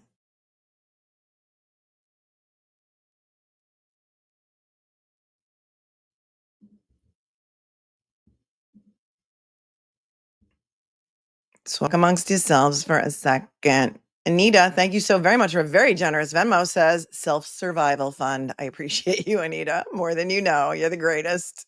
You're the greatest. Beth also jumping in here with a very generous Venmo. Says we couldn't do this without you. Sending love from Madison, Mississippi, formerly Quincy, Massachusetts, Norfolk County. Thank you, Beth. That was super generous of you as well. Mia says, new here, loving your commentary. Thank you so much, Mia, for your Venmo and for joining us today. We're very, very, very happy to have you. Because, I'd be screaming into a closet. Let's take a look. Thank you to Lana for sending me the Supreme Court list, or the transcript of the Supreme Court hearing showing that cert was denied. We'll take a look at that in a moment.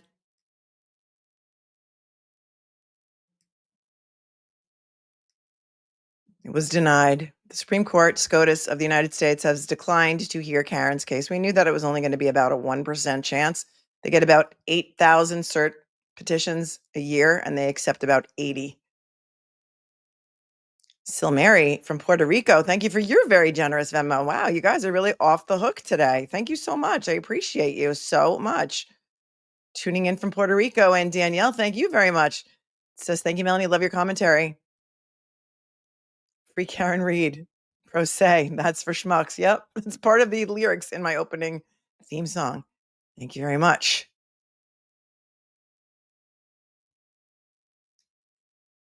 All right. I think we should take a look at the transcript because I know you guys like receipts. Let me just pull it up.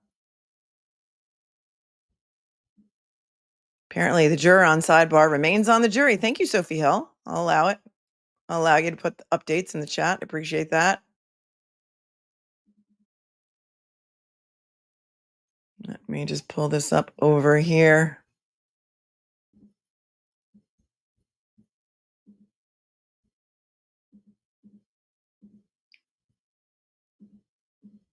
This is the order list from today's SCOTUS calendar.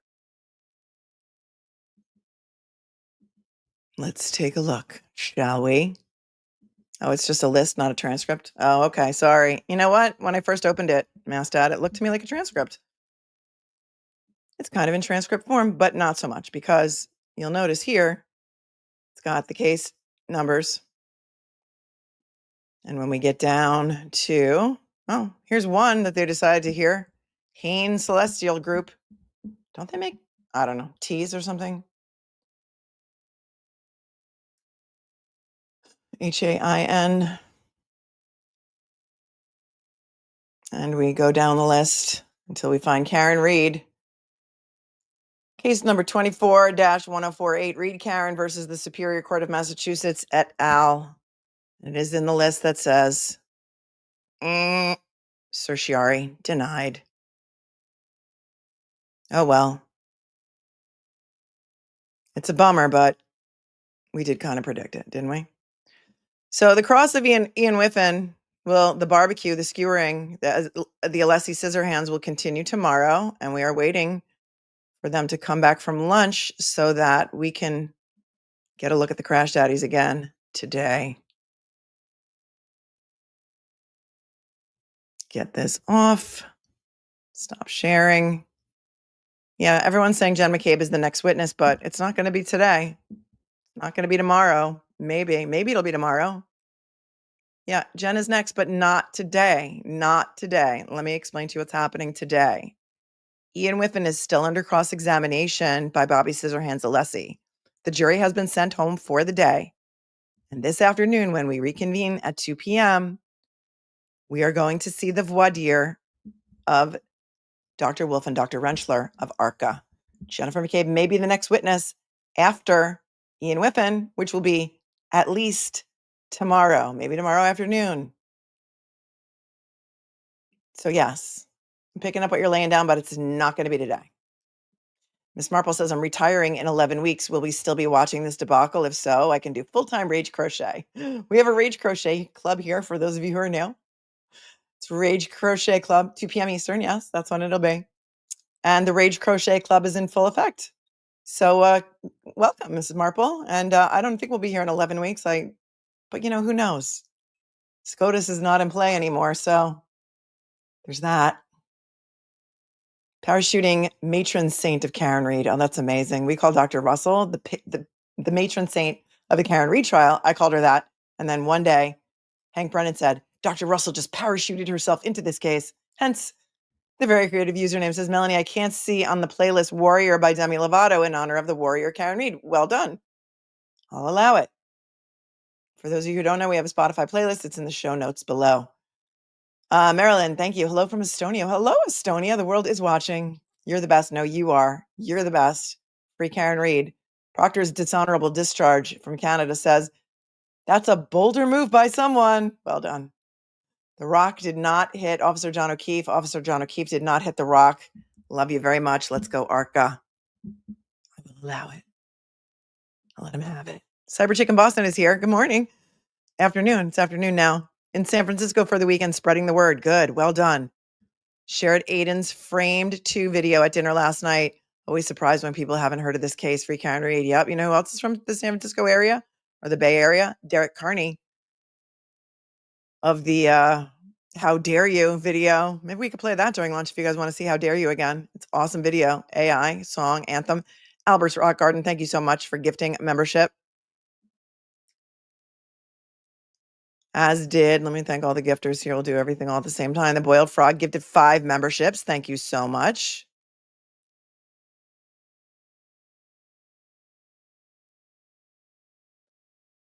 And what did I forget to thank?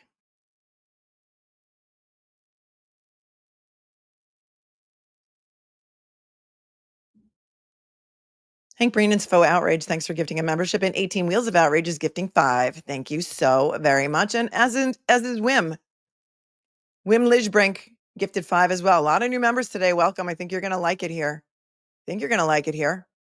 We have a lot of fun, as does Kay Willis, the realtor, south of Boston. If you'd like to get the duck out of Massachusetts, you may. Kay Willis is your girl. South of Boston realtor gifted another 5 memberships. Thank you, thank you, thank you. Appreciate you so. Mims Chaos says, this is rhetorical. Why does the Commonwealth get to change their whole theory, but Brennan pitches a fit if the crash daddies want to change a word? Well, because that's what he does. He stomps his feet and cries to mommy. Do you think they'll bring up the McAlbert's rock? Yeah, I think they're going to do it outside the presence of the jury and us. It could have been brought up at one of the sidebars that we saw earlier that we were not privy to. And I'm here for it. Maybe they'll address that at the end of the day because everyone went to lunch until 2 p.m. Eastern. And when they come back from lunch, it may be after because they want to let ARCCA do the voir dire, and then maybe she may address it at the end of the day. She may not. Jack Spears, hi from the UK. This case seems like a right as show. Is this normal in America? No, it's not normal. It is not normal at all. There's nothing normal about this. Everyone in the UK is on Karen's side. That is amazing. If you care to donate to the Karen Reed Defense Fund, the link is also in the show notes. Every $5 helps. These experts are costing a tremendous amount of money, even though her lawyers are working for free. Experts are tremendously expensive, and we thank you for watching from the UK. Entry required says, tell us the tale of the Albert Rock mystery. Well, the jury went on a view on Friday to 34 Fairview, and Matt Johnson from Court TV was there. On Friday night, he did a story about it.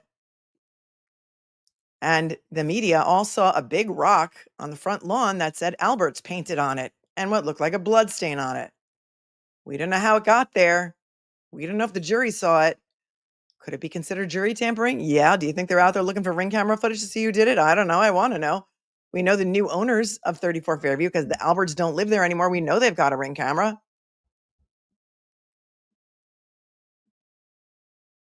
And so we got to see. Bombay Bad Boy says the rock is easy. Check Google Maps, view, and see if the rock was there. No, it was never there. It was never there before in the past. Bombay Bad Boy. But yeah. Also, who put a rock in the corner of their lawn? LOL. No, it was not even on the corner of their lawn. It was like kind of in the middle of their lawn. It was weird. And Alberts don't live there anymore. It's never been there before. Emonj, nothing to see here, says, morning, great show last night. Thank you, thank you, thank you. Maybe the rock is a metaphor for something like maybe it was put there with Albert's name meaning the Alberts did it, and this is near John was found. Well, yeah, that's what we think. Somebody's trying to influence the jury, right? Perhaps.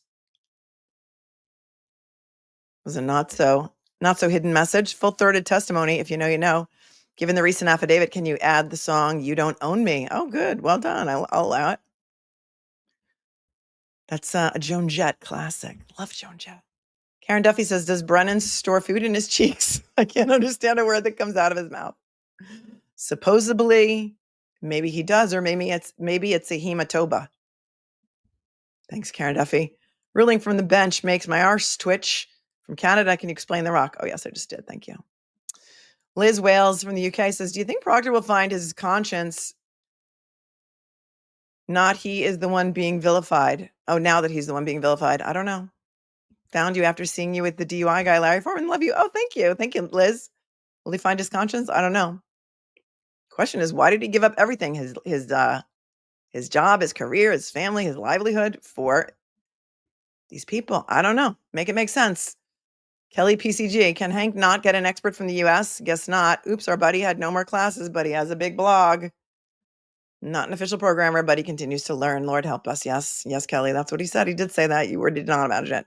OAR, I go through on the list. Nope. But I'll allow it. Thank you, Jenny Jen.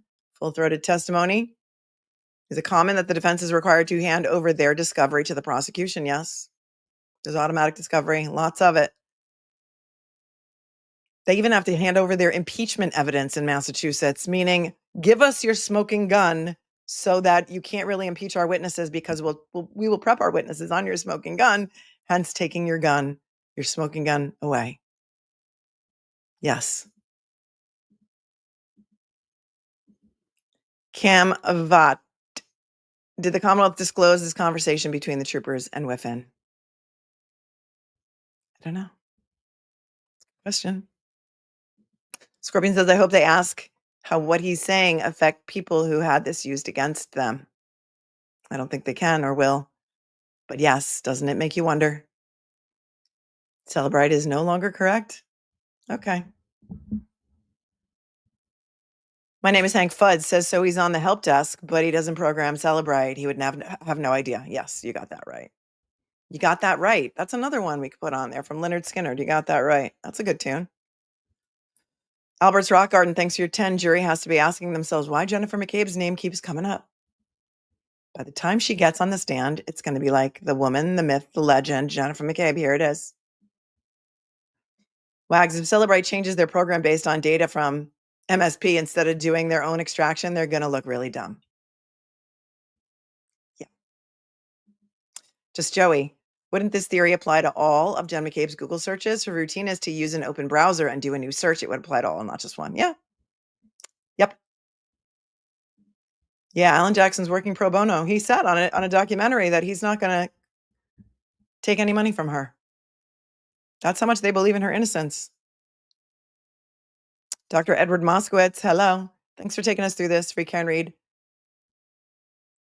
Nina cried power. It's a Hoosier song. Hoosier. I don't know how they pronounce their name, that band, Hoosier. Thanks, Julie Moskowitz. Cookie Harris is here. In simplest terms, iPhones log time. Each new tab is open. It also logs the timing of searches, aka queries on Safari versus Google.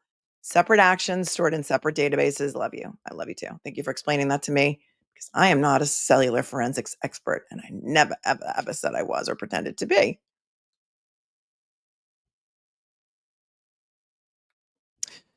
Urine Buchanan. Has anyone sent a subpoena to Google directly? I don't know if they were ever allowed to do that. When they tried to obtain Jennifer McCabe's Google searches, the judge denied it, and it went all the way up to the appellate court, and then they were allowed a little teeny weeny window of time to get her Google searches.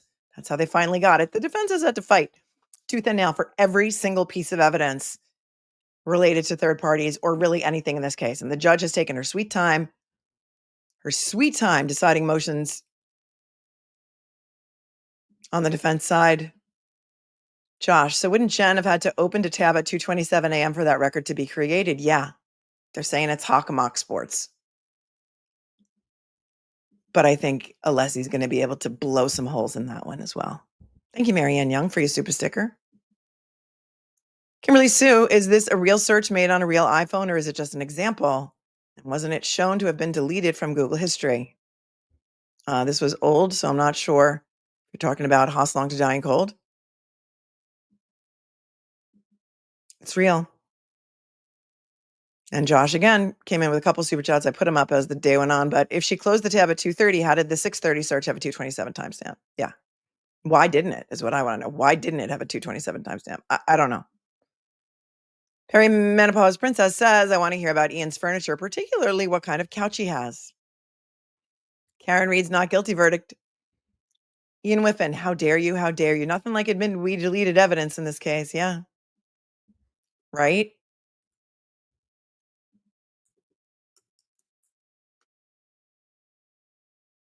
Agreed.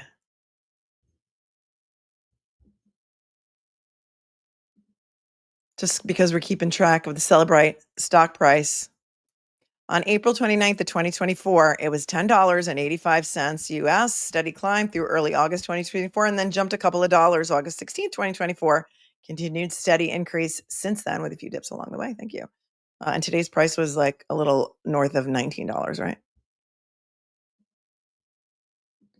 Bev's off day. Tested in my vehicle. Is that the same guy throwing the phone around his office in Murdoch? Yeah. No, but yeah, I get your meaning. Thank you, Mary, for your super sticker. Can they get someone from Apple to debunk this? Oh, they have an expert, Ange, that's going to debunk it. Don't you worry. Nana Banana says, how many flights of stairs when you take off on a plane? Yeah. Morgan P. Rockthrower, does anyone else notice how pale his complexion became during his testimony? Yeah, I saw it. She's super chat. Joshua, any of the tests that he conducted under accepted testing models? I don't think so. He just did some like experiments in his basement, waved his phone around a little bit, calls it a day. No big whoop, no biggie. It's where we are. We're in the Matrix. Annie, my theory on the 3 flights. John entered the house and went to the basement, saw them, went back up. They caught him and brought him back down. 3 flights. Well, actually, the basement stairs, there's like 1 flight and then there's a landing and then there's another flight. So I don't know if that counts as 1 or 2. There's also stairs that go outside from the basement to the back yard, out the bulkhead doors. Bobby Alessi, Slice and Dice, now open for business, says, and didn't Brian Higgins text John at 12:20 a.m.? Yep, he went over that. Brian Higgins probably saw him pull up and was antagonizing him. All the more reason John went in the house. This only helps the defense. Listen, there's been another theory floating around that Higgins was waiting outside in the driveway for him. Maybe John never went in the house. Maybe Higgins met him outside in the driveway. That could be. That's why everyone who says the guy never went in the house feels like they're telling the truth. I don't know. What I do know is that John O'Keefe did not get hit by a car and a car did not hit John O'Keefe. Loudmouse, I'm wondering if they're going to change the time that Karen's phone connected to John's Wi-Fi. We'll see. Good citizen, when crossed, can they use the words reasonable doubt? I think you mean to say reasonable doubt. No. About the location. No, I don't think so. Have they confirmed the phone was on? Or could they say, do you have a reasonable doubt? I don't know. I don't know, good citizen. It's a good question. I've never seen it done before. Who knows what the rules are in Massachusetts, though? I'm a New York attorney. And your laws there are just, your court rules are crazy. Procedures are crazy. Have they confirmed the phone was on? Power up, airplane mode? Well, we haven't gotten to that part of the cross yet, but I can't wait for it. I'm here for it. Kathy, new member, your coverage of this trial is the best I've found, and not for lack of surfing. Happy to watch live with everyone from Southern California. Never rains in Southern California, and boy, do I love the bubble. I love the bubble. I love the South Bay. I don't know where you're from, but interesting that you put surfing in there. I'm sure it's a beautiful day, because it's always a beautiful day in Southern California. Thank you, Kathy, for your super chat. Sue says, Jen McCabe is the next witness up for the Commonwealth per Aiden. Yes, but not today. Not today. Honest question. What does a side-by-side comparison between John O'Keefe's phone and Karen Reed's phone look like for location data? You can find it. It's out there. People have done it. Search Reddit. Search Twitter. It's totally out there, Josh. I don't know enough about it to tell you off the top of my head, but people have done it that are far smarter than I am and have more time to create such things as charts and graphs. Delora says, each dot should have a 10-meter radius circle around it. He chose not to show to avoid confusion. Dot near the house would have much more of it included. Yep. Yes. Agreed. Watching the Only Fan. I know we don't like long crime, but they're using a split screen of witnesses and defense table gallery and Hank in the corner if you're willing to switch. No, sorry, I'm just not. I don't like it. It's distracting to me. And then says not trying to redirect anyone.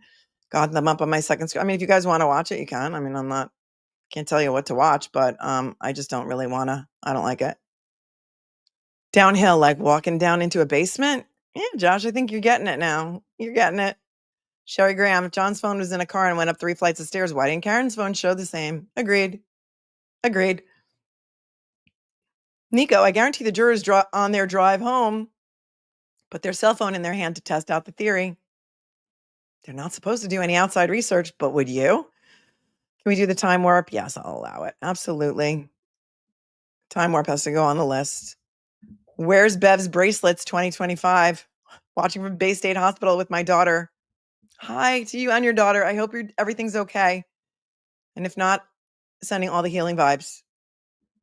Madeline Wags, do you think Hank's trying to confuse the jury or keep this guy up there so we run out of time for ARCCA? We're not running out of time for ARCCA because the jury went home and we knew it was happening this afternoon. So don't worry about that. PM, was John's phone ever compared to Karen's phone? Yes, it's out there. I don't know if they're going to be able, if they're going to show it during the trial. They may have an expert that's going to. It wasn't, I don't think it was showed Was it shown during the last trial? I don't believe so. But people on Twitter and Reddit have done it. So check it out. if you want to search for such things. Josh, so we're supposed to believe that the battery temperature only dropped 7 from 50 to 43 degrees laying on the front lawn in a snowstorm between 1:36 and 6:06. Yeah, but it was underneath his body, they say. Kimberly Cummings, you can set a second Face ID once the phone is open. Yes, I put this up before. When my husband died, I knew the passcode but couldn't get into apps. I created a Face ID with my face and was able to get into everything. I'm so sorry about your husband. My deepest sympathies. Josh, so at 12:33, Karen called, leaving a voicemail, and the phone had been in John O'Keefe's pocket for like a minute since it last cleared. Yep. We went over these earlier. Thank you again for gifting. You guys are amazing. Chloe Albert's Revenge is here and says, we know Bev gets excited over this guy. If she wanted to hear him talk, she can go and watch Melanie's streams. We do not have to go through this again. Nixon says, I'm behind, but the stuff about monotonic clocks and Unix epoch does make sense. A lot of the other stuff he says doesn't, but don't hang a hat on that. Thank you, Nixon. Dorothy says, I think Alessi's going to ask, is it possible John O'Keefe's phone fell out of his pocket? I think it did. Hence why Jen McCabe was looking for it. Right, and kept calling and calling and calling and then deleted all those calls. Susie McDermott, Texas, says the threes have it. The clock is 3 minutes off, plus 3.3 liters, missing blood, 3 culprits. Case closed. Officer John O'Keefe was not hit by a car. Thank you for loving me from Texas. I love you more. Robin Roberts was wondering why the Commonwealth used this time drifter guy and remembered an article that said most Americans find British accents more credible. That's interesting. That is interesting. Or maybe they just couldn't find a U.S. expert that was willing to back up their nonsensical theory. And PB2 says, I have to yell. Ryan Nagel already testified Karen Reed was alone in her car at the same time Officer John O'Keefe was climbing hills. Thank you, Aunt BB. You can yell anytime. I'll allow it. Mark Lee 24 just skipped his direct because it's trash. Well, thank you for your super chat. ShamWow, don't even need microphones with Mr. Alessi. No, he knows how to find it. He knows where it is. Dee says, I fear that because this is so boring and before Jen McCabe, the significance of this is just over jurors' heads, so nuanced. Not yet. I think that Alessi's going to clear it all up in a language they can understand. And we saw him start to do that, right? Lorato is here from South Africa and says the jury won't be able to measure 36 steps. Sly of the Commonwealth. Well, they already went on The View, right? Oh, thanks, Patty. I love you too. I'm more of Alessi, Cindy, Lauper, time after time for the playlist, timeline after timeline. Well done. Helena Frost, I love Bob Whiffen, looks a little sweaty, correct? I thought so. Dennis, thanks for your 20 from Canada. Share, let's get to 22,000 live viewers. Go, Mel, go. Thank you, Dennis. Oops. Chloe Albert's Revenge says, Mr. Whiffen, we don't appreciate your testimony and your Jarvis impression sucks. If you know, you know. Auntie Bev's Fustercluck, aka not that Auntie Bev. If I was a juror, I'd be so lost with this guy. Thanks for your 10. Kurt Smith says Bev is so annoyed by Alessi because he comes correct. Yeah. Josh, from the end of the driveway, it's only around 70 feet to the door. Yep. Oh, it's been measured, like from the area where his body was allegedly found to the front door is like around 70 feet, 70, 75, 80. But we don't really know where his body was found because nobody ever took measurements or photographs of his body or made an outline or put a little evidence marker. They have these little yellow evidence markers that are like a little tent, plastic tent, and has a number on them. And we know they have them because we saw them used in the Dr. Turk trial that was tried in the same exact courtroom. That murder of Katie McLean was in 2020, involving a lot of the same investigators. We know they have them. They just didn't use them. The McRoberts timeline says the juror probably had on an Apple Watch. Nick Cave, red right hand. I haven't checked the list. Nick Cave, red right hand. I don't know what you're trying to say, Sonia. Sorry. Court reporter supporter says a juror was called to sidebar from live tweets. Thank you. And then we found out that the juror is still on. Beva's Aunt Lydia, says Vanessa. Hank Brennan's faux outrage. Anyone else think Brennan and or Bev will try and drag out the arc of voir dire just to inconvenience the defense? Yes. Yes. Oh, yes. Oh, yes. Kate Willis, I thanked you already. Paisley Chicken, how many jurors with an iPhone are going to test the steps when driving in Apple Health? Yep. Athena, did you notice Hank waving at the jury? No, did he? Ugh. Karen reads not guilty verdict. Formally, darling, do we know if Bev picked the foreperson of the jury once again? No, she doesn't do it until the end. Doesn't happen until the end. Apparently, that's how they do it in Massachusetts. The judge picks the foreperson. In New York, it's always whoever is in seat number 1 is the foreperson. Andy M says, gifted 5 memberships. Thank you. How dare you? Yes, please play it. All right, we're going to play it because I need to go refill my drink and you guys maybe need to get some snacks. So I for your watching glory.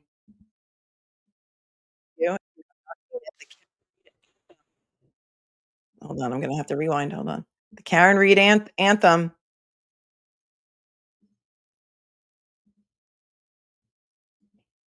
As interpreted by Derek Carney. The artist is Flossie McGo-Getta. It's called How Dare You? And it's catchy. It may stay in your head all day. Don't blame me. Blame Derek Carney. Ooh, sorry about this, Frozen Frame. But check out the AI used in this music video and tell me, how much more important is it that we see metadata of the videos in this case because of how real this AI looks? You're going to love it. Take a listen. If it gets stuck in your head, blame Derek.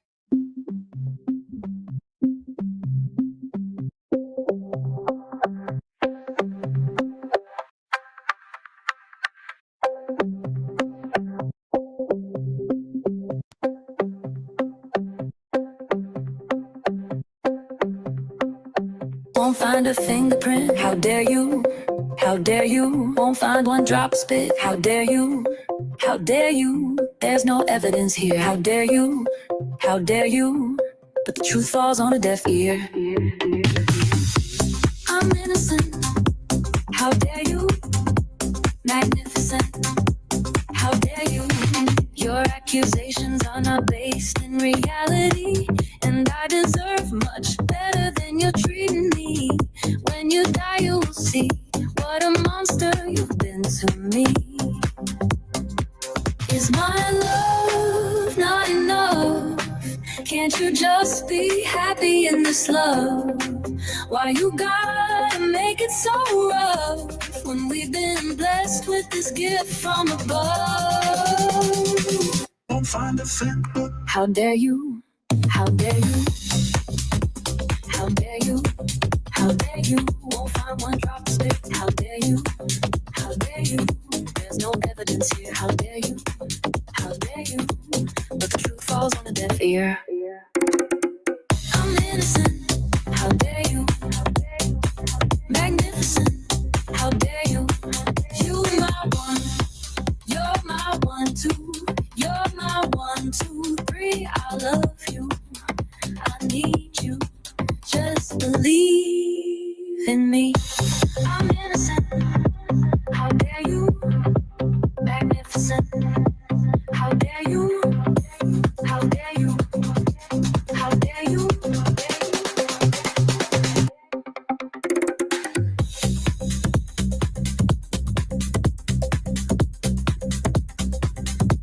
How dare you? Is my love not enough?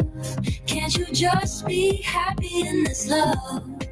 Why you gotta make it so rough when we've been blessed with this gift from above? Won't find a fingerprint. How dare you? How dare you? How dare you? How dare you? Won't find one drop of spit. How dare you? How dare you? There's no evidence here. How dare you? How dare you? But the truth falls on a deaf ear. I'm innocent. I'm innocent. How dare you? Magnificent. How dare you? Stop this judgment. How dare you? I'm heaven sent. How dare you? You're my 1. You're my 1, 2.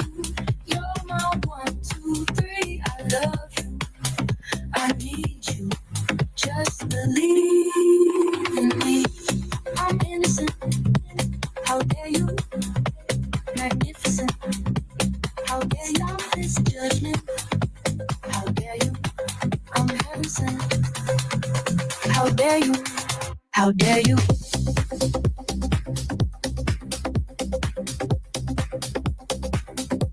How dare you? How dare you?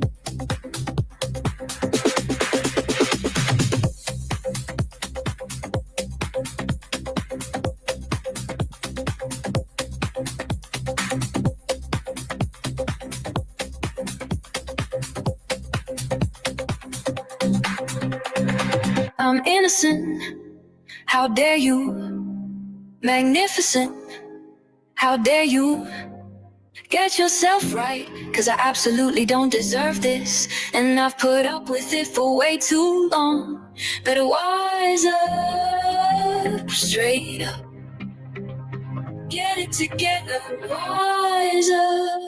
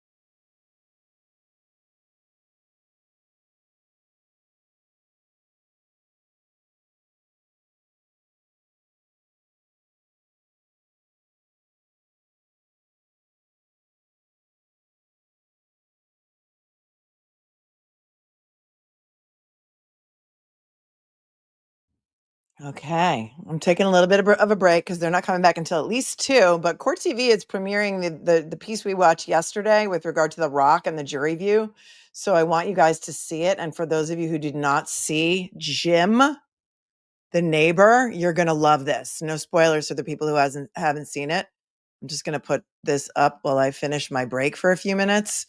So this is real. It's worth watching. And we had to watch it on Court TV's website when we watched it. Was it last night only that we watched this? This is from Friday when they went on the jury view. So watch this. This is about The Rock. This is the lore behind The Rock. And you're gonna see Jim, the neighbor who's lived on Fairview for 40 years.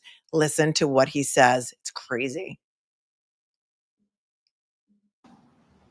And what we saw, we got up close and personal with what prosecutors are calling the murder weapon in all of this, Karen Reed's SUV, which was at 34 Fairview today. But I mean, this was a huge production today. It started off with the judge talking to the jury. We're going on a field trip. And then each side, the prosecutors and then the defense team, they got to say a little speech of what they wanted each of the jurors to look for and notice during the jury view. And then the bailiffs were sworn in. That was quite noteworthy. And they have these long poles that signify that the court's in session, even when they're on the road, almost like when children are on a field trip. So then they load up the bus in the back of the courthouse today, and it's a police escort that takes them to Fairview Road and 34 Fairview. It's probably a dozen police officers. There you see the judge in street clothes. Defense attorney Little and Yannetti were there. The prosecutor, Hank Brennan, was there. Again, they shut down the road. The media was kept far away, about 100 feet back. And then we got a close-up Half the length of the buffer zone, by the way. Grace Wong and I noticed that in front of the house, which a lot of people are talking about online, is this rock that says Albert. And I've never seen it before. I've been to that house several times. I've been there doing stand-ups and also reporting on the case. I know you have too. And I have never seen a rock that says Albert right in front of the house. So that was noteworthy and a little bit strange. But another difference from last year's jury view to this year, last year they parked Karen Reed's SUV a little bit further down on the house, closer to the garage, the driveway. This year, it was right next to where they're saying was the point of impact, or at least they did in the first trial, and it was right next to that flagpole. We got a close-up look after the jury left. Take a look at this. Moments ago, the jury just exited the bus and they did a jury view here at 34 Fairview. This is the former Albert home. This is the flagpole that we hear about in court. And this is Karen Reed's SUV. All right, so part of the jury view involves seeing the SUV, which is the alleged murder weapon in all of this. Jurors were instructed to pay close attention to the bumper, to the light, and to the top of the car. They also took note of the flagpole right over here on 34 Fairview and the front of the house in relationship to the upstairs windows. So again, when the jury was there, I was about 100 feet away. I was trying to observe the best I could. I have 20/20. And I could see that the jurors really didn't leave the back of the SUV. Almost not at all. They were really focused on what's alleged as the murder weapon. Another thing of note, remember during all the pretrial hearings leading up to the trial, and we're in week one, there was a lot of arguments and trying to figure out how to get the defendant, Karen Reed, there, because obviously she wasn't going to be on the bus with everybody else. Well, at the end of the day, she chose for a second year in a row for the retrial not to be at the jury view. So, of course, when she left court today, we were all asking her that one question, why she didn't show up. Take a listen. Karen, what do you hope they noticed about the jury view? Why not go on the view? I don't ever want to go back to 34 Fairview. What do you think about You've the never text been back messages since that they read out loud? 2022? Do you really care about I have. So again, a big change from a couple days ago when she was going to attend. Yesterday, she told me that she wasn't planning on it. And today, she made that decision. She held back along with Alan Jackson here at the courthouse before testimony resumed. But of course, we know that it was a half day. But that was a big decision on the defense part today. I'm looking at that rock. When I was there, I don't remember that rock either.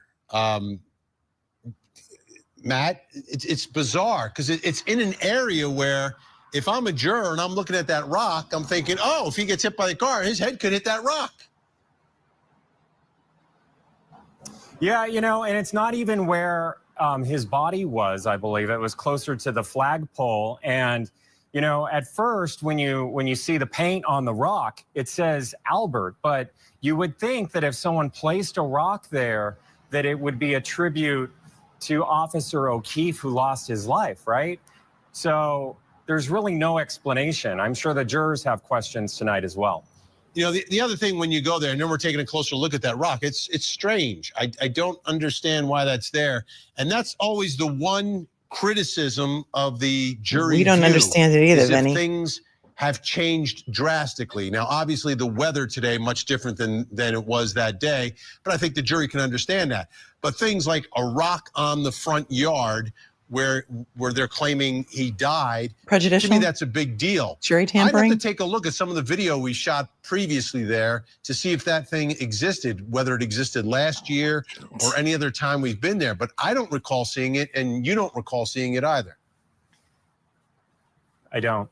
Yeah, I don't. And I know that it's something that we would have talked about, we would have noticed. We were walking on the street, not on that property, when we were here last year. I don't remember seeing it. And then today we were allowed to walk on the property. That was another big difference with all of this. And we were standing right where the jurors were. So at least one of the 18 had to have seen it. Okay, now while you're there, Matt Johnson being Matt Johnson, you're going to talk to as many people as possible. Listen to and this, you actually listen had an up. opportunity to speak to one of the neighbors? Jim. Yeah, because this was a huge production, right? They stopped traffic. There was probably about a dozen troopers that were protecting the jury and blocking off the roadway in either direction. None of the neighbors could drive down the street, get to their driveway, get to their house. So they come out of their cars. Other people are walking their dogs, and they stop where we are, which is where all the media is. And then I start talking to this gentleman. He's by the name of Jim, and he starts telling me that he's lived there for 40 years. If you haven't seen and it. he remembered that night of the snowstorm. And I started asking him questions about the neighborhood and his thoughts on the case. Take a listen. It's bad news. She's definitely innocent. There's no question about it. When you look at his arm, a car couldn't do that to an arm. No way. All you got to do is look at his right arm. There's no way a vehicle would do that to an arm. Explain to me how it could happen. That's what we're saying, Jim. Even the plow driver said he came by at 2:30 and saw nothing. People leaving the party saw nothing. 1, 2 o'clock in the morning, they saw nothing. How can you not see a body lying near the flagpole? Is there any animals in the area? Any big animals? Listen to Have this. you ever had any problems with pets being lost? Friends of ours were bitten by Chloe. Friends of ours were bitten by Chloe. Jim's lived on Fairview for 40 years. And in fact, they're on the witness list. I don't know if they're going to be called, but they are on the witness list. We know about them. And I mean, the guy sells We know his house. about them. Who's he puts talking in a about? We know whole about new them, the basement Alberts. We floor. know about them. We know about them. Do you think Jim is happy that the Alberts moved out? We know about them. He said, listen. About them. And in fact, they're on the witness list. I don't know if they're going to be called, but they are on the witness list. We know about them. And I mean, the guy sells his house. He puts in a whole new basement floor. Suddenly, his cell phone is gone. Suddenly, Higgins' cell phone is gone. Yep. Come on. That's all innocent? That's all No innocent. way. We love Jim. Jim Malver, living on Fairview Road for more than 40 years. Super nice guy. Only one lens in his glasses because he just had surgery, in case you're wondering. But I mean, he was the one that brought up Chloe. I didn't. I was trying to find out, hey, there's that other theory of maybe some other animal scratched John O'Keefe's arm when he lay lying on 34 Fairview. Like he a brought coyote. Chloe. I didn't. Yeah, you're wondering, is it one of those neighborhoods where you might have coyotes or whatever. That's fascinating. And Look at Matt getting the scoop of the century from Jim. Is he the only one that got Jim's interview? Did anybody see it on any other network? Well done, Matt Johnson. Well done. by the way, have you? I don't know if I can remember a trial where you just meet random people in the street and they know the facts of the case backwards and forwards. It's unreal. Okay.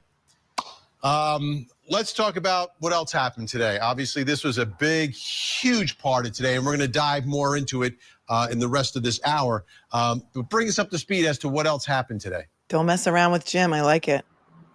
Okay, so there was two witnesses. One talked about how they calculated the blood alcohol level, but it really didn't resonate with the jury. They looked really confused because they didn't translate as to how drunk she allegedly was at the blood draw or when they got that.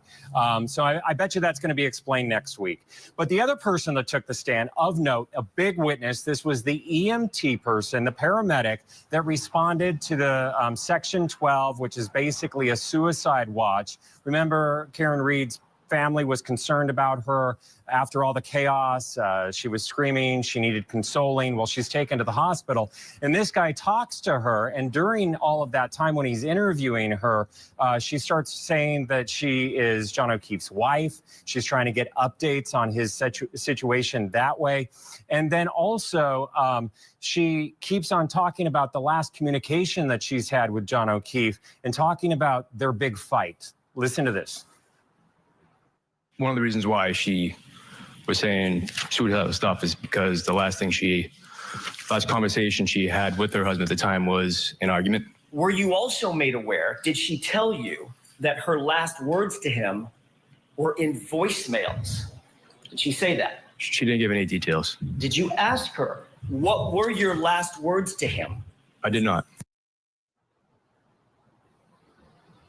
Now, Vinny, again, you've been in the courtroom, very tiny, and the members of the media, I had a ticket this week, are right behind the O'Keefe family. They face the jury. Gotta get a ticket. I'm looking straight on to the jury members, and they are really paying attention to this guy, and they're taking a lot of notes during that statement that he made right ticket there. in town. One just has to say, you know, that was a powerful way to end week one. That's exactly what the jury is thinking about as they head into the weekend. Yeah, I mean, it was a... Brennan made his own witness cry, okay? He made his own witness cry. We watched it. Boston 10 has their feedback, and they started a second stream for the afternoon, so we'll try that again. Hopefully they can get their sound as good as the other show that we were just watching, or the other network. Fan is still up. It gives me nausea, so let's move to here.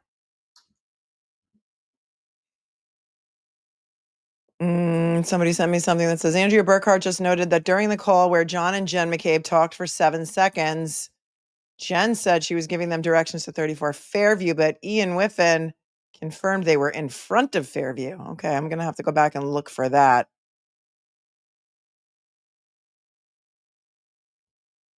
Because I'm sure that if we give them too much help, they're going to change their testimony. They're back. We're back. You are unmuted.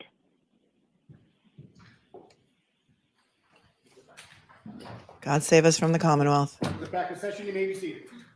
Why, Margaret? For the record, before the court is Commonwealth versus Karen Reed, 22 CR 117. The parties are Margaret. present. The jury is not present. All right, thank you.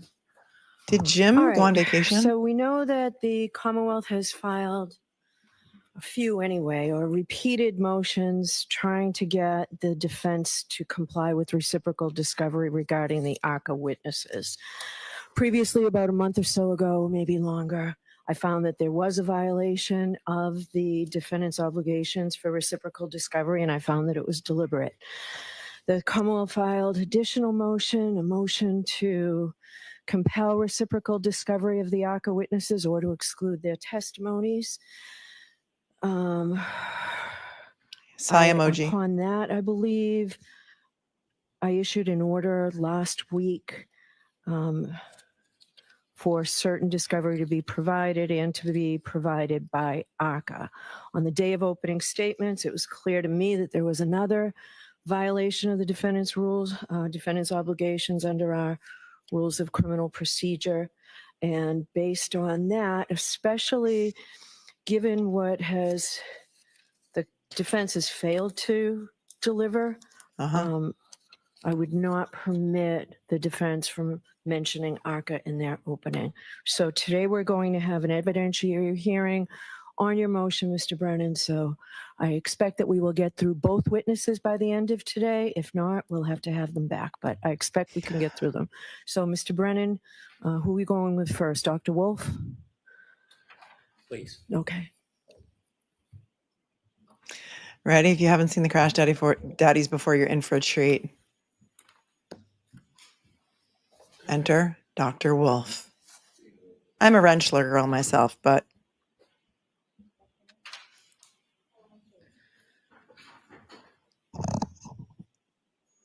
somebody's going to make an amazing video of this tonight with some really amazing music. And the judge looking at him in slow motion, and it's going to be... Swear that the testimony you shall give to the court in the matter now in hearing shall be the truth, the whole truth, and nothing but the truth, so help you God. Yes. Thank you. She's trying to keep it in check. All right, go right ahead, Mr. Thank you. Good afternoon, Doctor. Good afternoon. Did you become aware there was an order from this court to produce records? Yes. Did you receive a copy of that order? Yes. Who did you receive a copy of that So order? we need Dr. Wolfe to identify himself. Please identify yourself for the record. Who's afraid of the big bad Daniel wolf? Wolfe, The last big name bad spelled wolf. W-O-L-F-E. Who did you receive that order from? I believe it was in an email forwarded from Miss Little. Did you read Not it? me. Yes. Did you understand that there was a request for certain communications? Yes. Did you understand that you were supposed to turn those records over to the Superior Court? Yes. Did you turn records over to the Superior Court? I provided a copy of that production notice to Miss Little. Did you provide the records to the Superior Court? I didn't directly email that to the court, no. Did you indirectly email it to the court? It was my understanding that it would be passed along to the court. So you did not, pursuant to the order, provide the records to the Superior Court, did you? Not directly to the court, no. When you read the order, you understood what the order was requiring you to provide. He's not a lawyer. Correct. It was requiring you to provide all text messages. Yes. Did you provide all text messages? I don't have any in my possession. Did you look for any text messages that are not in your possession about this case? Yes. Okay. Did you find any? No, sir. What did you do to look? So I went through the phone that I presently have, and as I informed Miss Little last year, I was under T-Mobile was my carrier. Subsequent to that, I then switched to Verizon in, I believe it was November. So I made an effort to contact T-Mobile as well as get access to my T-Mobile account hub. Unfortunately, I was unable to get access to it or get any records prior to, or at least from my T-Mobile carrier. Then I went through my Verizon records that I have from 2025. That was, I could only go back 3 months, and I provided those records. How about emails? You didn't change email carriers, did you? No, sir. Did you provide all your emails from when you first were contacted by the defense? Yes, sir. And you provided every one of those emails to who? It would have been in the file that I put together for the production. How many emails did you find between you and the defense? I'd have to look at the order, but it was probably 6 to. Are you talking about present day or just from last year? Anytime. It was probably around a dozen or so. Who did you correspond with by email on the defense? Again, can you specify a time frame? At any time. Who did you correspond with by email on the defense? It would have been Mr. Jackson. Miss Little might have been on one of those emails. There might have been a couple other members. I don't remember off the top of my head. Well, how about Miss Reed? I don't believe she was on any of those emails. You've never emailed or been on a correspondence with her by email? No, sir. And how about Mr. Yannetti? He may have been on one of the emails. I don't know as I sit here today. You communicated by phone with the defense, didn't you? Yes. And that began as far back as March 2024? After our report was issued, yes, in March. Back in March of 2024, you spoke on the phone to Mr. Jackson? Yes, sir. A number of times?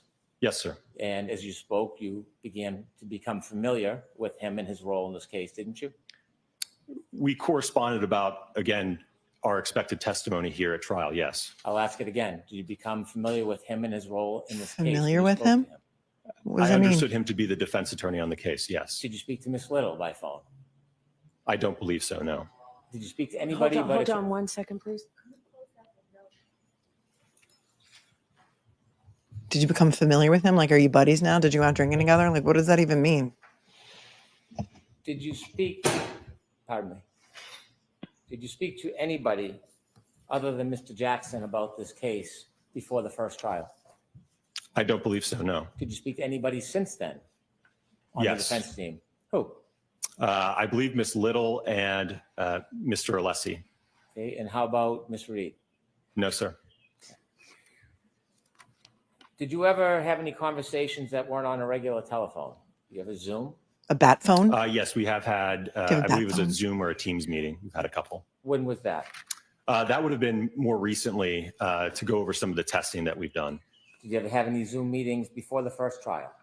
No, sir. Did you ever have any group conferences before the first trial?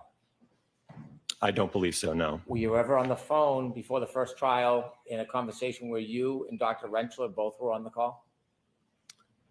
There may have been an instance of that. I just don't recall. Well, think back. Think back. I don't recall. At Dr. some Wolf's point, dimples are cute. You were contacted by Mr. Jackson and you decided or you learned that you may be part of this case as far as a witness? Yes, sir. When you learned you were part of this case, did you have contact with Mr. Jackson before you testified at the Voir Dire? Did I have communications with him? Yes. Yes.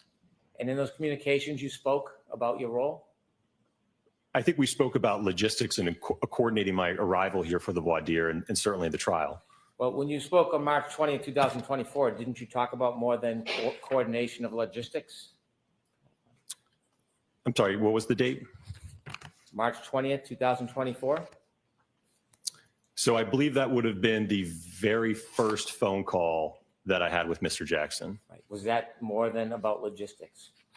Well, I think we were trying to figure out what should we do. I will note that this was a very abnormal situation for me, being involved in a federal investigation and then ultimately being called as a witness. Well, I'm trying to answer your question. But you're not.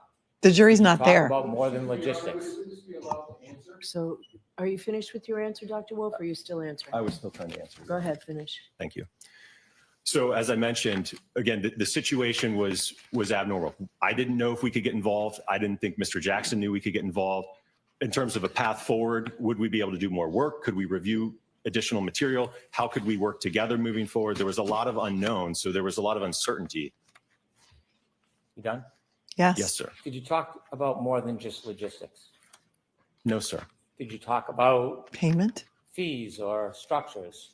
I described to him our typical procedure when we intake a criminal defense case, right? There's typically a contract and retainer associated with that. So I described our normal procedure that takes place, yes. So you talked about fees and scheduling and costs, what you charge. I did talk about, yes, the contract and the retention letter. When you talked about that contract, there was a discussion, wasn't there, about them hiring you, paying you, or retaining you? Potentially, again, I prescribed our standard procedure. Why was it you were talking about fees and schedules if you didn't think that you were potentially going to get hired? Again, I prescribed our normal operating procedure. I had no idea how. It said, the closed caption said, if you didn't think you were going to get pregnant. Look. If you didn't think you were pregnant, that's not what he said. If you didn't think you were going to get hired, they've already done the work. They've done the reconstruction. Nobody knows because this never happens. And we covered this at length last night. Nobody knows what they're supposed to be doing because they're retained by the federal government. This never happens in any other case. It's a pregnant pause.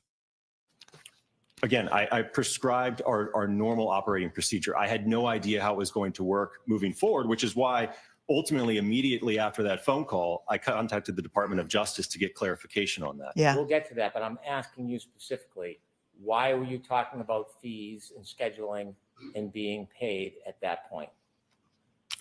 Objection, Your Honor. I'm going to allow it. Part of Again, because logistics. Mr. Jackson was interested, I believe, in calling us to testify at trial. So I explained to us the normal process.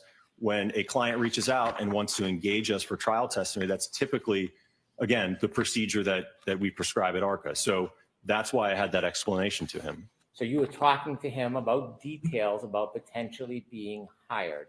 Isn't that fair to say? Yeah, that's collusion. I don't know about being Apparently. hired. I think, again, him utilizing us in the trial as expert witnesses. Well, Because what's the difference between him utilizing you and paying you for that utilization and him actually hiring you? What's the difference in your mind? Well, I think there is a difference because ultimately, after I got clarification from the Department of Justice, they indicated that they could not, the defense that is, sign any type of contract. There could not be any type of agreement or retainer. I'm not asking what you determined later. I'm talking about the conversation you had on March 20th, 2022, when you were speaking to Attorney Jackson. That's what I'm talking about, okay? Understand? I don't know that I understand your question then. Okay. When you had a conversation on March 20th, 2022 with Attorney Jackson, you discussed potentially being hired, paid, compensated by Attorney Jackson. Here's how it would work defense if this you were case, to hire didn't us. you? We did, like I said, I did explain to him our typical operating procedure when a client reaches out for trial testimony. I went over that with him, yes. I'm not talking about a client. I'm talking about this client. Did you talk about them potentially hiring or retaining you for work in this case? That's the question I'm asking you on March 20th, 2022, not the 22nd, not the 24th. March 20th, 2024. You're not smarter than Did you speak to Attorney Jackson about them potentially retaining or hiring you for this case? I spoke to him like I speak to any other client that would be interested in calling us as a witness. Okay. And so after you spoke to them, you spoke to representatives of the United States Attorney's Office, and you wrote an email back saying that you were going to put the conversation on hold. Is that fair to say? Correct, until I got clarification from them. And at some point it was on hold, right? At some point it resumed. Yes. When was that? At some point, it was on unhold. Unhold has entered the chat. That would have been towards, I believe, the end of April. The end of April. How was this relationship resumed? What was the contact, the conversation between you and anybody on the defense that resumed that relationship? I think that I reached out to Mr. Jackson. Like I said, I think it looks like about a month had passed. And I had let him know that I had spoken to the DOJ and got clarification on moving forward. So in April of 2024, you reached out to the defense and said that you had permission or a green light to move forward in the relationship with the defense in this case. I had clarification from the Department of Justice, yes. And that clarification allowed you then to work with the defense on this case. Not work with, we could be called on the defense's behalf to testify. Big difference. And for that matter, the Commonwealth could have also contacted us and utilized us at trial as well, if they should, please. So when did you become an advocate for the defense? Interesting. If they should please, when did you become an advocate for the defense? Go F yourself, Brennan. He's not going to risk his reputation and his very high dollar contracts with the US government, the NHL, and many, many other high dollar clients to become an advocate for the defense. I hope he says around the time when I realized that John O'Keefe is not hit by a car and there's no way in hell that he got hit by a car and a car did not hit him. And therefore you are wrongfully persecuting this woman. Listen to this. Hear it again. Not work with. They could call us to testify, but so could the Commonwealth. I love him. I'm loving every minute of this. We could be called on the defense's behalf to testify. And for that matter, the Commonwealth could have also contacted us and utilized us at trial as well, if they should, please. So when did you become an advocate for the defense? Interesting. Do you feel like you're an advocate for the defense? No, sir. You sure about that? Sir, I'm on the science and the analysis that I've done. That's the side that I'm on. You sure are. Because after that 424 call, letting them know that the United States Attorney's Office gave permission for you to be called as a witness, you called them again that day, didn't you? You sure They are. called you on the main line. We may have exchanged a couple calls that day, yes. Well, you did exchange a couple calls that day because we have at least some records. And when you called later that day, after telling them that you had permission, they could use you as witnesses, what did you talk about? Do you have the records that I could take a look at just so I could see Yes. what you're referring to? Pull it, Do you Gemma remember Cade. having calls after you called Attorney Jackson and said you had the green light from the U.S. Attorney's Office? Do you remember having further calls that day? I think we had a couple brief conversations, yes. Okay. When you think about it, do you remember them, or are you just saying you think but you don't know? I don't remember. I remember that there was one conversation, I believe in early May, that I had with Mr. Jackson, in which we engaged in a conversation where I gave him more information about my background, who ARCCA was as a whole. I think we even got to talk a little bit about my family, my 4 kids and things of that nature, but it was a call about background and qualifications. We're still back in April. You're moving ahead to May when you first started billing. I want to talk about back When you first started Do you billing. remember having conversations on April 24th with Mr. Jackson. Do you remember that? I'm going to allow that. I remember that there were conversations, yes, specifically what they were too. I remember, I think they were brief, but I don't remember the specifics of them, no. Well, in the brief conversation, what do you briefly remember about that brief conversation, Doctor? Well, as I mentioned, I think I had finally received clarification from the DOJ, so I think I was letting him know that I had received that clarification. Well, sir, you said that was the first call. There were more than one call. There was then 2 calls to the main line. What did you discuss with him Across the during main those? line. Well, Mainlining has entered the chat. And Dr. Wolf just keeps smiling through it all. He just can't stop smiling. You're not going to break him. You're not going to break him, Brennan. You can keep on going on with your bad self, but it ain't happening. Who's afraid of the big bad wolf? I think Brennan is. He sure is. to be honest with you, the call to the ARCCA main line, I don't even know if I spoke with him. That's just to the main line, not to me directly. So he could have spoken to a receptionist who then tried to get a hold of me, right? So I don't know if that specific call to the main line was to me or someone else at ARCCA. Well, this is a new relationship, right? You were working on a contract with the federal government. New You've relationship. only spoken to Mr. Jackson, according to you. Was it Facebook twice. official? You don't remember the early conversations with them and what they were about? I'm sorry, are we talking about now at the end of April Yeah, still? I'm still talking at April. April 24, 2024. Yeah, as I just discussed with you, from what I recall, it was relaying to him the clarification that I got from the Department of Justice. Right, but that doesn't take more than one call, does it? I don't know. He may have been in court. There might have been some phone tag. I don't know, sir. Well, there was a 9-minute call on He's April got 24th. nothing. And then there's 2 calls to the ARCCA main Ooh, line, 9 3 minutes and 2 minutes. Do you remember any of those calls? 9-minute call. Again, when you say 3 minutes and 2 minutes, that makes it sound like, in all likelihood, he contacted the ARCCA main line, got a hold of a receptionist or my project manager, and couldn't get a hold of me. Are you just making that up, or that's what happened? Are you just making that up? Sir, that is my best guess. I don't recall from a year ago. We're not asking you to guess. I'm asking for your testimony. No, you asked him if he just made it That's up. what I recall, sir. Do you recall him calling a secretary on the main line? That's what you recall?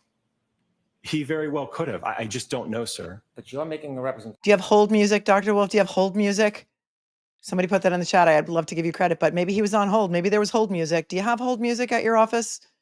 Hope Alessi asks him that. This guy's a snake, a weasel of the high. This is why people hate lawyers. This is why people hate lawyers, because of him, because of Hank Brennan. I said it. That you recall him using a secretary in the main line. I'm asking what you actually did and actually said. Do you remember speaking to Mr. Jackson, Mr. Jackson or anybody on the defense team after that initial call back on April 24, 2024? Do you remember those 2 phone calls? Objection, Your Honor. So let's get an answer. He's asked and answered I 400 don't times. remember those phone calls specifically, no, sir. Next Do you question. remember the phone call on April 30th, 2024? Do you remember that one? I don't remember that call, sir. How many calls do you think he's had in the past year? Do you remember the call on May 1st, 2024? I don't have the records in front of me, but was that a longer call by any chance? Give me the 40 records. minutes long. Okay. Yep. 40 So then, minutes. yes, as I just described earlier, that would have been the call in which I went over with Mr. Jackson a little bit more about ARCCA, my background, my education, qualification, the kind of casework that I do, things of that nature. And did you discuss issues regarding this case? No, sir. So during the 40 minutes you spoke, you never discussed any of your findings that had already been made. No, sir. You had never discussed any of your testing in this case during that 40-minute conversation? No, sir. And it was all laid out in the report that was issued in February. right. I understand the report. I'm asking you, did you have any conversations about it with the defense? No, sir. So in that 40-minute conversation, you talked about your family, your pastimes, ARCCA, but never ever pastimes. talked about this case. Objection, Your Honor. I'm going to allow it. Of course he is. Correct. Let him badger the witness. You billed for that time, didn't you? I believe that I kept track of that time, yes. Okay. When you kept track of the time, did you submit that time and ultimately get money for that time? Again, I routinely keep track of my time when I'm working on a project. So yes, that time was kept track. That's not what I'm asking you. Ultimately, that time that you kept track of, did you then submit it and get paid and compensated for that time? That's what I'm asking you.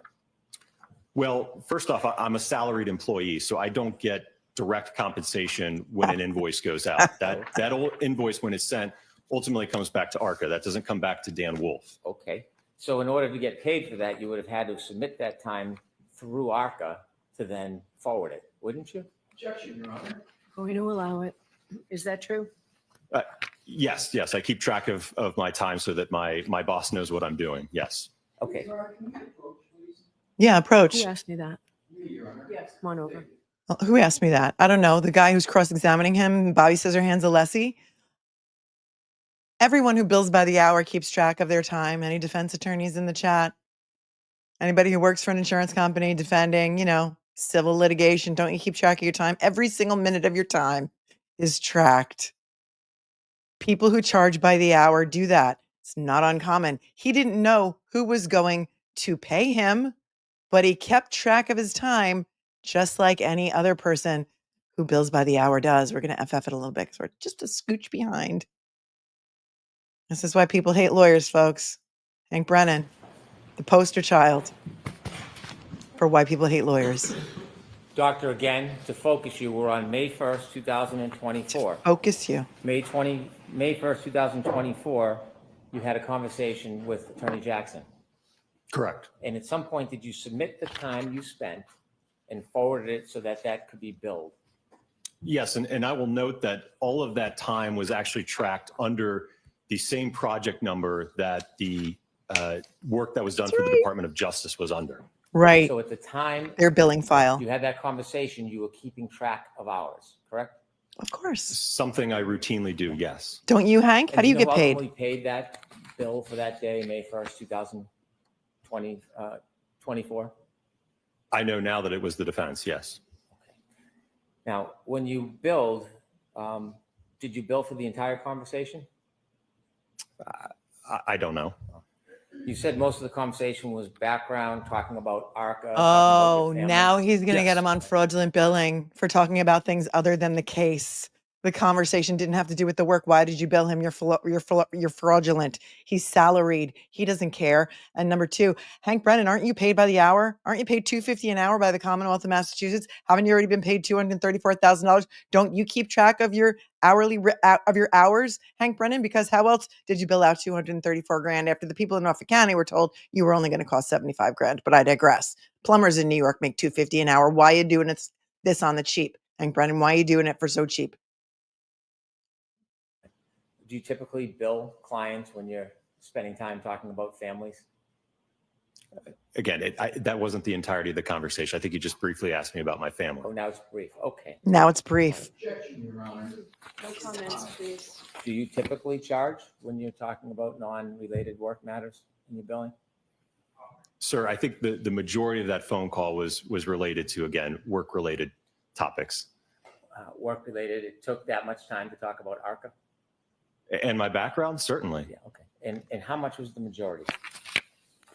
Sir, I don't know that I can parse it out in individual segments or minutes for you. The pleasantries. How long And did the so after pleasantries that take? May 1st conversation, did you communicate with the defense before June 9, 2024? I don't believe so. I think from what I recall, next up was, I think, the voir dire. I think Alan contacted me letting me know that the court wanted to do a voir dire of myself and Dr. RENTSCHLER. Bring up the harassment of your family. Yes, sir. Okay, so you became friendly. I guess first name basis, is that what you're referring No, to? I'm saying, did you become friendly? No, What does that I mean? wouldn't say that we were friends. I didn't ask if you're friends. I said, did you become friendly? You know who's a friendly? I talked to him like I talk to all Michael of the Lank. attorneys that I work with, sir. Michael Who would you call Proctor. me if you were going to address me? Probably Mr. Brennan. So, do you remember the next time you spoke to Alan? As I mentioned, it probably would have been sometime in early or mid-June. Going into June, you were keeping track of all your communications with Attorney Jackson or anybody from the defense, weren't you? I don't know if you mean, what do you mean by keeping track? Well, do you have a folder where you make notes when you have communications with an attorney and discuss issues? No, sir. You don't make notes? Not for brief phone calls, no. For your billing, do you save phone records or text messages so you have some No. collateral evidence about the billing? No, not when it's things about, again, logistics and traveling and scheduling. No, sir. And by the way, when you put together your phone records and text messages that you sent to the court in response to the court order, did you have actual records? What do you mean in terms of actual records? Well, I see like a summary chart that was developed. Who developed that summary chart? So that was, again, as I mentioned earlier, I was unfortunately unable to pull anything from T-Mobile. I just could not get access. Then what I did is I logged into my personal Verizon phone records, and I was able to go back for 3 months. I couldn't get back to December, and then I downloaded the spreadsheets and I extracted those rows and provided that. Did you provide the actual records or just the spreadsheet? Well, I provided the spreadsheet, which was pulled from the records. I would have had to redact a lot of phone numbers if I was to put in the full extraction, if you will. So you didn't provide the full extraction? I provided the full extraction as it relates to all of the contact between myself and Mr. Jackson and Miss Little. Did you ever delete texts? From last year? Yes. Yes. After you had text messages with the defense, did you delete those texts? Yeah, after the trial concluded, I mean, that's something I routinely do. I'm not going to keep texts from Mr. Jackson, especially now that we're past a year. I would have no reason to keep those, sir. I'm not asking for the excuse. I'm asking if you did it. Did you delete texts? Again, it's something that I typically do. I communicate with attorneys all the time, whether it's for trial or inspections. I don't have a habit of keeping a text chain about scheduling or meeting or, hey, can we meet at this time or show up here? I just don't have a habit of keeping that type Keep of text. smiling. So he's not my friend, sir. So you Keep didn't delete smiling. texts? I think I just told you that, yes, I did delete the text. Oh, you didn't tell me, but you just did now. Thank you. So next question, no He's such a comments. How many texts did you delete in communications with the defense? I don't know the number, sir. You don't know the number? You don't know the I number? don't have the text. So you're asking me over a year ago almost about text messages. I don't recall how many there were. All right. Was it 10, 100, 1,000? How many? were there? 1000? Of There's ones that 1000. I sent? No, not just what you sent. Either way, back and forth. Probably, I don't know, maybe around 100 or so. 100 texts deleted. And when did you delete those over 100 texts After between the you and the case was defense? over. As I mentioned, I think the last text that I remember was Mr. Jackson texting me, just thanking me for my time coming up here after the trial. Again, that was at the end of June. And then I didn't hear from him. And at some point, I don't know specifically when, it would have been last year, but I deleted those texts. There was no reason for me to keep those, sir. Do you remember about when you made the affirmative intentional effort to delete around 100 text messages between you and the defense? It would have been sometime after the trial, probably before I got my new phone in November, but it would have been probably in the month or two after the trial. sir. Where were you when you were deleting these texts? Were you at your office? at Where home? were you when you were Remember deleting these texts? Sitting down. You're joking. Look at his and face, Wolf's deciding face. intentionally you were going to delete over 100 texts. So trying so hard When not did to that laugh. decision happen? I have no idea, sir. You can't remember deleting over 100 texts where you Sir, were? I just said I delete text routinely. You're asking me to specifically give you a location and a time when I deleted those. I don't recall that. You said it was after the trial. Yes. And out of the 100 texts or so, who were you texting on the defense team? I believe it would have just been Mr. Jackson on that. Did you ever communicate by any other means, like signal or an application? During the time of the trial? Anytime. Yes, sir. With the defense? Yes. Is it The typical Signal for app? a biomechanical engineer to use an application like Signal to talk to an attorney on a case? Sure. You know the benefit of Signal, don't you? It's encrypted from end to end. I mean, it's a messaging platform, Well, yes. it's an encrypted app, isn't it? What was that? Encrypted? I don't know, sir. It Thank you, keeps Ginger no Freckles. record Thank you. of the communication when you use an application like Signal, does it? I don't know, sir. Well, you used it. Did you have it on your phone that you were using it with other people? No, I don't believe so. So the only time that you use Signal in your career is when you were dealing with this defense team? Yes, it was earlier this year. Mr. Jackson had communicated with me, indicating that it was his preferred method of communication. So yes, we did exchange some messages on Signal. But this was at no point in time during the first trial. Using the Signal app, was that your suggestion? No, again, I think it was Mr. Jackson that said it was Oh, his he thinks preferred he's got method. something now. Is He's like that twirling standard his in your industry to use Signal when you're talking to clients? I don't know that there's a standard out there, sir. I'm asking about your standard. Is it your standard to use an encrypted app when you're talking to attorneys? If the client has that preference, I don't have a problem with it, sir. How many times have you done it other than this defense team? Again, as I just mentioned, it was the first time. How many conversations do you think you had with the defense Thinks he's got team something here. by Signal? Again, it would have been just Mr. Jackson. And like I said, it was really, I think, just in the month of March of this year, but it was brief. I know that I think we exchanged a couple phone calls, and I remember the call quality was terrible. So we really didn't use it that much. Okay, you're saying a lot of things. You're saying you think. I want to know your best memory. I don't want you to think. If you don't know, you don't know. How many times did you use Signal with the defense to talk about this case? Going to allow it. From what I recall, it was probably a handful of times. When you say if what you recall, are you purposely being vague in case there's records, or do you not remember? I don't remember, sir. As you mentioned, it doesn't keep a log of it, so I just don't recall. Well, you cannot. Are you purposely being vague? Oh, you mean like every single witness of yours, Mr. Brennan? Have to rely on a log. You can rely on your actual memory. Right. I'm telling you that I didn't keep track of it, so I don't know the specific number. How many times do you think you talked by Signal? As I just mentioned, I think it was a handful of times. I don't know what a handful means. Of course you I don't don't. know what that Probably means. probably 4 to 5. Well, was it 4 or was it 5? It was Objection. probably 4 to 5. It's the best estimate I can give you. How long were the conversations on Signal? The 4 to 5 times. I think they were pretty brief. I'd say probably around 5 minutes or so. You think each one was 5 minutes? Probably 5 minutes, Were yes. you putting it on a timer? Each one had to be a maximum of 5 minutes? No, I'm just giving you my best estimate, sir. How certain are you that the Signal calls were 4 to 5 minutes? Again, I just told you I'm providing my best estimate. You can make phone calls on Signal? Are you? The times were between 4 and 5 minutes. That's the best answer I can give you, sir. I'm giving you my best estimate. I'm asking you how confident you are. Objection, Your Honor. Can you answer that? How confident are you, Dr. Wolf? I can't answer that anymore. Okay. When Next you were question. required by court order to provide all of the records to Your Honor, you knew that one of the important things you need to respond to were communications between you and the defense for Her Honor to consider, right? Yes, And Signal is a communication, isn't it? certainly. You looked at all your records and you knew it listed the text messages and the phone calls. You knew that, right? Yes, You knew that was going to be a representation that you were making to the court about your communications with the defense. You understood that, didn't you? yes, sir. And you wouldn't want to mislead the court, would you? No, which is why I told you. I asked. You didn't put anywhere in your response to the court order that there were communications beyond text messages and phone calls.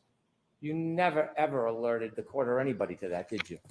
Again, because I have no record of it. I That's- have no way of being able to tell when those took place or how many there were. Did you bill for The it? question I asked you is when you responded to the court order to provide all communications, and you responded by offering text messages and you responded by listing phone calls, you knew that your Signal calls were communications, didn't you? I provide everything that I had in my possession, sir. That's not what I'm asking you. You knew the Signal calls were communications, didn't you? Yes, Okay. And you never informed in your response that there were phone calls through Signal as part of your communications, did you?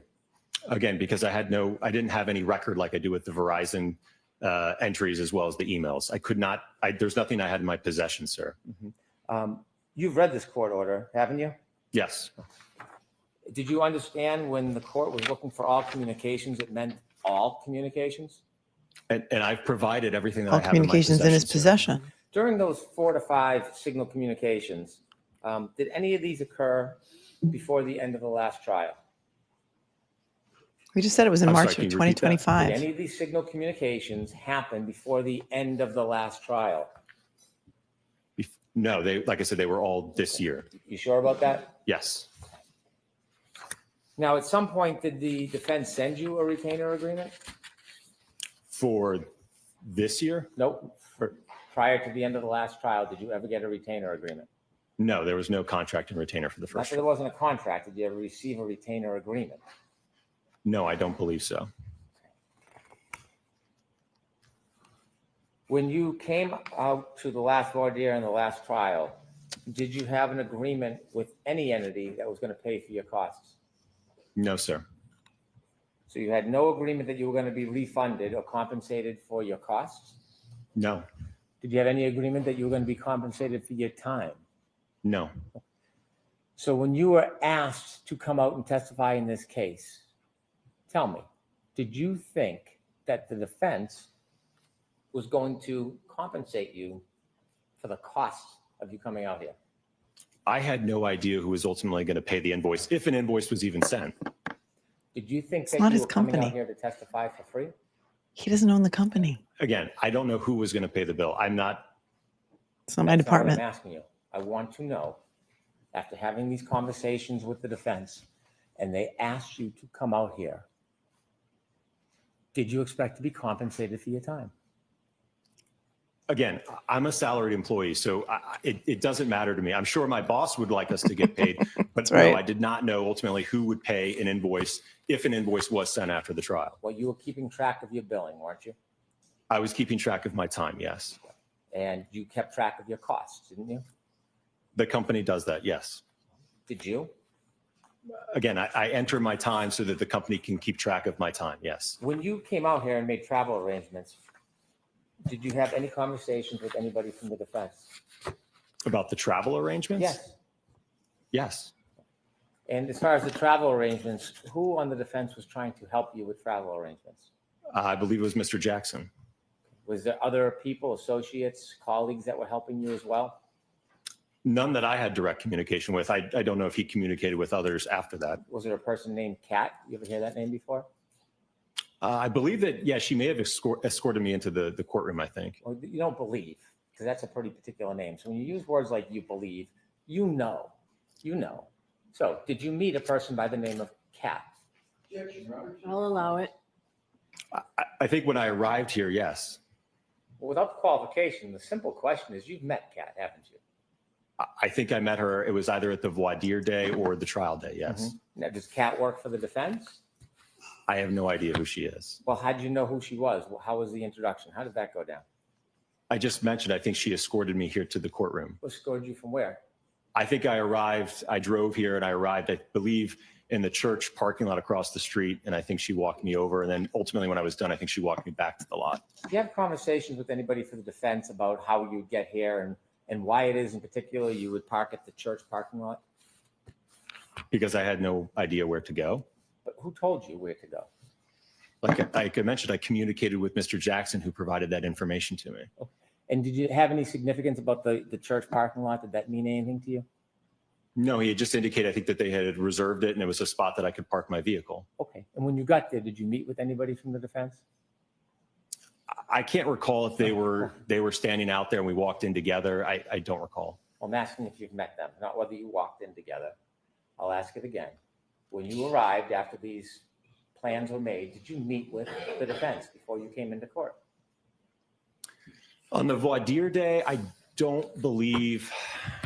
can't recall if the defense was out there. I think on the day of trial, I think I met Mr. Jackson and maybe a couple of other members of the defense team. Well, when you say you think, this was a pretty remarkable event coming to this trial, wasn't it? Pretty remarkable event. He testifies Pretty all remarkable the event, time. this trial, wasn't it? It's unique, yes. Yeah, it's unique. And so when you came here, having had all these conversations with Attorney Jackson, you don't remember if you met him before you came in for voir dire or came in for trial? You don't remember if you met him? Well, like I said, I think for the voir dire, I think he was already, I believe, in the courthouse. So I think the first time I actually shook his hand and met him was the day of the trial, if I'm not mistaken. Okay. And tell me, is that near the church parking lot that you met with them? I'm sorry, what was your question? Was it near the church parking lot where you met with them? Yes. Okay. You shook his hand. Whitey There was a Bulger was his meeting client. Face-to-face, Yes. right? Yes? Yes. Did you have a conversation about the case? I don't believe so, no. When you say you don't believe so, do you think you had a conversation? He's laughing. about This the is case? this is embarrassing. At that point in time, no. I For was Hank. getting ready to take the stand, so I don't think we had a conversation about it. You were speaking to It's unflappable. the defense or Attorney Jackson on June 10th, 2024. That was before your voir dire testimony, correct? I believe so, yes. And do you remember what those conversations were about? I presume it was about the logistics of when we were needed. And then I know that ultimately I served as kind of the primary point of contact where I think Alan would reach out to me. He would give me some information about the scheduling and kind of when we would be needed. Then I would check in with Dr. RENTSCHLER, and then I would get back to Mr. Jackson. So there was kind of that channel of communication to try to figure out when we were to arrive and where we're supposed to go. You're not saying that all your conversations with Alan were just logistics, were you? I believe for the most part, yes. So it took hundreds of texts, 100 texts for logistics? Absolutely. I could certainly go into the day before my trial testimony, which was a very extensive travel day where I don't even think I left the Philadelphia airport. We're going to get there. We're going to get there, but there's a lot more. We're going to get there before we by get tomorrow. to that. Okay. Do you remember on June 10th having conversations with Attorney Jackson? I do remember that there was conversations, Okay. yes. Now, June 10th is 8 days before your testimony. Did you ever talk about an outline of your testimony or what your testimony would be? No, sir. You ultimately have more conversations on June 16th. Do you remember those conversations on June 16th? Not specifically, no. You don't remember them specifically? Do you remember whether or not you talked about the case with Attorney Jackson on June 16th? We did not talk about the case, no. Did you ever email with Attorney Jackson around that time? In June 10th? Before your voir dire? I don't believe so, no. So everything from your mind was just logistics at that point? Yes, sir. Okay. And then you came in for June 17th?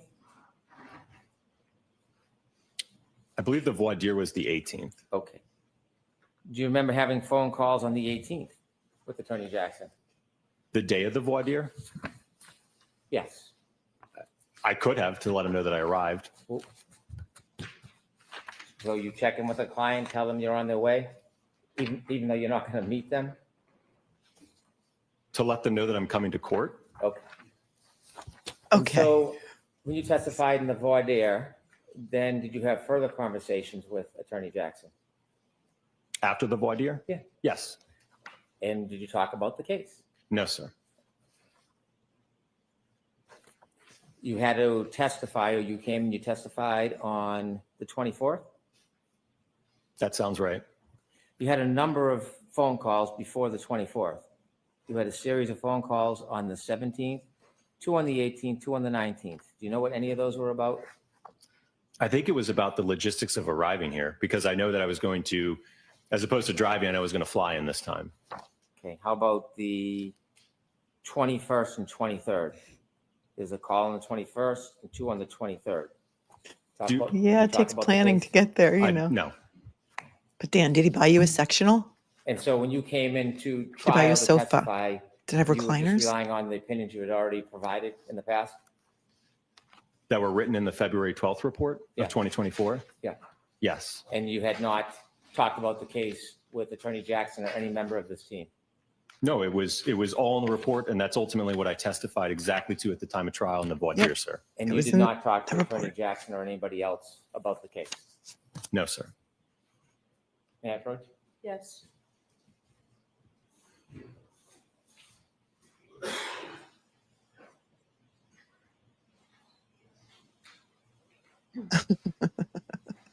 Yeah. Does AJ pay you $1,500 a month via Cash App? Showing you an email. Do you recognize that? Yes, From you to who? to Mr. Jackson. I just want to say that if he was going to give him a sectional, it better be from Ethan Allen. It better not be from Wayfair because that stuff just falls apart. If you know, you know. Ethan Allen or bust. WOLFE Direct. That's before you testified on trials 24. It's at 6 p.m. the night before I testified. Yes. So it's before you testified. Yes. Look at it the way he's got his hands behind his back and he's Yes. looking at the judge. That is the attachment to the email. You recognize reading that? Yes. Do you recognize discussing the case before you testified on June 24, 2024? I never discussed this with him. This is something that I sent to him, that I did on my own, and that I sent to him. But he never asked this of me, and we never discussed it. A list of questions. Sent him what you thought would be the best questions and answers for him to ask you when you testified. So this is something I routinely do when I work with attorneys, okay? I prepare this on my own to prep myself and prepare for trial. I'm a Rentschler girl. There's an email with a document I'd like to attach as an exhibit. Okay. If you don't know what he's talking about, Exhibit 1. Dr. WOLFE sent Alan Jackson a list of questions the day before his testimony. And if you think Alan Jackson was sitting home waiting for a list of questions from Dr. WOLFE, you'd be wrong. He said he routinely does that all the time in every trial. I'd like to know if he even asked him any of those questions, which he probably didn't.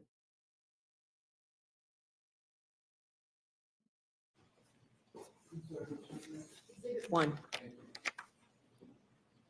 I think it was on a Sunday night, actually, because they testified, I think, on the you Monday. Assisted the Hold on. defense before your testimony. Hold on.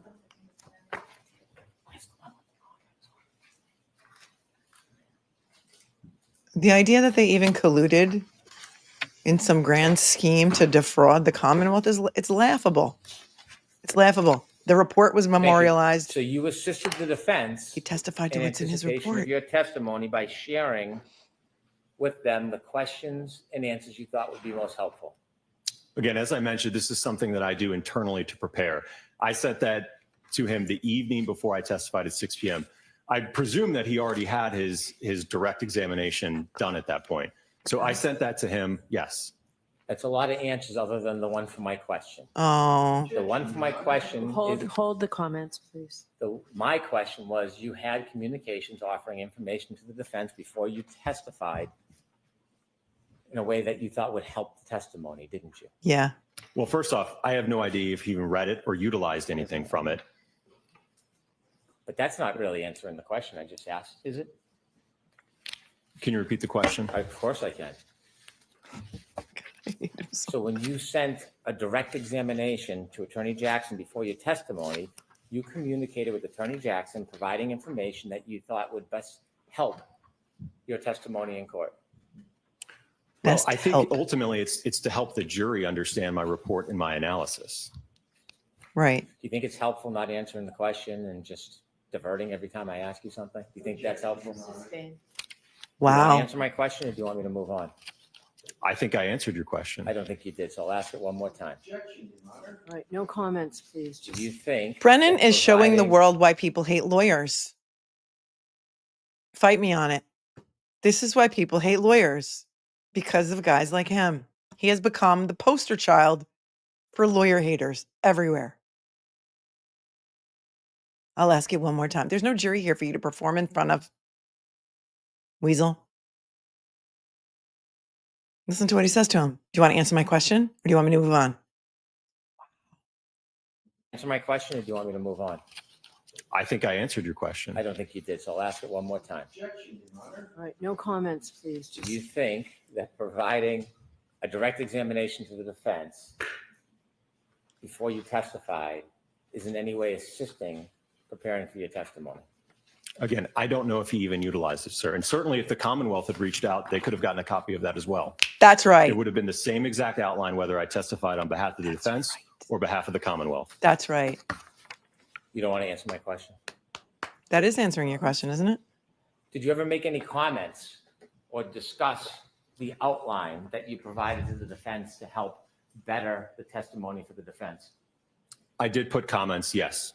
When I just showed you that document and you said you just sent it because this is a standard thing, why didn't you just tell us that you made comments that would assist the defense? Why didn't you share that when I just asked the question? I'm sorry, what? I don't understand your You question. don't understand my question. I asked you about the outline, the direct Nobody does. examination you provided to the defense, and you gave me a response that this is something typical, but it's just an outline. You wouldn't answer whether it would help the defense or not, but the reality is you were assisting the defense, isn't it? No, he would have assisted I'm going to allow that. whoever hired You him were making suggestions to help the defense. to help the weren't jury. Sir, it wasn't to help the defense. It wasn't to help anyone but the jury understand things. As I just mentioned, that outline, if it was asked if I had sent one to the Commonwealth, you would have gotten the exact same copy. You didn't send one to the Commonwealth. The Commonwealth never reached out to us, sir. So what you said in this is there was a question about, so not being able to inspect the vehicle is something that is not uncommon in your line of work, and you wrote back, absolutely not, correct? Correct. And you made a comment to assist the jury, according to you, only to assist the jury. Not sure if you want to put this somewhere in the direct examination. I have a feeling they are going to argue I didn't personally inspect the vehicles. I had enough information from the material I reviewed, so it wasn't necessary. Need to show jury it doesn't matter in this case. Were those your comments to the defense before your testimony? Absolutely. And it would have been the same argument probably from the defense if you had called me a witness about not being able to inspect the vehicle. I wanted the jury to have an understand that for the analysis I undertook, it did not matter that I did not physically inspect the vehicle, sir. So when you're telling us here under oath before this court that you did nothing to assist the defense, you do not think that you making these suggestions on how to better the testimony for the defense, you don't think that's helping the defense? No. Okay. You said The report is not the sure if you report. want to put this somewhere in the The direct results examination. So are you're the making results. suggestions to the defense about what you think could be helpful in the direct examination, correct? Sir, there were never any conversations between me and Mr. Jackson about what questions to ask, what not to ask. Again, I prepared that internally on my behalf and sent that to him. Whether he utilized it or not, I have no idea. Not my question. Not my question. What I'm asking you is when you wrote to the defense and said, not sure if you want to put this somewhere in the direct examination. Yes, slow down. Sorry. Oh, the When you court wrote reporter said that. Slow down. and offered, unsolicited according to you, to the defense, not sure if you want to put this somewhere in the direct examination. Weren't you trying to help, sir? I don't believe so, no, sir. And then when you wrote, I have a feeling they are going to argue, I didn't personally inspect the vehicles. Who's they? Well, it would have been the prosecution in this case. But you're not taking sides, you're totally objective, right? Sir, that is a question that's routinely raised when I testify about whether or not we inspect the vehicle. So I know it would be a potential issue that would be raised by either side. So you were alerting the defense that you thought that this may become an issue, weren't you? It was more or less to make sure the jury had an understanding that because I didn't physically inspect the vehicle, it did not matter for my analysis, sir. I wanted to make sure the jury understood that. Don't hide behind the jury. I'm talking about. Don't your hide behind the communications with jury. defense. I'm asking you specifically about your conversations with the defense. This is all for the media. This is all for the media. This is what they're going to play tonight. I didn't think it could get any worse, but it is getting worse. I'm going to rewind that so you can see him ramp up and start yelling at this witness. Wow, just wow. The jury had an understanding that because I didn't physically inspect the vehicle, it did not matter for my analysis, sir. I wanted to make sure the jury understood that. Don't hide behind the jury. I'm talking about your communications with the defense. I'm asking you specifically about your conversations with the defense. That's two questions. Ask one question. You wrote, I have a feeling they are going to argue I didn't personally inspect the vehicles. That's what you wrote, correct? Objection, Your Honor. The tone in the argumentation. Did you write that? Yes. Right. And when you said they, you're referring to So the opposition, unprofessional. the Commonwealth, correct? Correct. Right. And you offer an explanation or a way to deal with what the Commonwealth may confront you with, don't you? You make a suggestion to help the defense, don't you? Again, it was to help the jury understand that because I did not physically inspect the vehicle, it did not matter for my analysis. That was the point I was trying to make. I had enough information from the material I reviewed, so it wasn't Keep necessary. your cool. Keep your cool, Danny boy. Need to show the jury it doesn't matter in this case. That's what you wrote. Right. Need to show the jury. That's what I was trying to make sure that that point was understood to the jury. In your collaboration with the defense, that's not all you wrote, is it? You gave them discretion about things that you should or shouldn't say in front of that jury who you say you want to hear everything. Didn't you? There were other comments, yes. If you want the jury to hear everything, you wouldn't be relying on the defense to tell you what to say and not say, would you? I don't know if I understand your question. Okay, you'll understand if I read. If you wanted to hire ARCCA, you could have, Mr. Brennan. You had the report. You knew what was in the report. You knew everything. This judge has zero control over her courtroom now. Zero. She's the gatekeeper to hell, and the floodgates are open now because she's going to let Brennan do whatever the hell he wants. You think if Alan Jackson was treating a witness this way, do you think she would have stopped him by now? Do you think she would have said, move on, Mr. Jackson? That's not the way we do things in Massachusetts, Mr. Jackson. But she's allowing him on worldwide television. Brennan can do whatever he wants. If you didn't think the fix was in, folks, maybe now you might be changing your mind.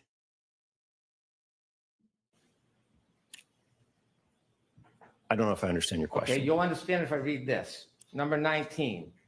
Would it be fair to say that because you do a lot of nighttime visibility work, your cases frequently involve pedestrians? You remember that one? Yes. And then you wrote back, yes, unfortunately, there is a direct correlation between the time of day and pedestrian fatalities. You remember that? Yes. Statistically speaking, most pedestrian fatalities occur during the evening and night hours. You remember that? Yes, sir. So my specialty in the area of lighting and human factors results in a lot of my cases involving pedestrians.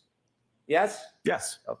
And then do you defer to the defense, not the jury, trying to give the full story to the jury? Do you defer to the defense in exercising discretion on what you will or will not say to the jury back then?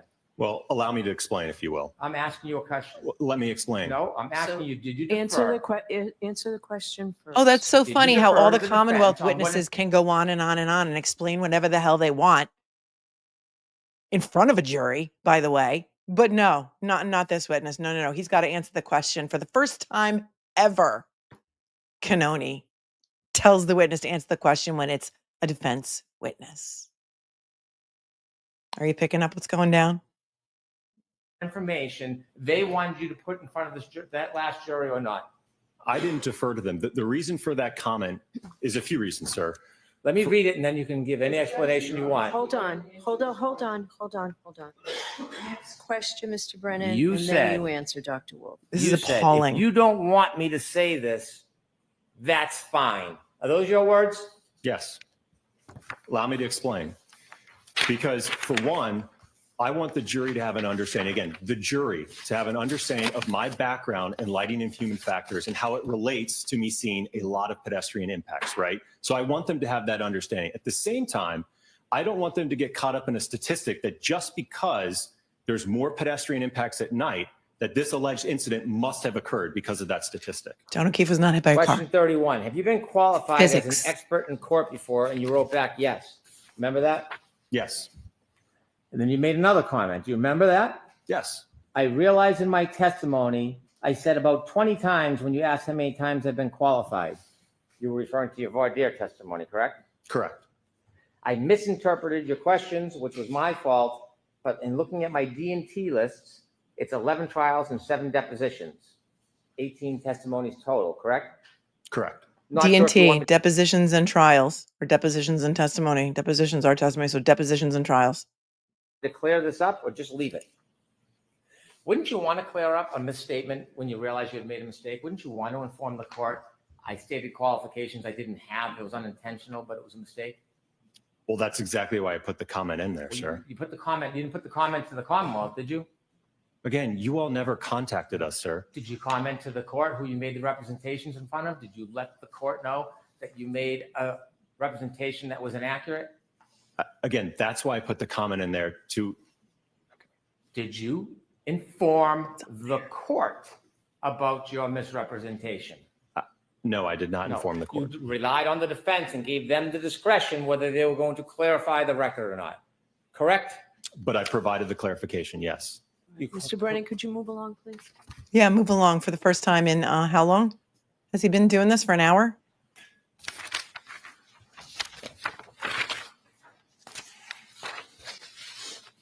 As you sit here today, you don't really know how many communications you had with the defense before your last testimony, do you?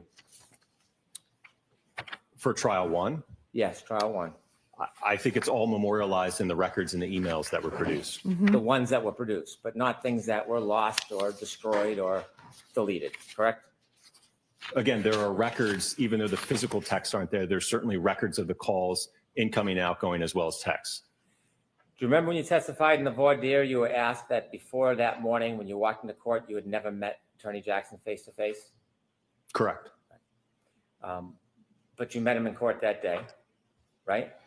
I believe I met him that day, yes. You were asked whether or not you had ever discussed at trial now, after the voir dire, on June 24th, you were asked whether you ever discussed the substance of any of your testimony. Do you remember that? Correct. And so when you shared questions and answers and suggestions They didn't discuss by it. email, He sent him an email. He doesn't even know if he read it. It's not a was the discussion. statement under oath, you and I have never discussed the substance of your testimony. Is that still truthful? Yeah. We never discussed it, sir. Again, I sent it to him on my own behalf. There was And- no discussion that took place between Mr. Jackson about that.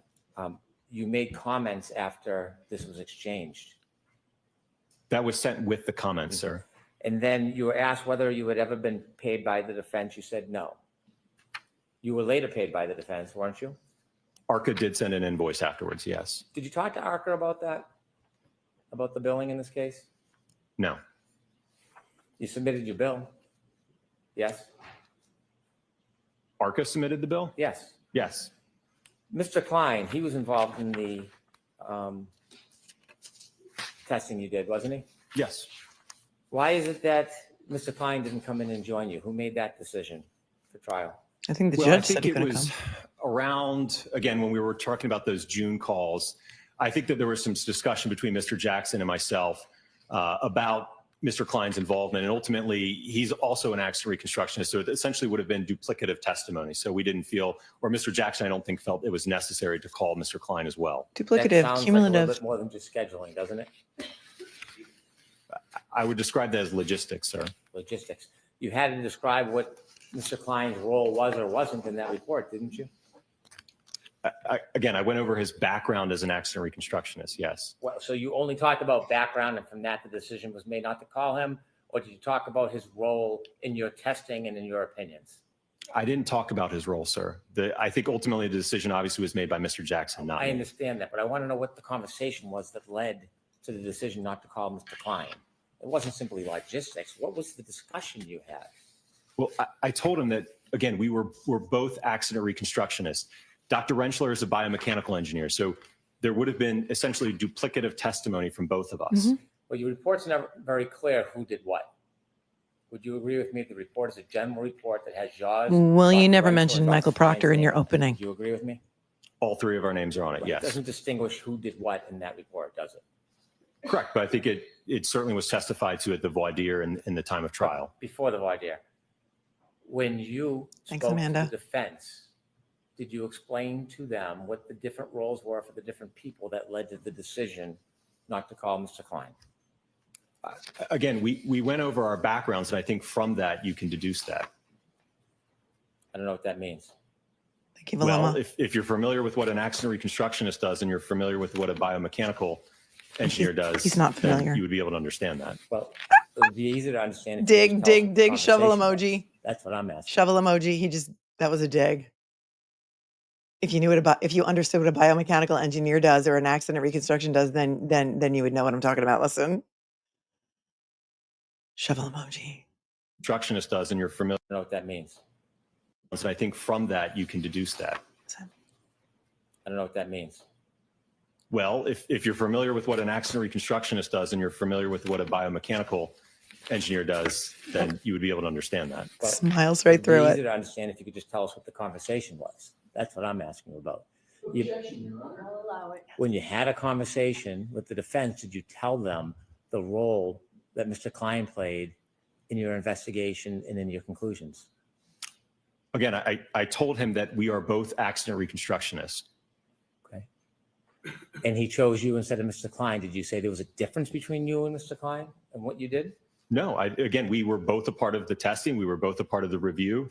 So we had exactly the same role, essentially. Did you tell him that? No, I told him that we were both accident reconstructionists. And you remember that's all you said about it? Yes. During the Voir Dire insufferable. trial, did you get to watch any of the Commonwealth's experts? No, I don't believe so. Did you ever communicate with the defense about any questions and answers that could or should be asked? No, but I will note that during the entirety of the first trial, the Department of Justice was closely watching it, and we had certainly a direct line of communication with them that they were giving us and providing us information about the trial as it was ongoing. The Department of Justice was closely watching the trial. I'm going to play that back. Lisa P says, Brennan acts like the kid who got beat up every week in high school and is still mad about it. Okay, you opened the door, Mr. Brennan. You want to know? Because the judge wants to know Mars. He wants to know what the feds know. So here it is. They were following it closely. Listen. Trial. Did you get to watch any of the Commonwealth's experts? No, I don't believe so. Did you ever communicate with the defense about any questions and answers that could or should be asked? No, but I will note that during the entirety of the first trial, the Department of Justice was closely watching it, and we had certainly a direct line of communication with them that they were giving us and providing us information about the trial as it was ongoing. Did you ever communicate with the defense about questions and answers to ask? No, sir. Did you ever see anybody's testimony at any time during the first trial? I might have seen a few news clips, but I didn't watch any specifically, no. Did you ever watch anybody's testimony? Did you ever watch any of the reconstruction's testimony? No, sir. Did you, after the trial, spend any private time with the defense? Any private no, time? I left town. Okay. You didn't go to lunches or parties or anything like that? They had lunch in the church. No, I went straight to the airport. And sir, is there any other communications that you've had with the defense that you didn't tell us about outside the texts and the phone calls and the signal calls? Or any other communications that you can think of that you had with the defense? No, sir. I've provided everything I have in my possession.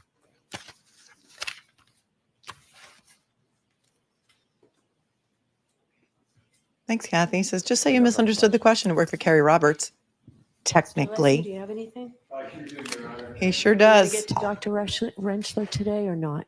Well, you know how much time Mr. Brennan's. I'm just asking you. I hope so, Your Honor. Okay. She's like, are we going to get to Dr. Rentschler today or no? Yes.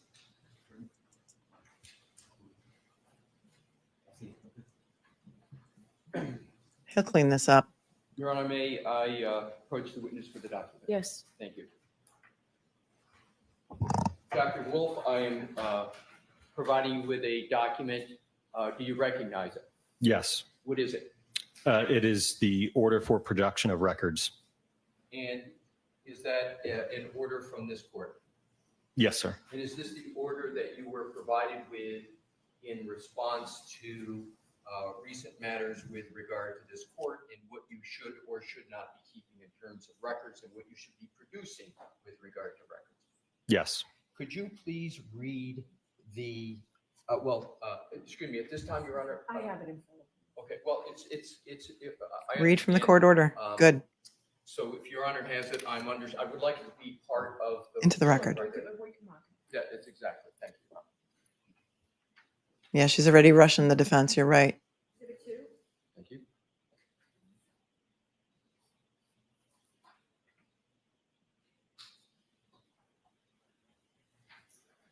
I offered it into evidence, Your Honor. Okay. May I allow the witness to have that, Yes. please? Thank you. Take it. Can't help you. I can't help you on civil.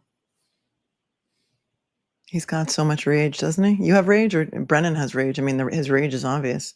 It's palpable.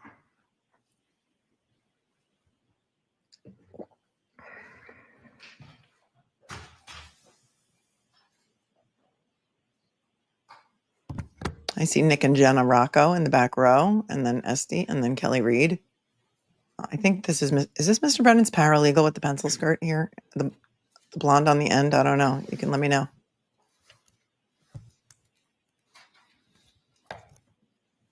Bear with me, Your Honor. We're just a scooch behind.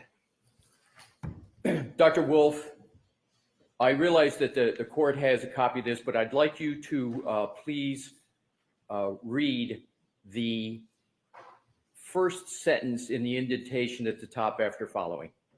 Okay.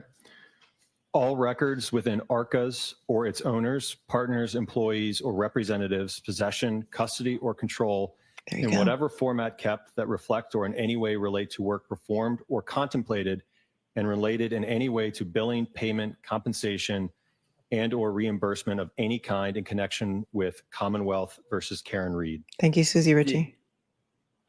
You, and to the best of your knowledge, everyone associated with ARCCA comply completely with this order with regard to the records that are requested in it. Yes, everything I had in my possession and that ARCCA had in our possession, we produced.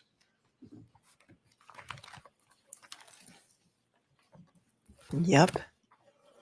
Put that in your pipe and smoke it, Hanky.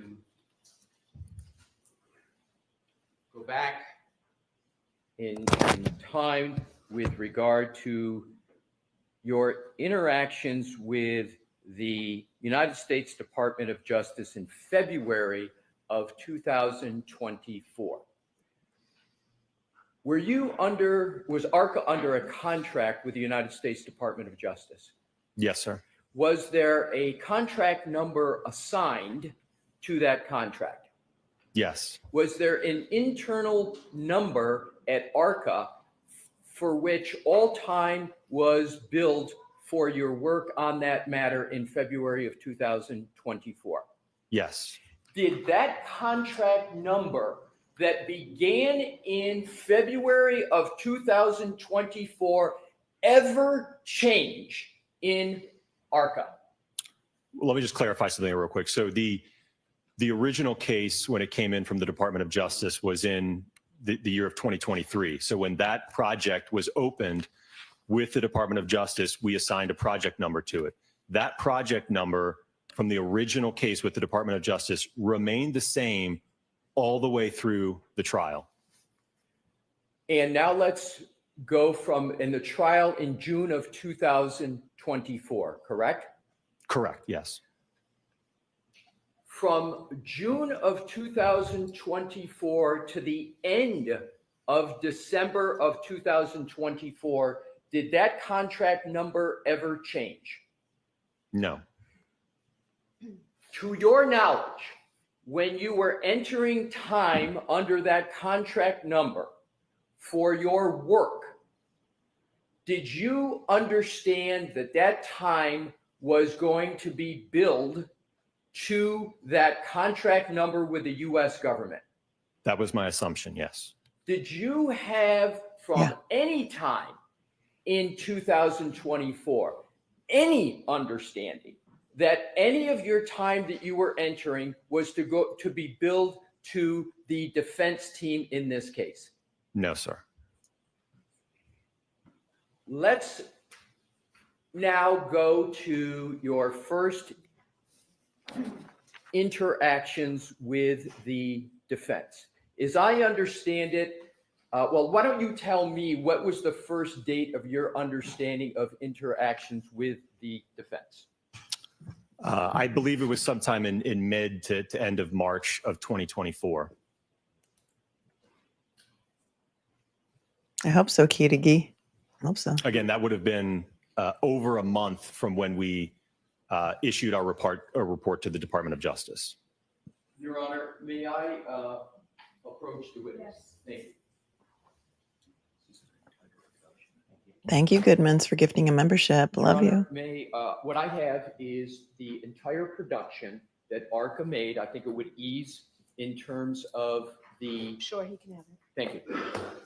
Use that pursuant to the subject of the Honor's permission to answer any of my questions if you need to. Okay.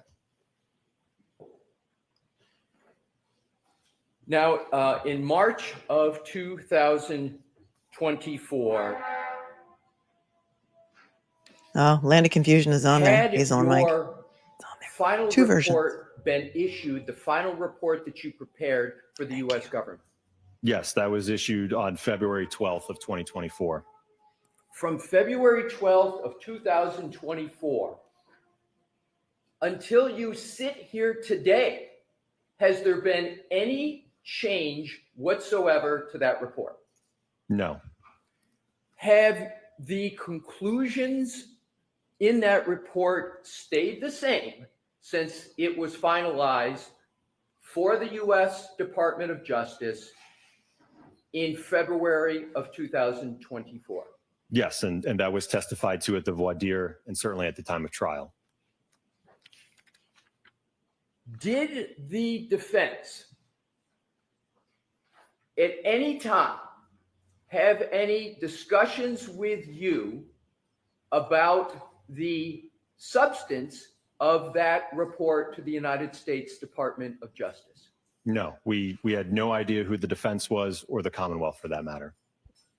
And when you took the stand in the voir dire testimony in the first trial, before you took the stand, did you have any discussions with any member of the defense about the substance of that report? No, sir. There you go. Did you have any discussions with any member of the defense before the voir dire testimony other than discussions about background and qualifications? Other than, again, some logistics about how to get up here, where to go, things of that nature. But beyond that, no. Other than logistics, how to get up here, when you were coming, background qualifications, did you have any discussions with any member of the defense of any kind with regard to the report to the U.S. Department of Justice? No, sir. Did the defense ever try to get you to improve or change any aspect of the report you had issued to the Department of Justice? No. At the time that ARCCA was working for the United States Department of Justice, do you know whether ARCCA could have been retained by any other party for any aspect related to the February 2024 report? I'm not sure I understand your question. In 2024, did the federal government prevent ARCCA from entering into any contract with any other party with regard to your report of February of 2024? Yes. So we were, again, because we were still under contract with the Department of Justice, we could not have any other formal agreements, contracts, retainers, anything of that nature, because we were still under contract with the Department of Justice. Now let's go to the emails that were discussed with you starting with March 20, 2024, and then the subsequent email of March 22nd, 2024.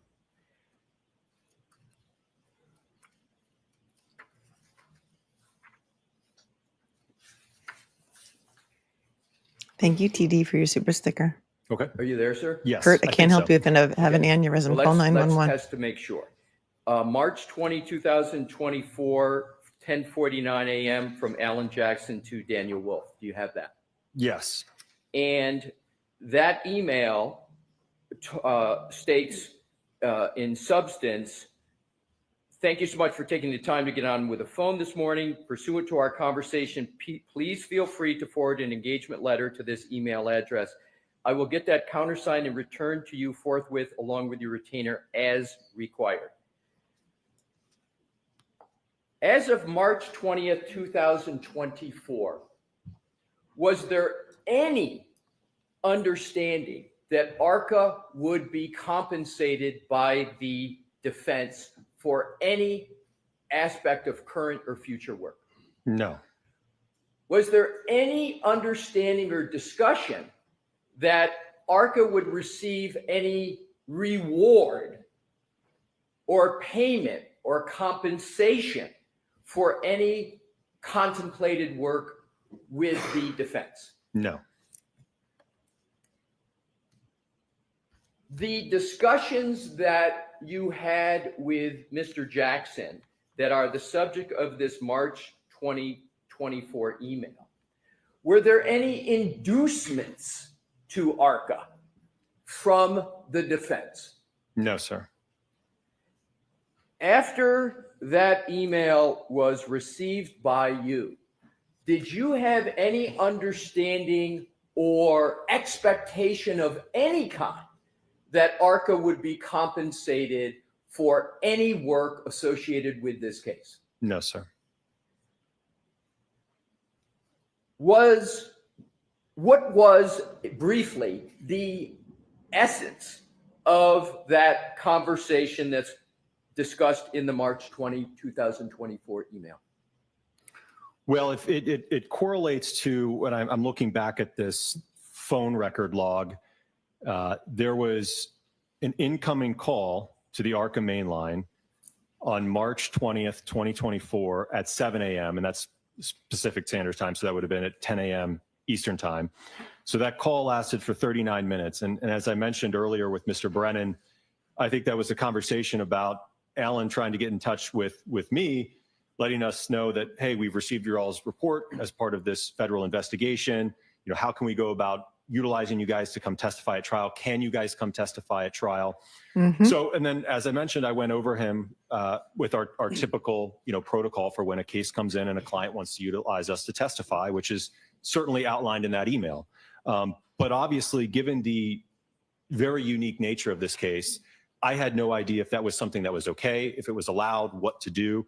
So subsequent to that email, I then reached out to the Department of Justice to get clarification on what the guidelines would be to move forward.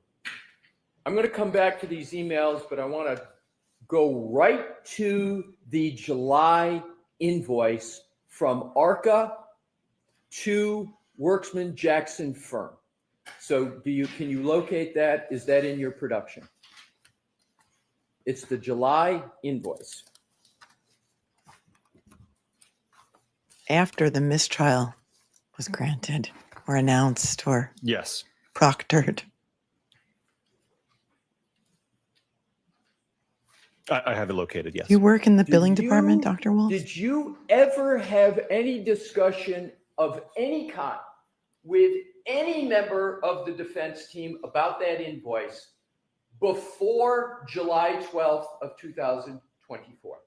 No, sir. And I will note, I am not a part of the invoicing or accounting at ARCCA. Right. When a bill goes out, how much it goes out for, who it goes to, I'm not a part of that at all. For each and every entry on that invoice, did you have any understanding that the defense team, as you're making each of those entries, any understanding that the defense team was going to be paying for any of that work?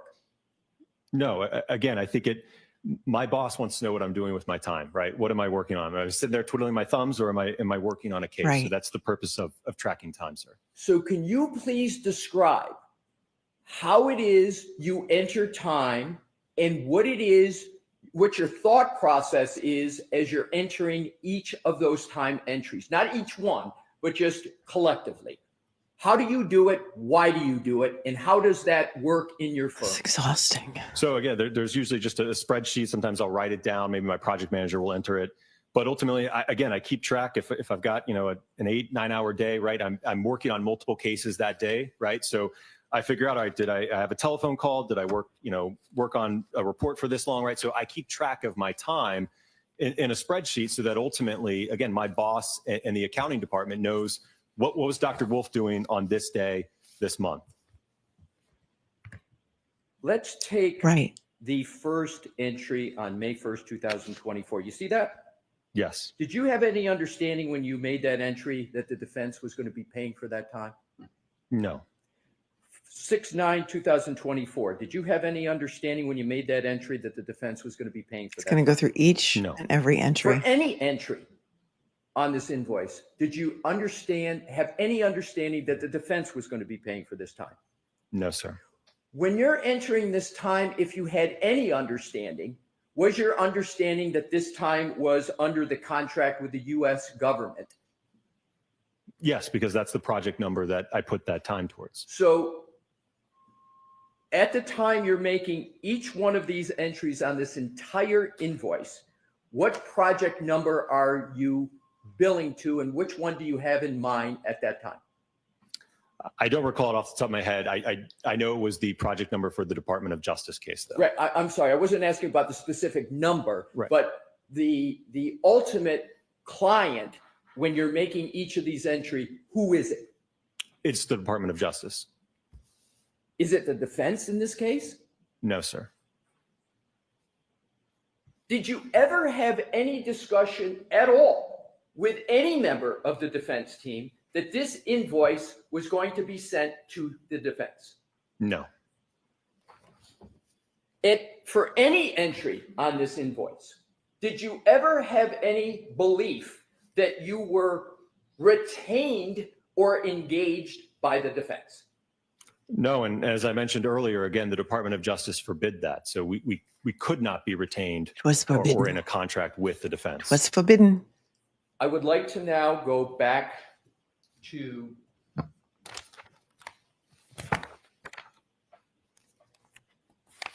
the emails we were talking about. Specifically, we left off with the March 20, 2024. I want to now go to the March 22nd, 2024 email.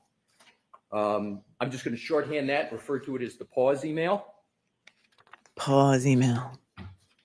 What had happened between March 20th, 2024 and March 22nd, 2024?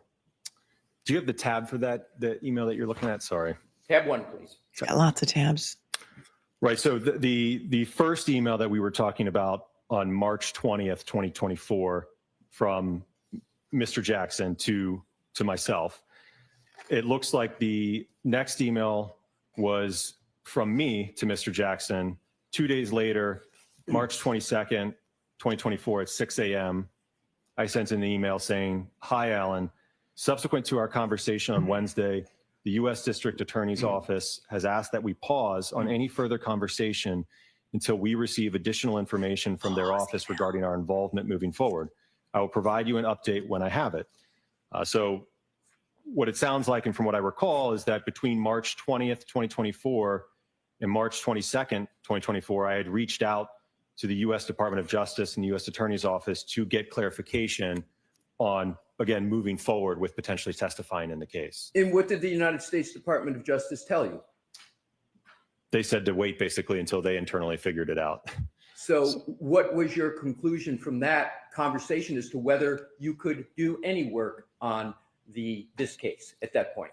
At that point, I didn't even know if we were going to be allowed to testify. I know that from my conversation with the Department of Justice, I knew that there was a great deal of confusion on their end on whether or not, as expert witnesses involved in a federal investigation, if we would be even allowed to testify in the state matter. So their legal teams were trying to, I think, figure out what the road forward looked like. And were you entering time under that U.S. contract matter in March of 2024? Yes. And do you know where that time was being billed to? It would have been the same project number as the Department of Justice one. That time was not, to your knowledge, being billed to the defense, was it? No, again, there was through the entirety from, again, when the case from the Department of Justice came in 2023 till the trial concluded, all of the time was put to that one project number. In March of 22nd of 2024, was any engagement letter sent to the defense? No. As of March 22nd, was there any retainer sent to the defense? No, there was never a contract or retainer sent to the defense in 2024 at all. So in terms of the discussion in the March 2024 email about engagement letter and retainers, were any of those ever sent? No, we were not allowed. And let's go back to that discussion of March 20th about We were not engagement allowed. letter, retainer letter. Was that discussion where you were talking specifically about what you were going to do with the defense in terms of that relationship, or was it a general specific type discussion of the policies and billing procedures of ARCCA? Certainly, as is alluded to in the email, I prescribed to him our typical operating procedure for when a case comes in. But again, I remember a part of that call, there was a great deal of confusion about what do we even do from here. It's a land of confusion. So as of March 22nd, 2024, can you just briefly describe whether there was any further activity at all by ARCCA with regard to the defense? No, I don't believe so. I don't think that there was no communication, I don't think, until about a month later in April, after I had received that clarification. Now let's go to April. Let's go to the voir dire hearing of April. When you sat on the stand under oath for the voir dire hearing, had there been any substantive conversations about the topics in the February report to the Department of Justice? No, sir. None at all? None. What briefly were the substance of the conversations you had with the defense team as of the moment you sat for the voir dire hearing in April of 2024? Again, they were all scheduling, logistics. And when I look at these records here, I see a phone call for 3 minutes, 5 minutes, 6 minutes, 6 minutes. There's a few that are for 1 minute, which I think, again, we were maybe just playing phone tag. But again, these calls are very short in nature. So again, it was just trying to figure out, obviously I know that this was a large trial, a lengthy trial, a lot of witnesses, things are fluid. So I know that Alan ultimately, I think, would reach out to me. And then, like I said, he would give me an idea. Hey, can you come this day, right? And then I would relay that to Dr. RENTSCHLER and say, yeah, that works for me. So that I would get back to Alan. So that's what those conversations were. Again, coordinating our testimony to appear for the voir dire. Feel better, Kelly. It might appear to some that there were a number of conversations before in communications with the defense before you sat for the voir dire hearing. Were those conversations about logistics, background and qualifications, or did those conversations entail other topics? No, it's what we've covered. Again, that March 20th, 2024 phone call, the very first one of 39 minutes, again, was us trying to figure out what the heck to do. The May 1st phone call, which was 40 minutes, again, was me going over my background, the work that I do, my qualifications, education. Other than that, there are very short phone calls, like I said, of 6 minutes, 3 minutes, 1 minute, 9 minutes, right? And again, that was in preparation to appear in terms of scheduling, logistics, timing for the voir dire.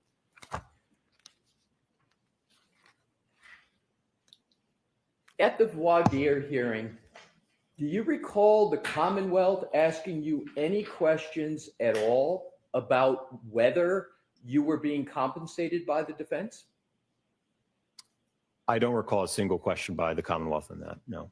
Did the Commonwealth ask you any questions at that voir dire hearing about whether you had any substantive discussions with the defense about your February report to the United States Department of Justice? I don't believe they asked, no. That was Lally. Lally dropped the ball. Blame Lally. Throw Lally under the bus.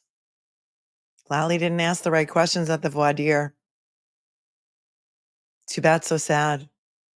Did the Commonwealth at that voir dire hearing ask you any questions about whether you had any promises or inducements from the defense before you sat down for that voir dire hearing?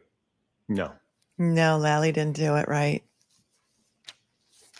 Michelle, I don't know about Now let's go keeping to Jim safe, but Jim, the neighbors, rocks. Rocks, like the rock on the front lawn. With regard to the outlines that you were asked on direct examination by Attorney Brennan. Direct examination by Attorney Brennan. Okay. My nurse, Cal, she made her mind up to get rid of them weeks ago. She says, there's a song on the playlist for that. It's a Lyle Lovett song. It's called She's Already Made Up Her Mind. It's a great tune. Listen to it.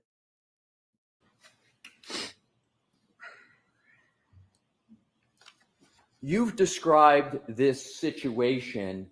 Well, you describe how it is you viewed this situation. Have you ever been in this situation before where you're under contract with the federal government? There's rules of the road, so to speak, as what you can do, what you can't do. And then you've got a private defense team. Have you ever been in that situation before?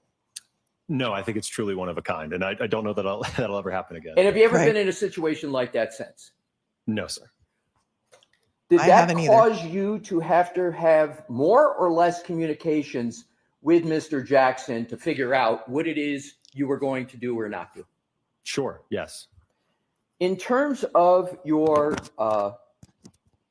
outlines that you sent to Mr. Jackson, did he ever broach in any way at all any idea of you sending him an outline?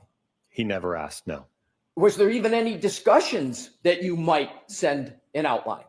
No, as I mentioned, it's something that for me is customary as I'm preparing internally for trial, right? I'm not going to come to trial, not review anything, not look over my notes, right? It's something that I do internally so that I can have an understanding how do I want to try to answer questions that might be posed to me such that I can have the jury understand how did I arrive at my opinions. Was it important to you before you sent that email with those outlines? Was it important to you that the jury got a fair and accurate presentation of the work you had performed in association with your February report?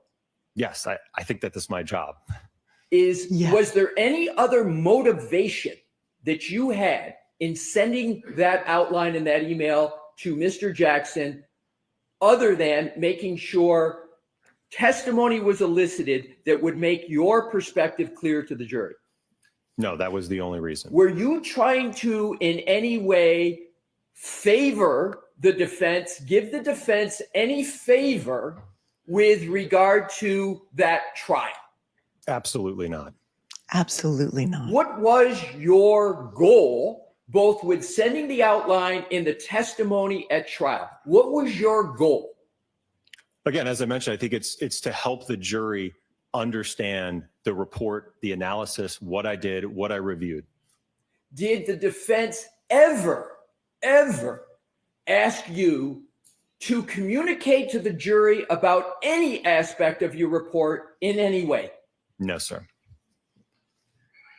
And did you, in fact, communicate to the jury what it is you intended to effectuate the goal that you just? It sounds like there's like children screaming in the background. Do you hear that?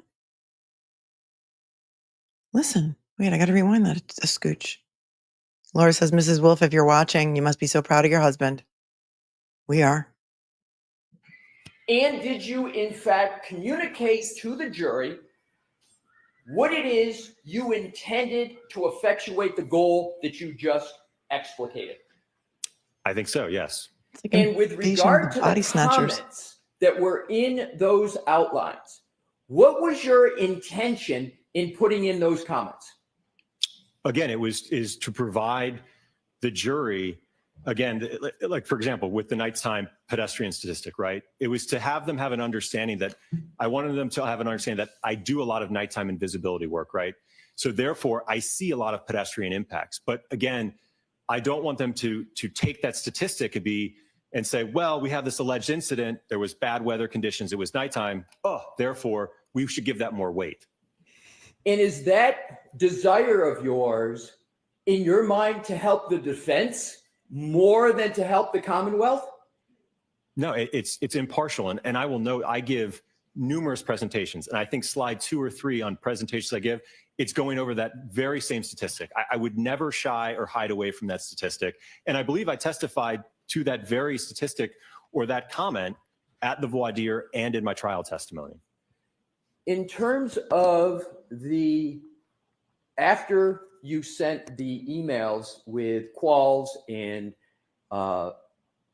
issues pertaining to direct testimony, did you ever have any communication of any kind whatsoever with the defense team?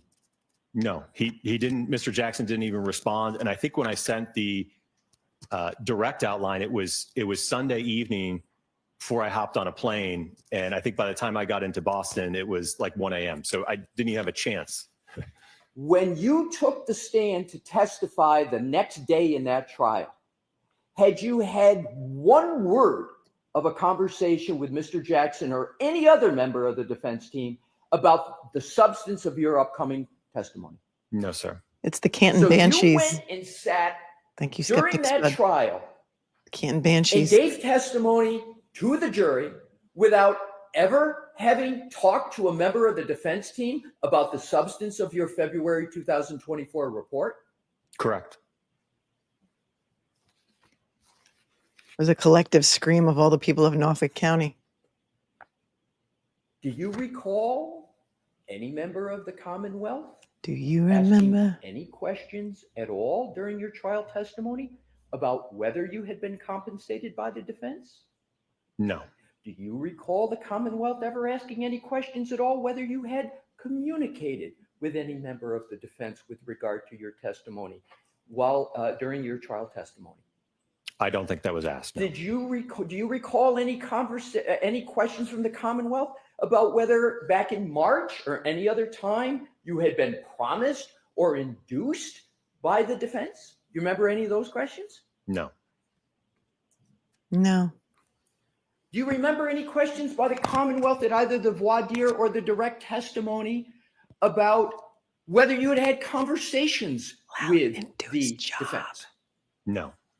Do you remember any questions of the Commonwealth at all before you sat down and after you sat down for trial about whether you had any text communications with any members of the defense? No. At the end of the trial, did you have any understanding whatsoever that ARCCA was going to be compensated by the defense? No. At the end of the trial, did any member of the defense ever say to you, we're now going to compensate you for any of your work up to the time of your trial testimony? No. And the records certainly reflect that I never spoke to Mr. Jackson after the trial in 2024. There was no conversations between us. That's right. Well, let's go beyond Mr. Jackson. Let's go to any human being. Did you have any discussions with any human being? Any human As being. to whether the defense was going to compensate you for any work, travel, expenses, disbursements that you had or incurred up to and through your trial testimony? No. And at that time, were you still under contract with the United States Department of Justice? Yes. Yeah. It's pretty clear. Please ask him if he's ever given a rock or a couch, says Wildlight Arts. To December of 2024. December 2024. Were there any conversations from the end of the trial until December of 2024, other than logistics? Well, was there any conversations of any kind? And please summarize briefly what they were. Or texts. The only communication that I had with the defense was Mr. Jackson. After I took the stand, I think that he sent me a text just thanking again for my time traveling up here. I said it was great, and then we left, and that was it. I did not communicate with Mr. Jackson for the remainder of 2024.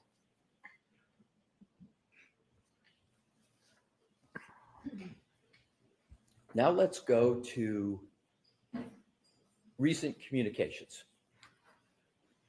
In 2025, did you have any communications with any member of the defense with regard to the potential? Well, let me go backwards. Let me go to the invoice. Let me go to the July invoice. Okay. How did you learn that that invoice was paid? If you learned at all, how did you learn that that invoice was paid? I didn't learn. I didn't know that it was paid. I didn't even know it was sent. Oh. Oh. He didn't even know it was sent. Now let's go to this year. Did The defense approach ARCCA to see if they might be able to testify in this trial that's currently pending. Well, I think that the first communication of 2025 that happened between myself and Mr. Jackson was in February 13th of 2025. There was 2 calls, 25 minutes and 5 minutes, but it looks like just because there was a disconnect. So it was about a 30-minute call with him in February of this year. And what was the substance of that call?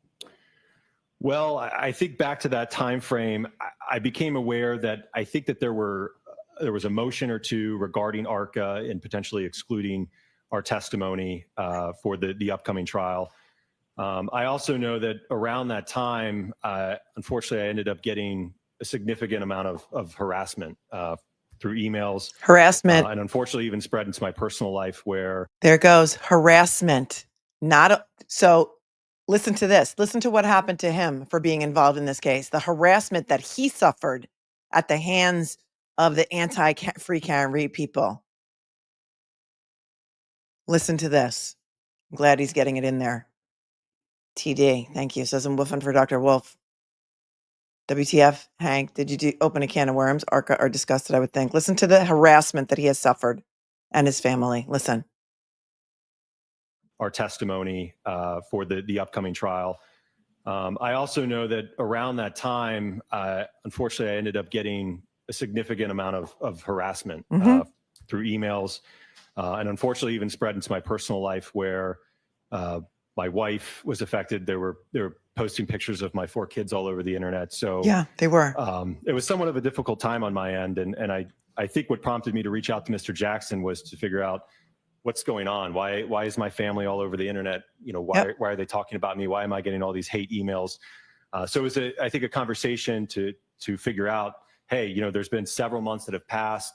It looks like there's some motions pending against us. I'm getting a bunch of harassment. What's going on? Yeah, they wanted to scare him from testifying.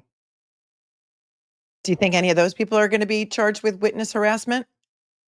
Do you think? No, because in Norfolk County, it's selective prosecution of its laws. He didn't deserve that. Pictures of his kids all over the internet on Facebook. They found the wife's Facebook and they posted all of her pictures out there and doxed her and her name. Wow. Think of why you were getting hate mails, hate emails, hate communications, your wife, your children. What did you conclude was the reason why you were receiving that? I honestly don't know. I presume it was about comments made to me in court or that were represented about ARCCA or myself. So just so I'm clear on that, it was, you believe, regarding comments about ARCCA and whether and what? Can you be a little more specific what your understanding was? Well, I know that I received several emails that, you know, insinuated that I perjured myself on the stand. Like I said, and a lot of hateful comments just about me and the work that I do. So I received several emails with respect to that. Sir, do you believe you have ever made an untruthful statement at all with regard to this matter? No, sir. Have you done your best to try to provide accurate and truthful information in this matter? Yes. Now to the last part, which is, did the defense contact you with regard to potential further work? I want to separate out now and move on from the work that you did with regard to the U.S. Department of Justice, your February 2024 report. We went all the way through the trial in that matter. We went to the end of 2024. Now I want to come to 2025 in a different subject matter, which is communications with the defense about doing further work for this trial. Yes.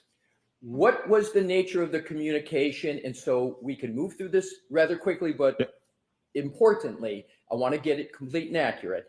Just describe what the communications were on a timeline basis, subject matter, and with regard to your understanding of why you were contacted. So subsequent to that February 13th call, As I mentioned, Mr. Jackson had indicated that he preferred to utilize Signal to communicate. So we exchanged a few messages and phone calls on that. Like I said, they were rather short.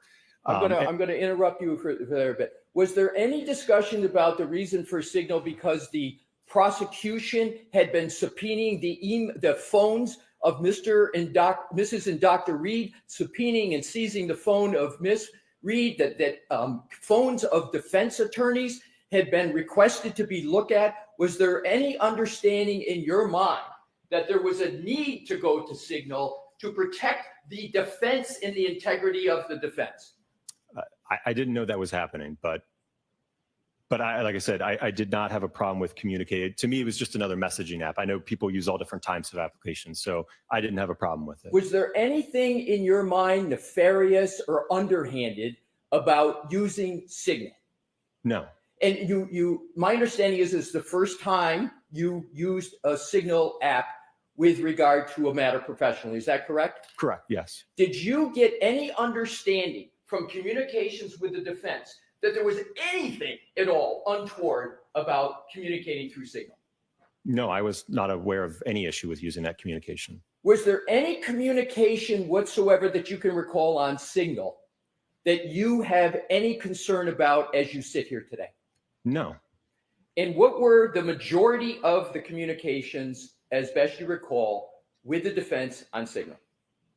Well, as I described, I know that at that point, and like I said, it was primarily confined to a pretty short window in March, but Mr. Jackson had indicated that around that time, I think ARCCA was being litigated by this court in terms of our involvement in the case. I know that they had started to, I think, receive discovery as it relates to the Commonwealth's accident reconstructionist and biomechanist. So they were, I think, interested in utilizing us potentially in the second trial. So I think that they had submitted a letter to the U.S. Attorney's Office to try to be able to work with us. I said that on my end, I could reach out to them because I hadn't heard from them in months. So I think it was around mid-March, I had reached out to the U.S. Attorney's Office to try to get my own clarification on whether or not we could move forward. All right, so I want to stop you there. I apologize for interrupting you, sir. But what was the date that you reached out to the U.S. Department of Justice to see if you could participate in the second trial? Probably around mid-March, maybe March 18th, March 15th. Did you have an understanding at that time that the Commonwealth had retained an entirely new firm and expert in the area of accident reconstruction?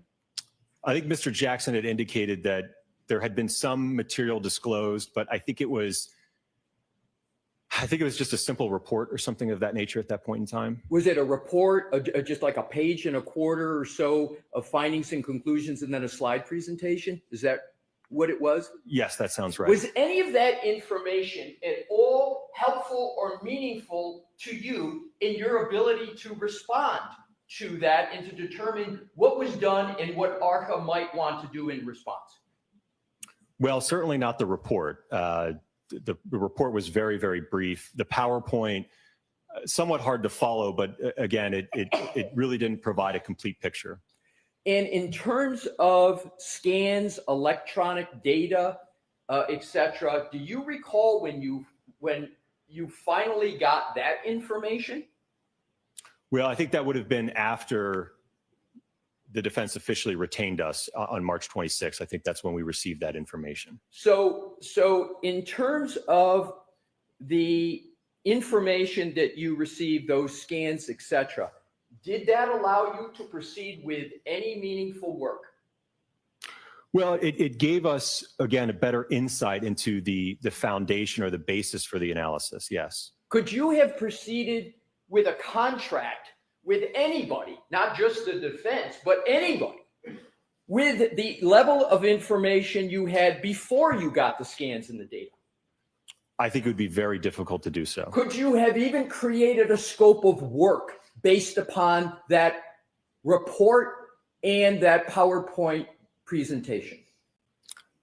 Most likely not, just because some of the areas that Dr. RENTSCHLER and myself are particularly interested in are extremely vague in that report in PowerPoint.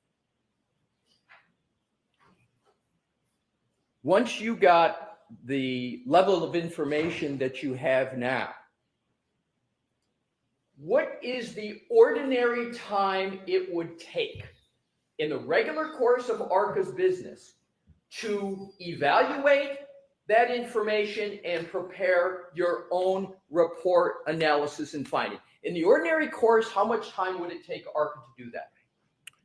Well, certainly for the nature of this case, as I mentioned, we were officially retained by the defense on March 26, 2025. As I mentioned, I myself just got word from the Department of Justice just a day or two, I think, prior to that we could move forward. So immediately, once Mr. Jackson, I indicated to him on the 26th that we did have authorization to move forward, he immediately asked that I send over, again, our typical procedure with the contract and retainer. And I think that same day, at the 26th or the 27th, his office sent over, I believe, links to notices of discovery, I believe 1 through 62, which I think encompassed about 800 gigabytes worth of information and data. How much in relative term, 800 gigabytes? Is that a little data, medium amount of data, or a lot of data?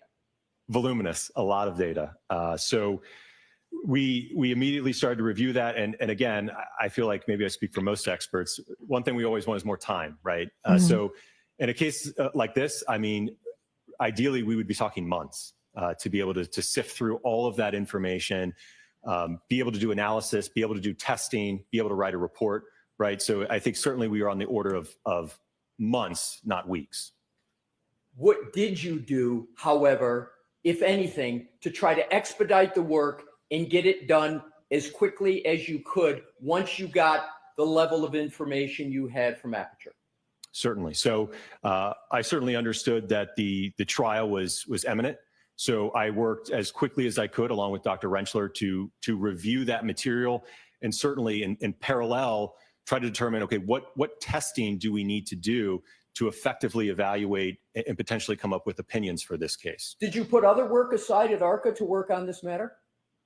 Absolutely. Work and personal things. And personal things, what did you put aside? Just one example. So the other week, my wife and I, we celebrated our 10-year anniversary. So Oh, happy anniversary. So it affected his personal life, I understand. Okay, I'll move on, Your Honor. Yeah, you understand it affected his With personal regard life? to the work. Judge, thank you, Ellie. This is how honest people act on the stand. She says, calm, on an cool, expedited basis, as you said. calm, cool, and collected. Love the crash daddies. Brennan, you snake, you got nothing.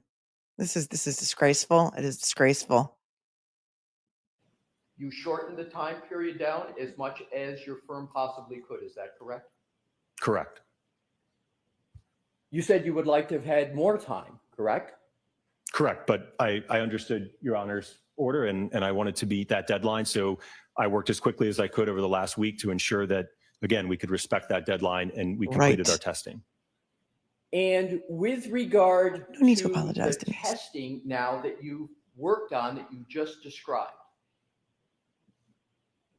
does that testing relate to any previous work, or is it all in response to the new expert for the Commonwealth, Aperture, and the new information from Aperture that came in iterations through the month of February? It would be in response to Dr. Welcher's work. Certainly, much of what was alluded to in his report and PowerPoint was not discussed in the first trial. Could you have done any of the work you've been working on the past month or so? Could you have done any of that work without receiving the Aperture report and slides and scans? Right. No, I don't even know what we would be responding to then. So you needed the Aperture information before you could even start working, correct? Correct. Right. Do you have in mind, or does ARCCA have in mind, any further testing that you need to do, or have you completed what ARCCA needs to do with regard to fairly and properly responding to the new work of Aperture? I think we're satisfied that we've completed that testing, yes. And what, if any, more work do you contemplate that needs to be done from, as you sit here today, going forward? Well, as I mentioned, all the testing is done. So I think the analysis and the report to follow. Yes. To use expert engineering type terms, is it QA/QCing the report? Is it putting all the information together in a compilation so everybody can understand what you've done and make clear your findings and conclusions? Is that what's left to do? Yes, and I will note, obviously, as the court is aware, we've produced all of that raw test data, photographs, video. So it's all there. The basis and the foundation for what the report will lay out has all been provided to the court. You got ahead of me, and thankfully, so that my next question, which is, there's nothing that you have that you've done that hasn't already been produced to pursuant to the court's order. Is that correct? No, I think that we've responded to the court's order. Yes. How long on an expedited basis? Well, let me ask it. In the ordinary course, how long would it take you to do this last part of your work in the ordinary course? Probably, again, it can vary. Maybe around a month would be fair. However, it would take a month in the ordinary course. How quickly can you get that work done? They have to do it on a rush. I'm hoping, if it pleases the court, hopefully May 7th will work. May 7th And is so when they you can get it done believe by. everything would be completed by May 7th? Correct. They don't even know if they're allowed to do it yet, so they're not going to start working. That's all I have at this point, Your Honor. Right. Mr. Brennan? Oh no, not again. Here comes the weasel. I don't know if I can handle this anymore, you guys. Is he going to start yelling right away? Going to take until May. Doctor, you're suggesting that it's going to take until May 7th for you to complete your reports in this case? And the analysis, yes. Do you know when this trial started? I think like a week or so ago. You provided raw data last Friday, Yes. but you would agree you still have not provided any reports. Correct. You said if you were notified or received information, you could have your testing and opinions done within a month, correct? Potentially. Again, it would also depend on when we got authorization from the Department of Justice, which, as I mentioned, was at the very end of March. I understand that. We're going to talk about that separately. I'm Oh, talking no. specifically about how long it would take if you received the information. You said that you could have the testing and reports done in 1 month, correct? I don't know. I said the testing, the reports, and everything. Would it take longer than a month? Ideally, I think it depends on what kind of a report that we're talking about. I think if it's something along the lines that Dr. Welcher produced, I think it could be pretty quick. You said March 26th is when you received authorization. It's 9 days from now. Okay. It is 9 days from now, May 7th. Why are they going to do all this work if the judge is going to preclude them so that Karen Reed can waste a whole bunch of money that she doesn't have on a report or on results that are not going to be allowed in because of you and your asinine voir dire? Wow. And you're going to have things done by May 7th. So that's a month and a week? Sounds about right. Okay. He still hasn't Do you turned know over all when the discovery. Commonwealth in this case turned over Dr. Welch's information to the defense? Do you know? I don't know. No. Did you know that it was turned over in a report on January 30th? Just the report? Yes. I didn't know that. And No. the file in its entirety was turned over by February 5th? Did you know that? Objection, Your Honor. Do you know that? I don't, Your Honor. I'm sorry, what part of we were not allowed to hire them until the end of March of 2025, according to the DOJ? Don't you understand, Mr. Brennan? February 5th, to complete your testing and report, you could have been done by March 5th or even the second week of March. My head's going to pop off. Presuming we had authorization, the defense had authorization from the Department of Justice as well as ARCCA, yes. Putting aside the authorization, I'm going to ask you about that. But just the time you need to test, if you Putting aside the authorization? No, we can't put 5th, aside the authorization because the feds are watching. And they're probably watching you too. And that's why he's so upset. And that's why he's screaming into the mic. And that's why the judge has no grave concerns that she needs to interrupt him and let him go and badger the witness and harass the witness because the feds are watching. So yeah, it's kind of important that they need to get the authorization from the feds. He's a by joke. March 5th, It's a whack you job. couldn't you? Potentially, yes. Well, you're going to get it done that quickly now. So wouldn't that be an accurate guide to when you could have done it then? It's certainly not ideal, but we certainly are working as quickly as we can. I know it's not ideal, but isn't it the same time frame? Whatever it's going to take you from March 26th, you could have done from February 5th. True. Again, I don't know the timeline in terms of what exactly was produced when from Dr. Welcher, so I'm not aware of that. But I'm not asking about the timeline. I'm talking about the time needed to deal with this information. You said you could have done in around a month. I think a month or more, yes. So your contract with the federal government ended, ARCCA's did, in June of 2024, didn't it? I believe it was sometime last year, Do yes. you know the Commonwealth notified the defense that they were going to have a new expert back in October of 2024? No. Are you aware of any effort by ARCCA or the defense to try to facilitate an agreement that the defense could use ARCCA as witnesses back in October or November of 2024? No. Are you aware of any efforts by the defense to try to notify the federal government to be able to use ARCCA in December or January? No. And so as far as you knew, this came out of nowhere in March, that the defense wanted to use ARCCA, or specifically you and Dr. RENTSCHLER, in late March of 2025.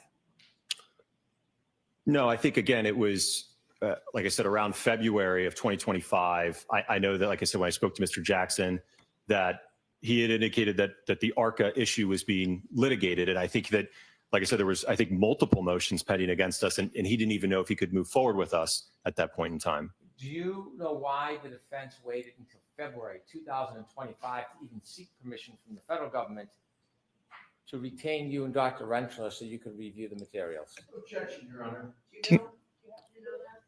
I don't know, no. You shared with us communications you had with the United States Attorney's Office. Were you receiving information in this case since the last trial from the defense or from the United States Attorney's Office? Oh, they want to know what the feds What do know. you mean with respect to information? Evidence, discovery, information. From the Department of Justice? Anybody? No, not until recently, no. So you haven't seen any discovery until after February of 2025. Isn't that fair to say? Correct. Now, when you were Thank you, involved in this case PTSD healer, before trial for your last super year, chats. we talked about your communications and conversations with the defense. Was anybody giving you information as an intermediary? Was anybody updating Intermediary. you on the content of the case? Did you talk to Natalie the German? Yeah, I think I previously testified that the Department of Justice was closely watching the trial and providing us information. Are they What still information watching? were they providing you about the trial?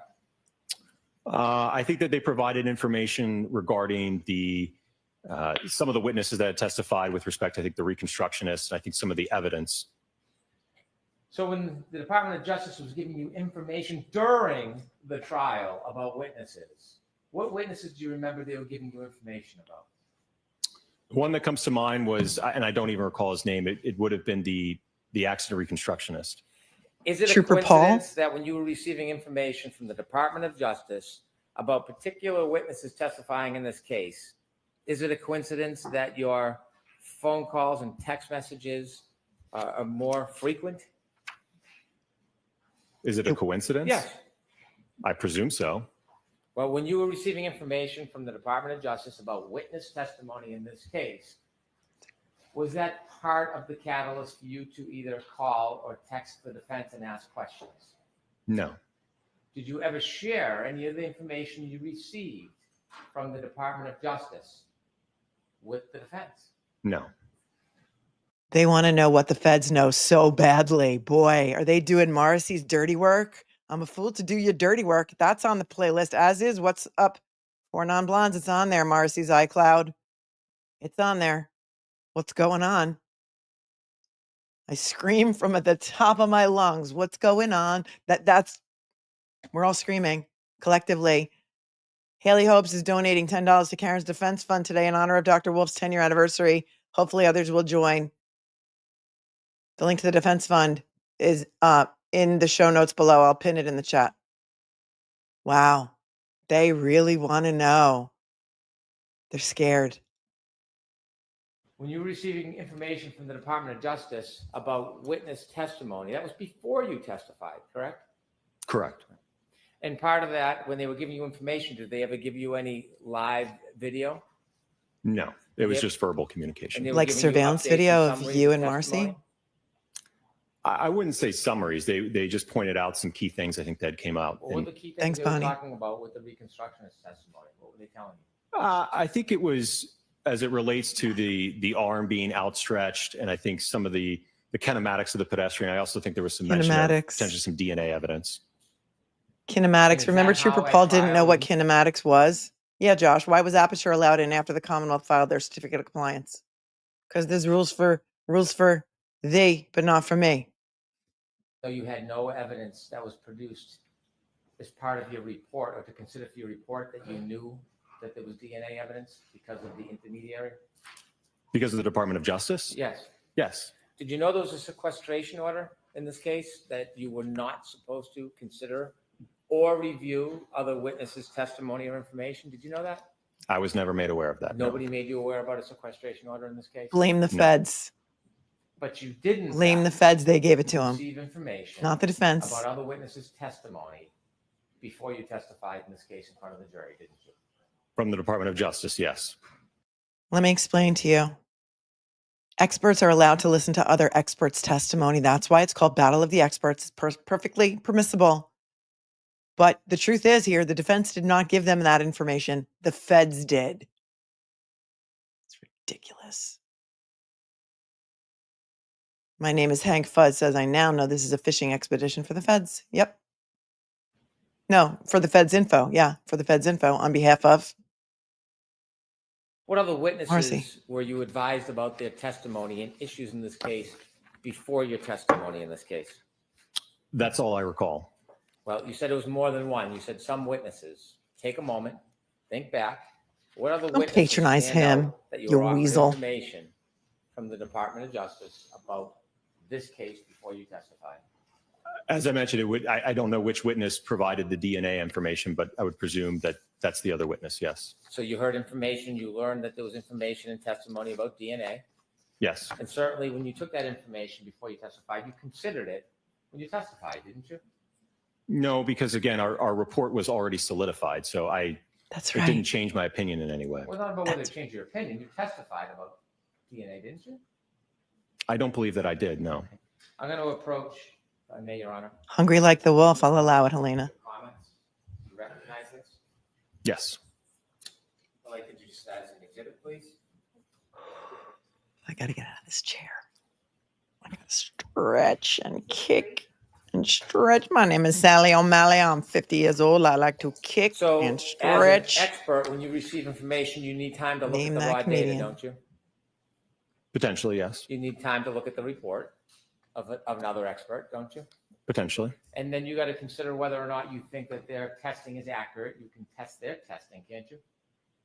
You can, yes. And you can also generate new tests based on what you've read. If you think that there is some explanation needed.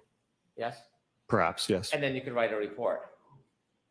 Yes. So it's fair to say when an expert introduces new information, testing materials, it takes about, if not at least a month to process through that information, vet it, and then consider your own testing. Well, if they've already authored a report and done their own testing, that should be solidified and memorialized already. Right. New testing. If a new expert does something new and an expert wants to look at it, Could you get a new brain? to sift through that much information and consider and vet it and then do independent Sectional testing, healing it first takes in with over a Molly month. Cannon. Well done. If it's necessary. And it would be the expert that determines whether or not that was necessary, wouldn't it? Sure. And if your report is not due until May 7th, is that what you said, May 7th? Yes. May 7th. It could How take an dare expert you. if they wanted to do testing based on new testing that you provided over a month, couldn't it? It depends. I can't answer that. When you wrote that initial report and you provided the report, how many pages was it? 10, 12 pages?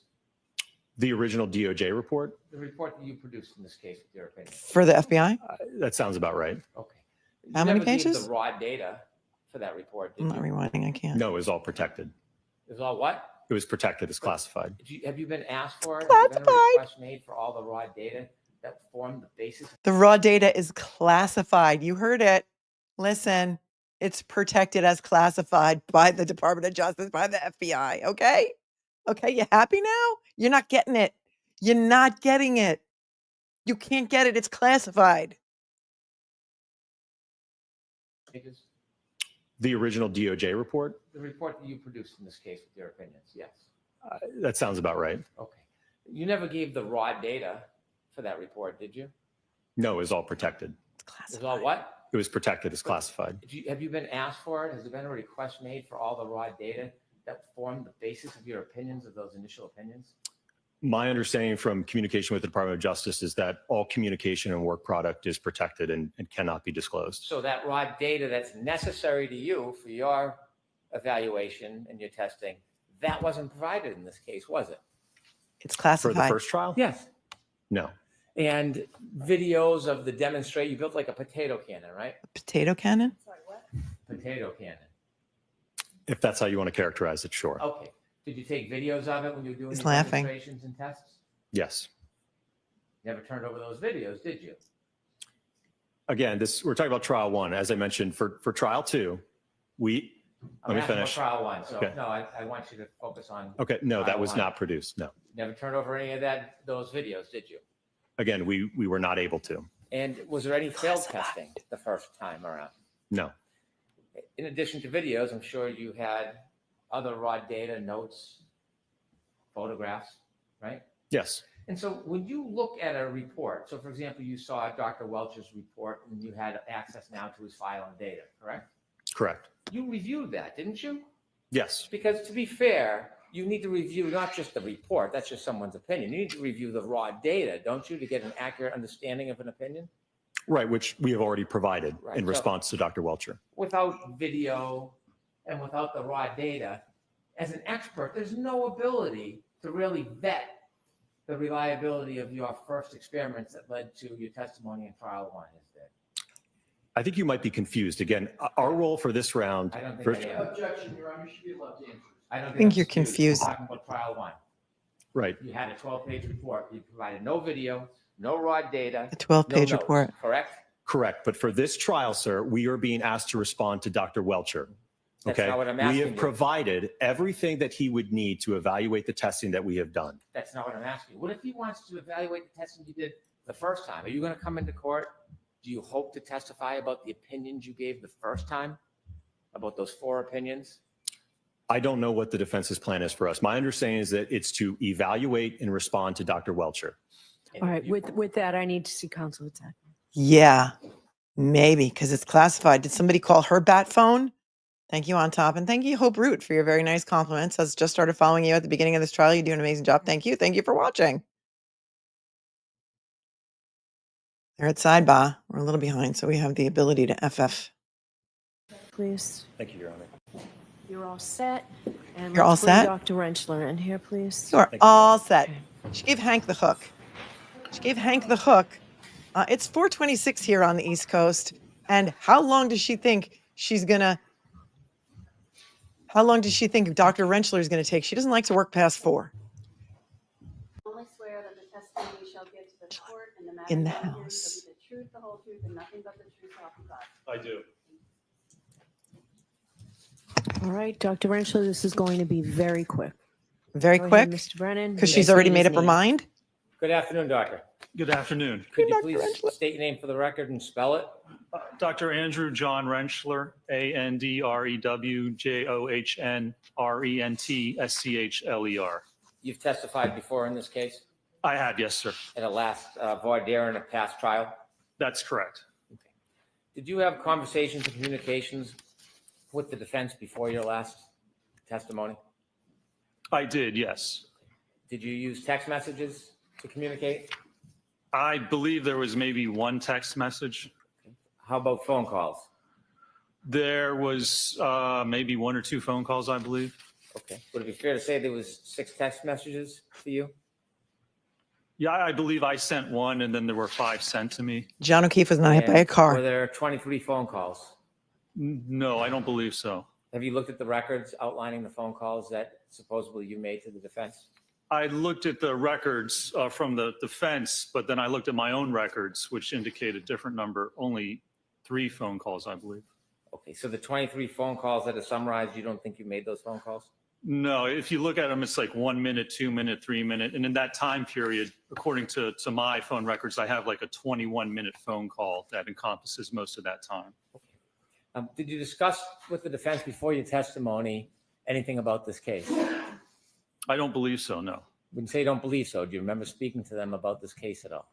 I remember speaking about my qualifications and my background, and I believe that's it. Did you ever use any other medium to have conversations with the defense other than text? We need a or medium. emails We need a medium. Or phone calls? No, sir. Did you ever Thank you, Kate. communicate with them on Signal? No, sir. Curious, Kate. Why not? There was no reason to. As an expert, when you communicate with clients, there's no concern about having it in writing, is there? So when I Communicate Keeping a with record, experts? Whether it's a phone call or a text message or an email. there's Wait, no he said when you concern communicate with dealing experts, clients. did he say defense or experts? Hold on. Communicate with them on Signal? No, sir. Why not? There was no reason to. As an expert, when you communicate with clients, With clients, there's okay. no concern about having it in writing, is there? So when I Keeping a record, whether it's a phone call or a text message or an email, there's no concerns when you're dealing with clients having a record of that, is there? I don't believe that ARCCA has any specific policy for that. No, sir. Did you keep track of your hours prior to your testimony? I did, yes. And before you testified, did you have conversations with people from the Department of Justice about this case? Yes, I did. Did they inform you about witness testimony? They did inform me, yes, about testimony and situations and events that came forth in the trial that I was not aware of. Who decided whether it was going to be an issue worthy of talking about before trial? With the DOJ, you mean? Yeah. Well, that certainly that would have been up to the DOJ. I mean, I would have had conversations with them. I don't believe that I asked or requested anything, but they were Sure. called to update us about what was going on. Do you know why they were calling and raising certain issues with you? Why is he focusing do not know, no, immediately? Immediately. He knows he's got limited time. He immediately focusing on the feds. What did the feds give you? What did the feds give you? What did they tell you? What did they give you? What did they tell you? What did they give you? Right? Pretty obvious, right? By calling and raising issues and telling you information, even if you weren't requesting it, it helped prepare you for your trial testimony, didn't it? It would certainly help prepare me to understand what was going on during the trial, yes. Did you know there was a sequestration order? That there was supposed to be no discussion of testimony and issues that were occurring in the courtroom before you testified? I'm going to allow it. Were you aware of that, sir? No, I was not. Okay. After you testified, before you testified, did you get a chance to meet anybody from the defense? Just when I came to court, I think for the voir dire is the first time I met anybody. Did you just spend time with the defendant and the defense after your testimony? Well, after my testimony at trial on the 24th, yes, I was provided a ride back to the airport, and I believe I was the last witness. So before my ride to the airport, they said, there's a lunch next door. We need to get somebody else to take to the airport. Come over, have lunch. I had lunch, stood in the corner, and then got a ride back to the airport. Stood in the Spent time with corner. the defendant and her family? Oh, they were certainly there. Did you talk to them? Well, they talked to me. As I said, I ate my lunch, and then I actually went and stood in the corner, and then I believe some people came over to talk to me and approach me. So you spent some time with them? Certainly, yes. Okay. They were having And lunch. sir, I understand the report is not going to be ready until May 7th or after? I believe currently that's what the estimated deadline is, yes. And so in evaluating Dr. Welch's materials, you want to look at the raw data, the conclusions, the findings, the PowerPoint, all the materials, right?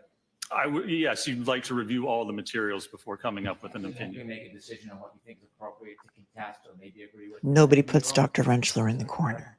To be able to respond to what those opinions and allegations are, yes, sir. And it's taken you at least a month to fairly do that, hasn't it? Well, I believe that's what we've had, a month. I don't know if it's taken us a month. That's basically all we've had up to this point to do that. And it's still not done.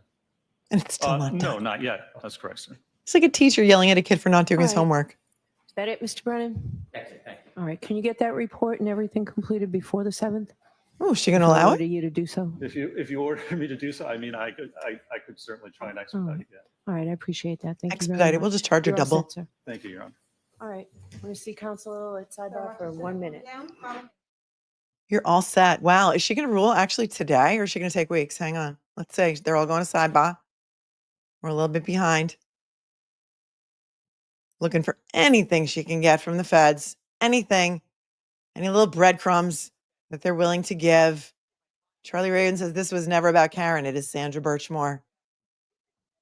Curious Kate donated $10 to Karen in in honor of Dr. Wolfe's anniversary. I pinned the defense fund in the chat. It's up to something like $914,000 and $634. $914,634. Most of that has already been spent, I believe, on experts. Pokey says, was Trooper Paul going to evaluate and respond to the raw data and work of ARCCA? Yeah, I don't think so. Do you? Izzy, thanks for your coverage. Justice for John O'Keefe. Thank you, Izzy. Did the feed just stop? It did on this channel. Anyone got a live tweet for me from the courtroom? Are we done for the day? Are we all set? What do we know? All right. Well, I look at the final questions here. Somebody can tell me if anybody's live tweeting. That's all it is. Let me see, because sometimes Boston 10 lets it run longer. Yeah. And they one time we had there was a hearing that happened after and we caught it because we still had. No, they've ended their feed too. So we don't know what's going to happen. We're going to have to wait for our sources to tell us. Nicole Rico donated $10 also because Dr. Wolfe made her tear up. I think very, very, what is going on here is an abomination of justice. Karen Reed's not guilty verdict form says, or not guilty verdict, can we add Dennis Leary's song, A-Hole? You know you don't like swears, but it really fits. Hank, can't stop singing it. Please forgive me. I forgive you, of course. Cat's Meow. Thank you, Dr. Wolfe. Thank you, Cat's Meow, for your 10. I appreciate you. What an abomination. God save the Commonwealth. Dr. Wolfe's hand shoving Hanky into a locker says, God save the Commonwealth. The feds are watching. Yep, they are. They really, really, really are. Motion to call Hank Captain Condescending. I'll allow it. Can we put Limp Bizkit break stuff on the song list, says Crystal. Thank you. Haley Hopes, I'm donating to $10. $10 to Karen's Defense Fund today in honor of Dr. Wolfe's 10-year anniversary. Hopefully everyone will join her. Traveling Mary, love your name change. Love watching and getting commentary from you. The singing of song lyrics cracks me up. We have to laugh, Traveling Mary. Otherwise, we're going to cry all the time. Chloe Alberts Revenge says, whenever you say your head just popped off, I visualize the end of Death Becomes Her, where Goldie Hawn and Meryl Streep's heads roll beside each other and they can't remember where they parked the car. Thank you. Sandy Barth says, am I correct in assuming that the company that the Crash Daddies worked for produced invoices and not the doctors? Yes, they are paid on salary. Yes. Yes, they're paid on salary. They are. You're absolutely correct. Boiled Frog, thank you for your compliment. I think I addressed all of these other ones. What a hot mess. It was the Hot Mess Express today, right? Wild Lights Art. What a hot mess express.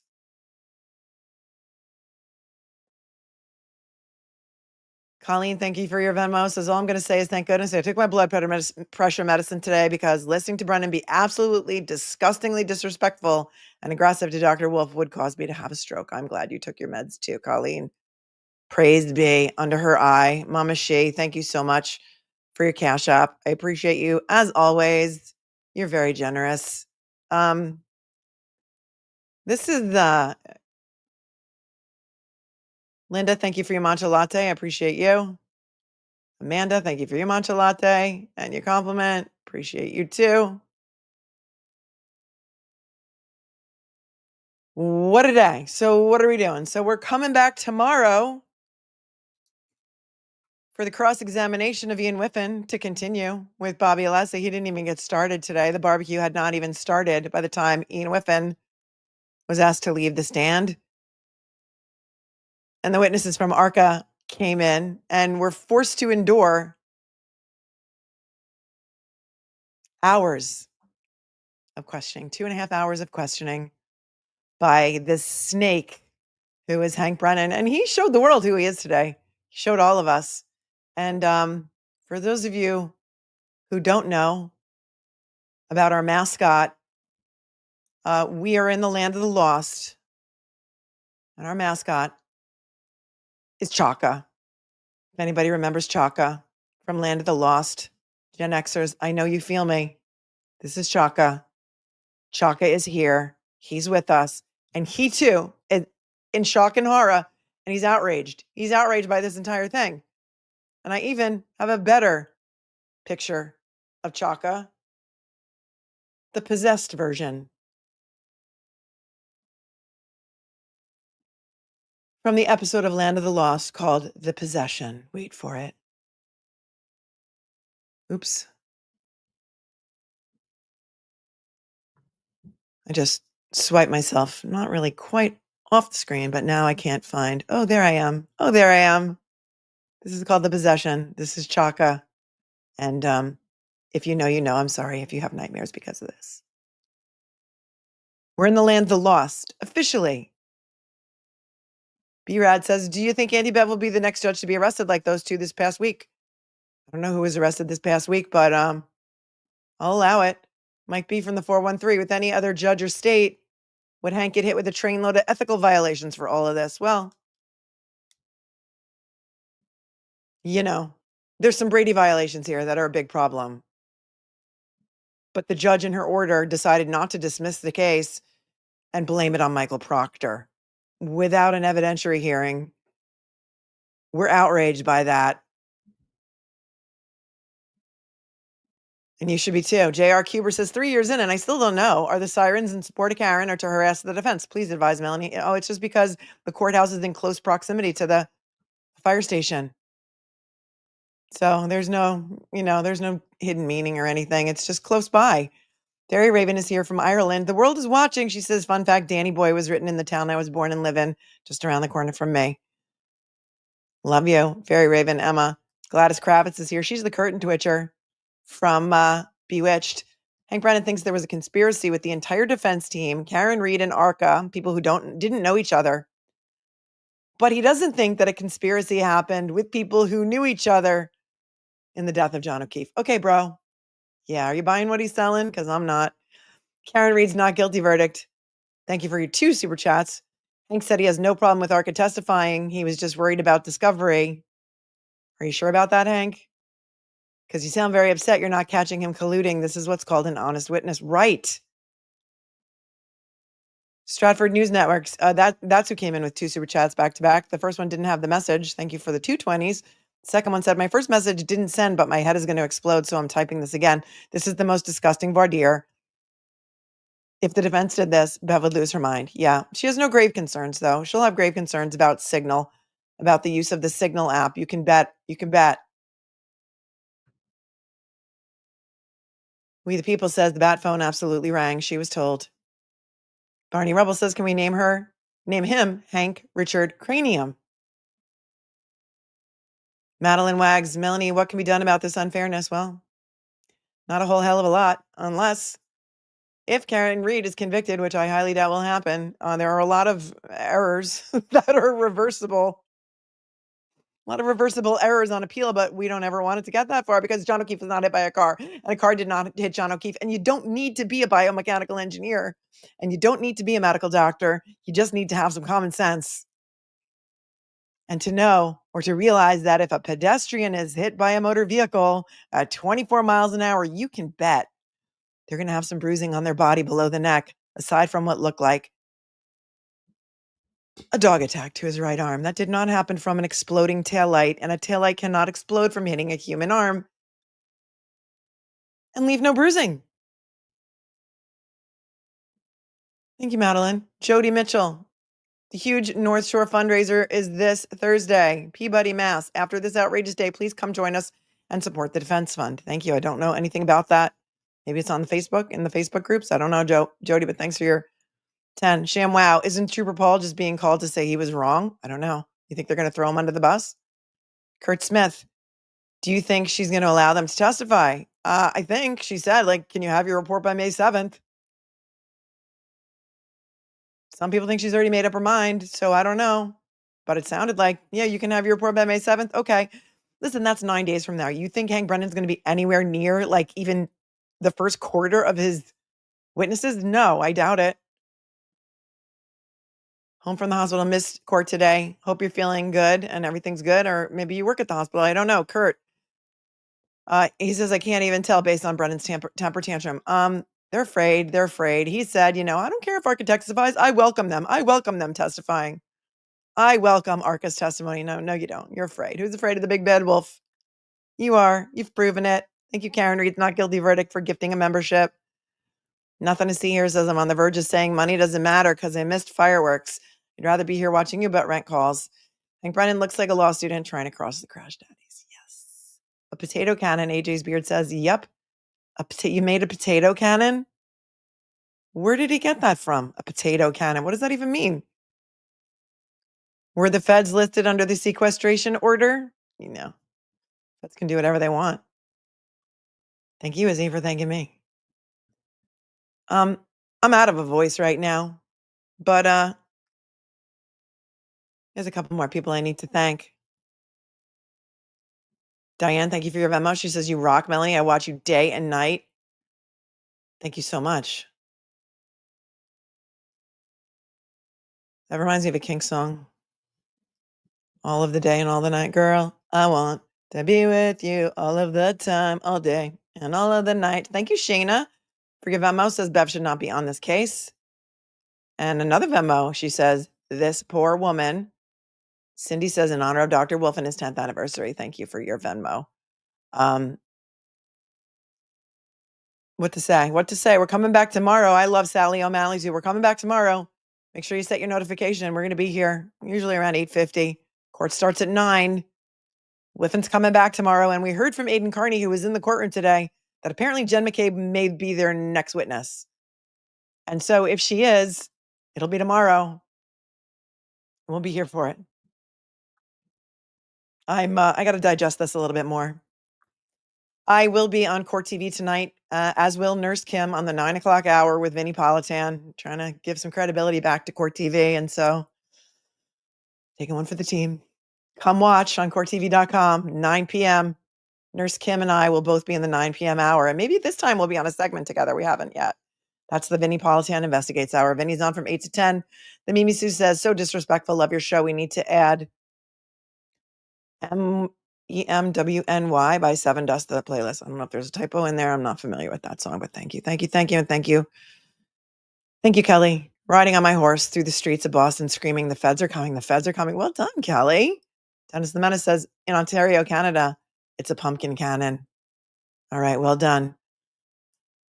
Come watch me on Court TV tonight with Nurse Kim. Yeah, people watch it when I'm on. I don't care if you don't like it. Don't watch it if you don't want to. You don't have to, it's not an airport. You don't have to announce your departure. Welcher takes 5 months for a report, but ARCCA gets 5 weeks. Yes. Please, I love you all, but please, I have to go. I need to rest my voice. Hard Plastic and Static Mannequin Adam Handful says Bev got scared once Wolf told him the SJC was watching the last trial. Yes, we have also heard today that SCOTUS, the Supreme Court of the United States, has decided not to hear Karen Reed's certiorari petition, and so that is no longer an option. She's exhausted all options. Thank you to the moderators for keeping it classy today. This is always a hard trial to cover because the trolls are out in full force. They're trying to shut us all up. You heard what they've been doing to Dr. Wolf and his family. It's outrageous. We will see if they will be prosecuted for witness intimidation. What's the over-under on that? What's the over-under on that? Any of those Twitter trolls who actually have names and faces and we know who they are going to be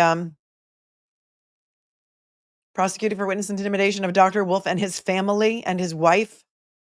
Full-throated testimony, building a case to reverse something sanctions. Building a case to reverse post-trial. I'm not sure what you're trying to say. There's too many typos in there. I got to go. I love you.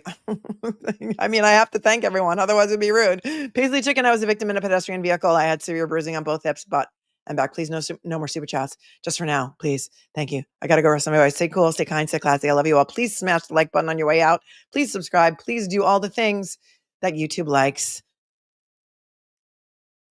Mel, in the first trial, when AJ was cross-examining him, he mentioned they made a cannon, and AJ said, "That's so cool." No, actually, I think it was the witness who said it was. Oh, he said that's so cool, and he said, "Yeah, it was awesome. It was awesome." Hank Devil in a blue dress. Yes, thank you. Script to acquit. If I didn't get to thank you, I apologize, but I really, really have to go. Stay cool, stay kind, stay classy. Please do everything YouTube likes. And again, I will see you in the morning, my friends. Enjoy the rest of your evening. Tune into Court TV tonight for Kim, Nurse Kim and I. Peace. I love you with all of my heart. If I don't see you soon, I'm going to die. Till tomorrow, my friends. Peace. And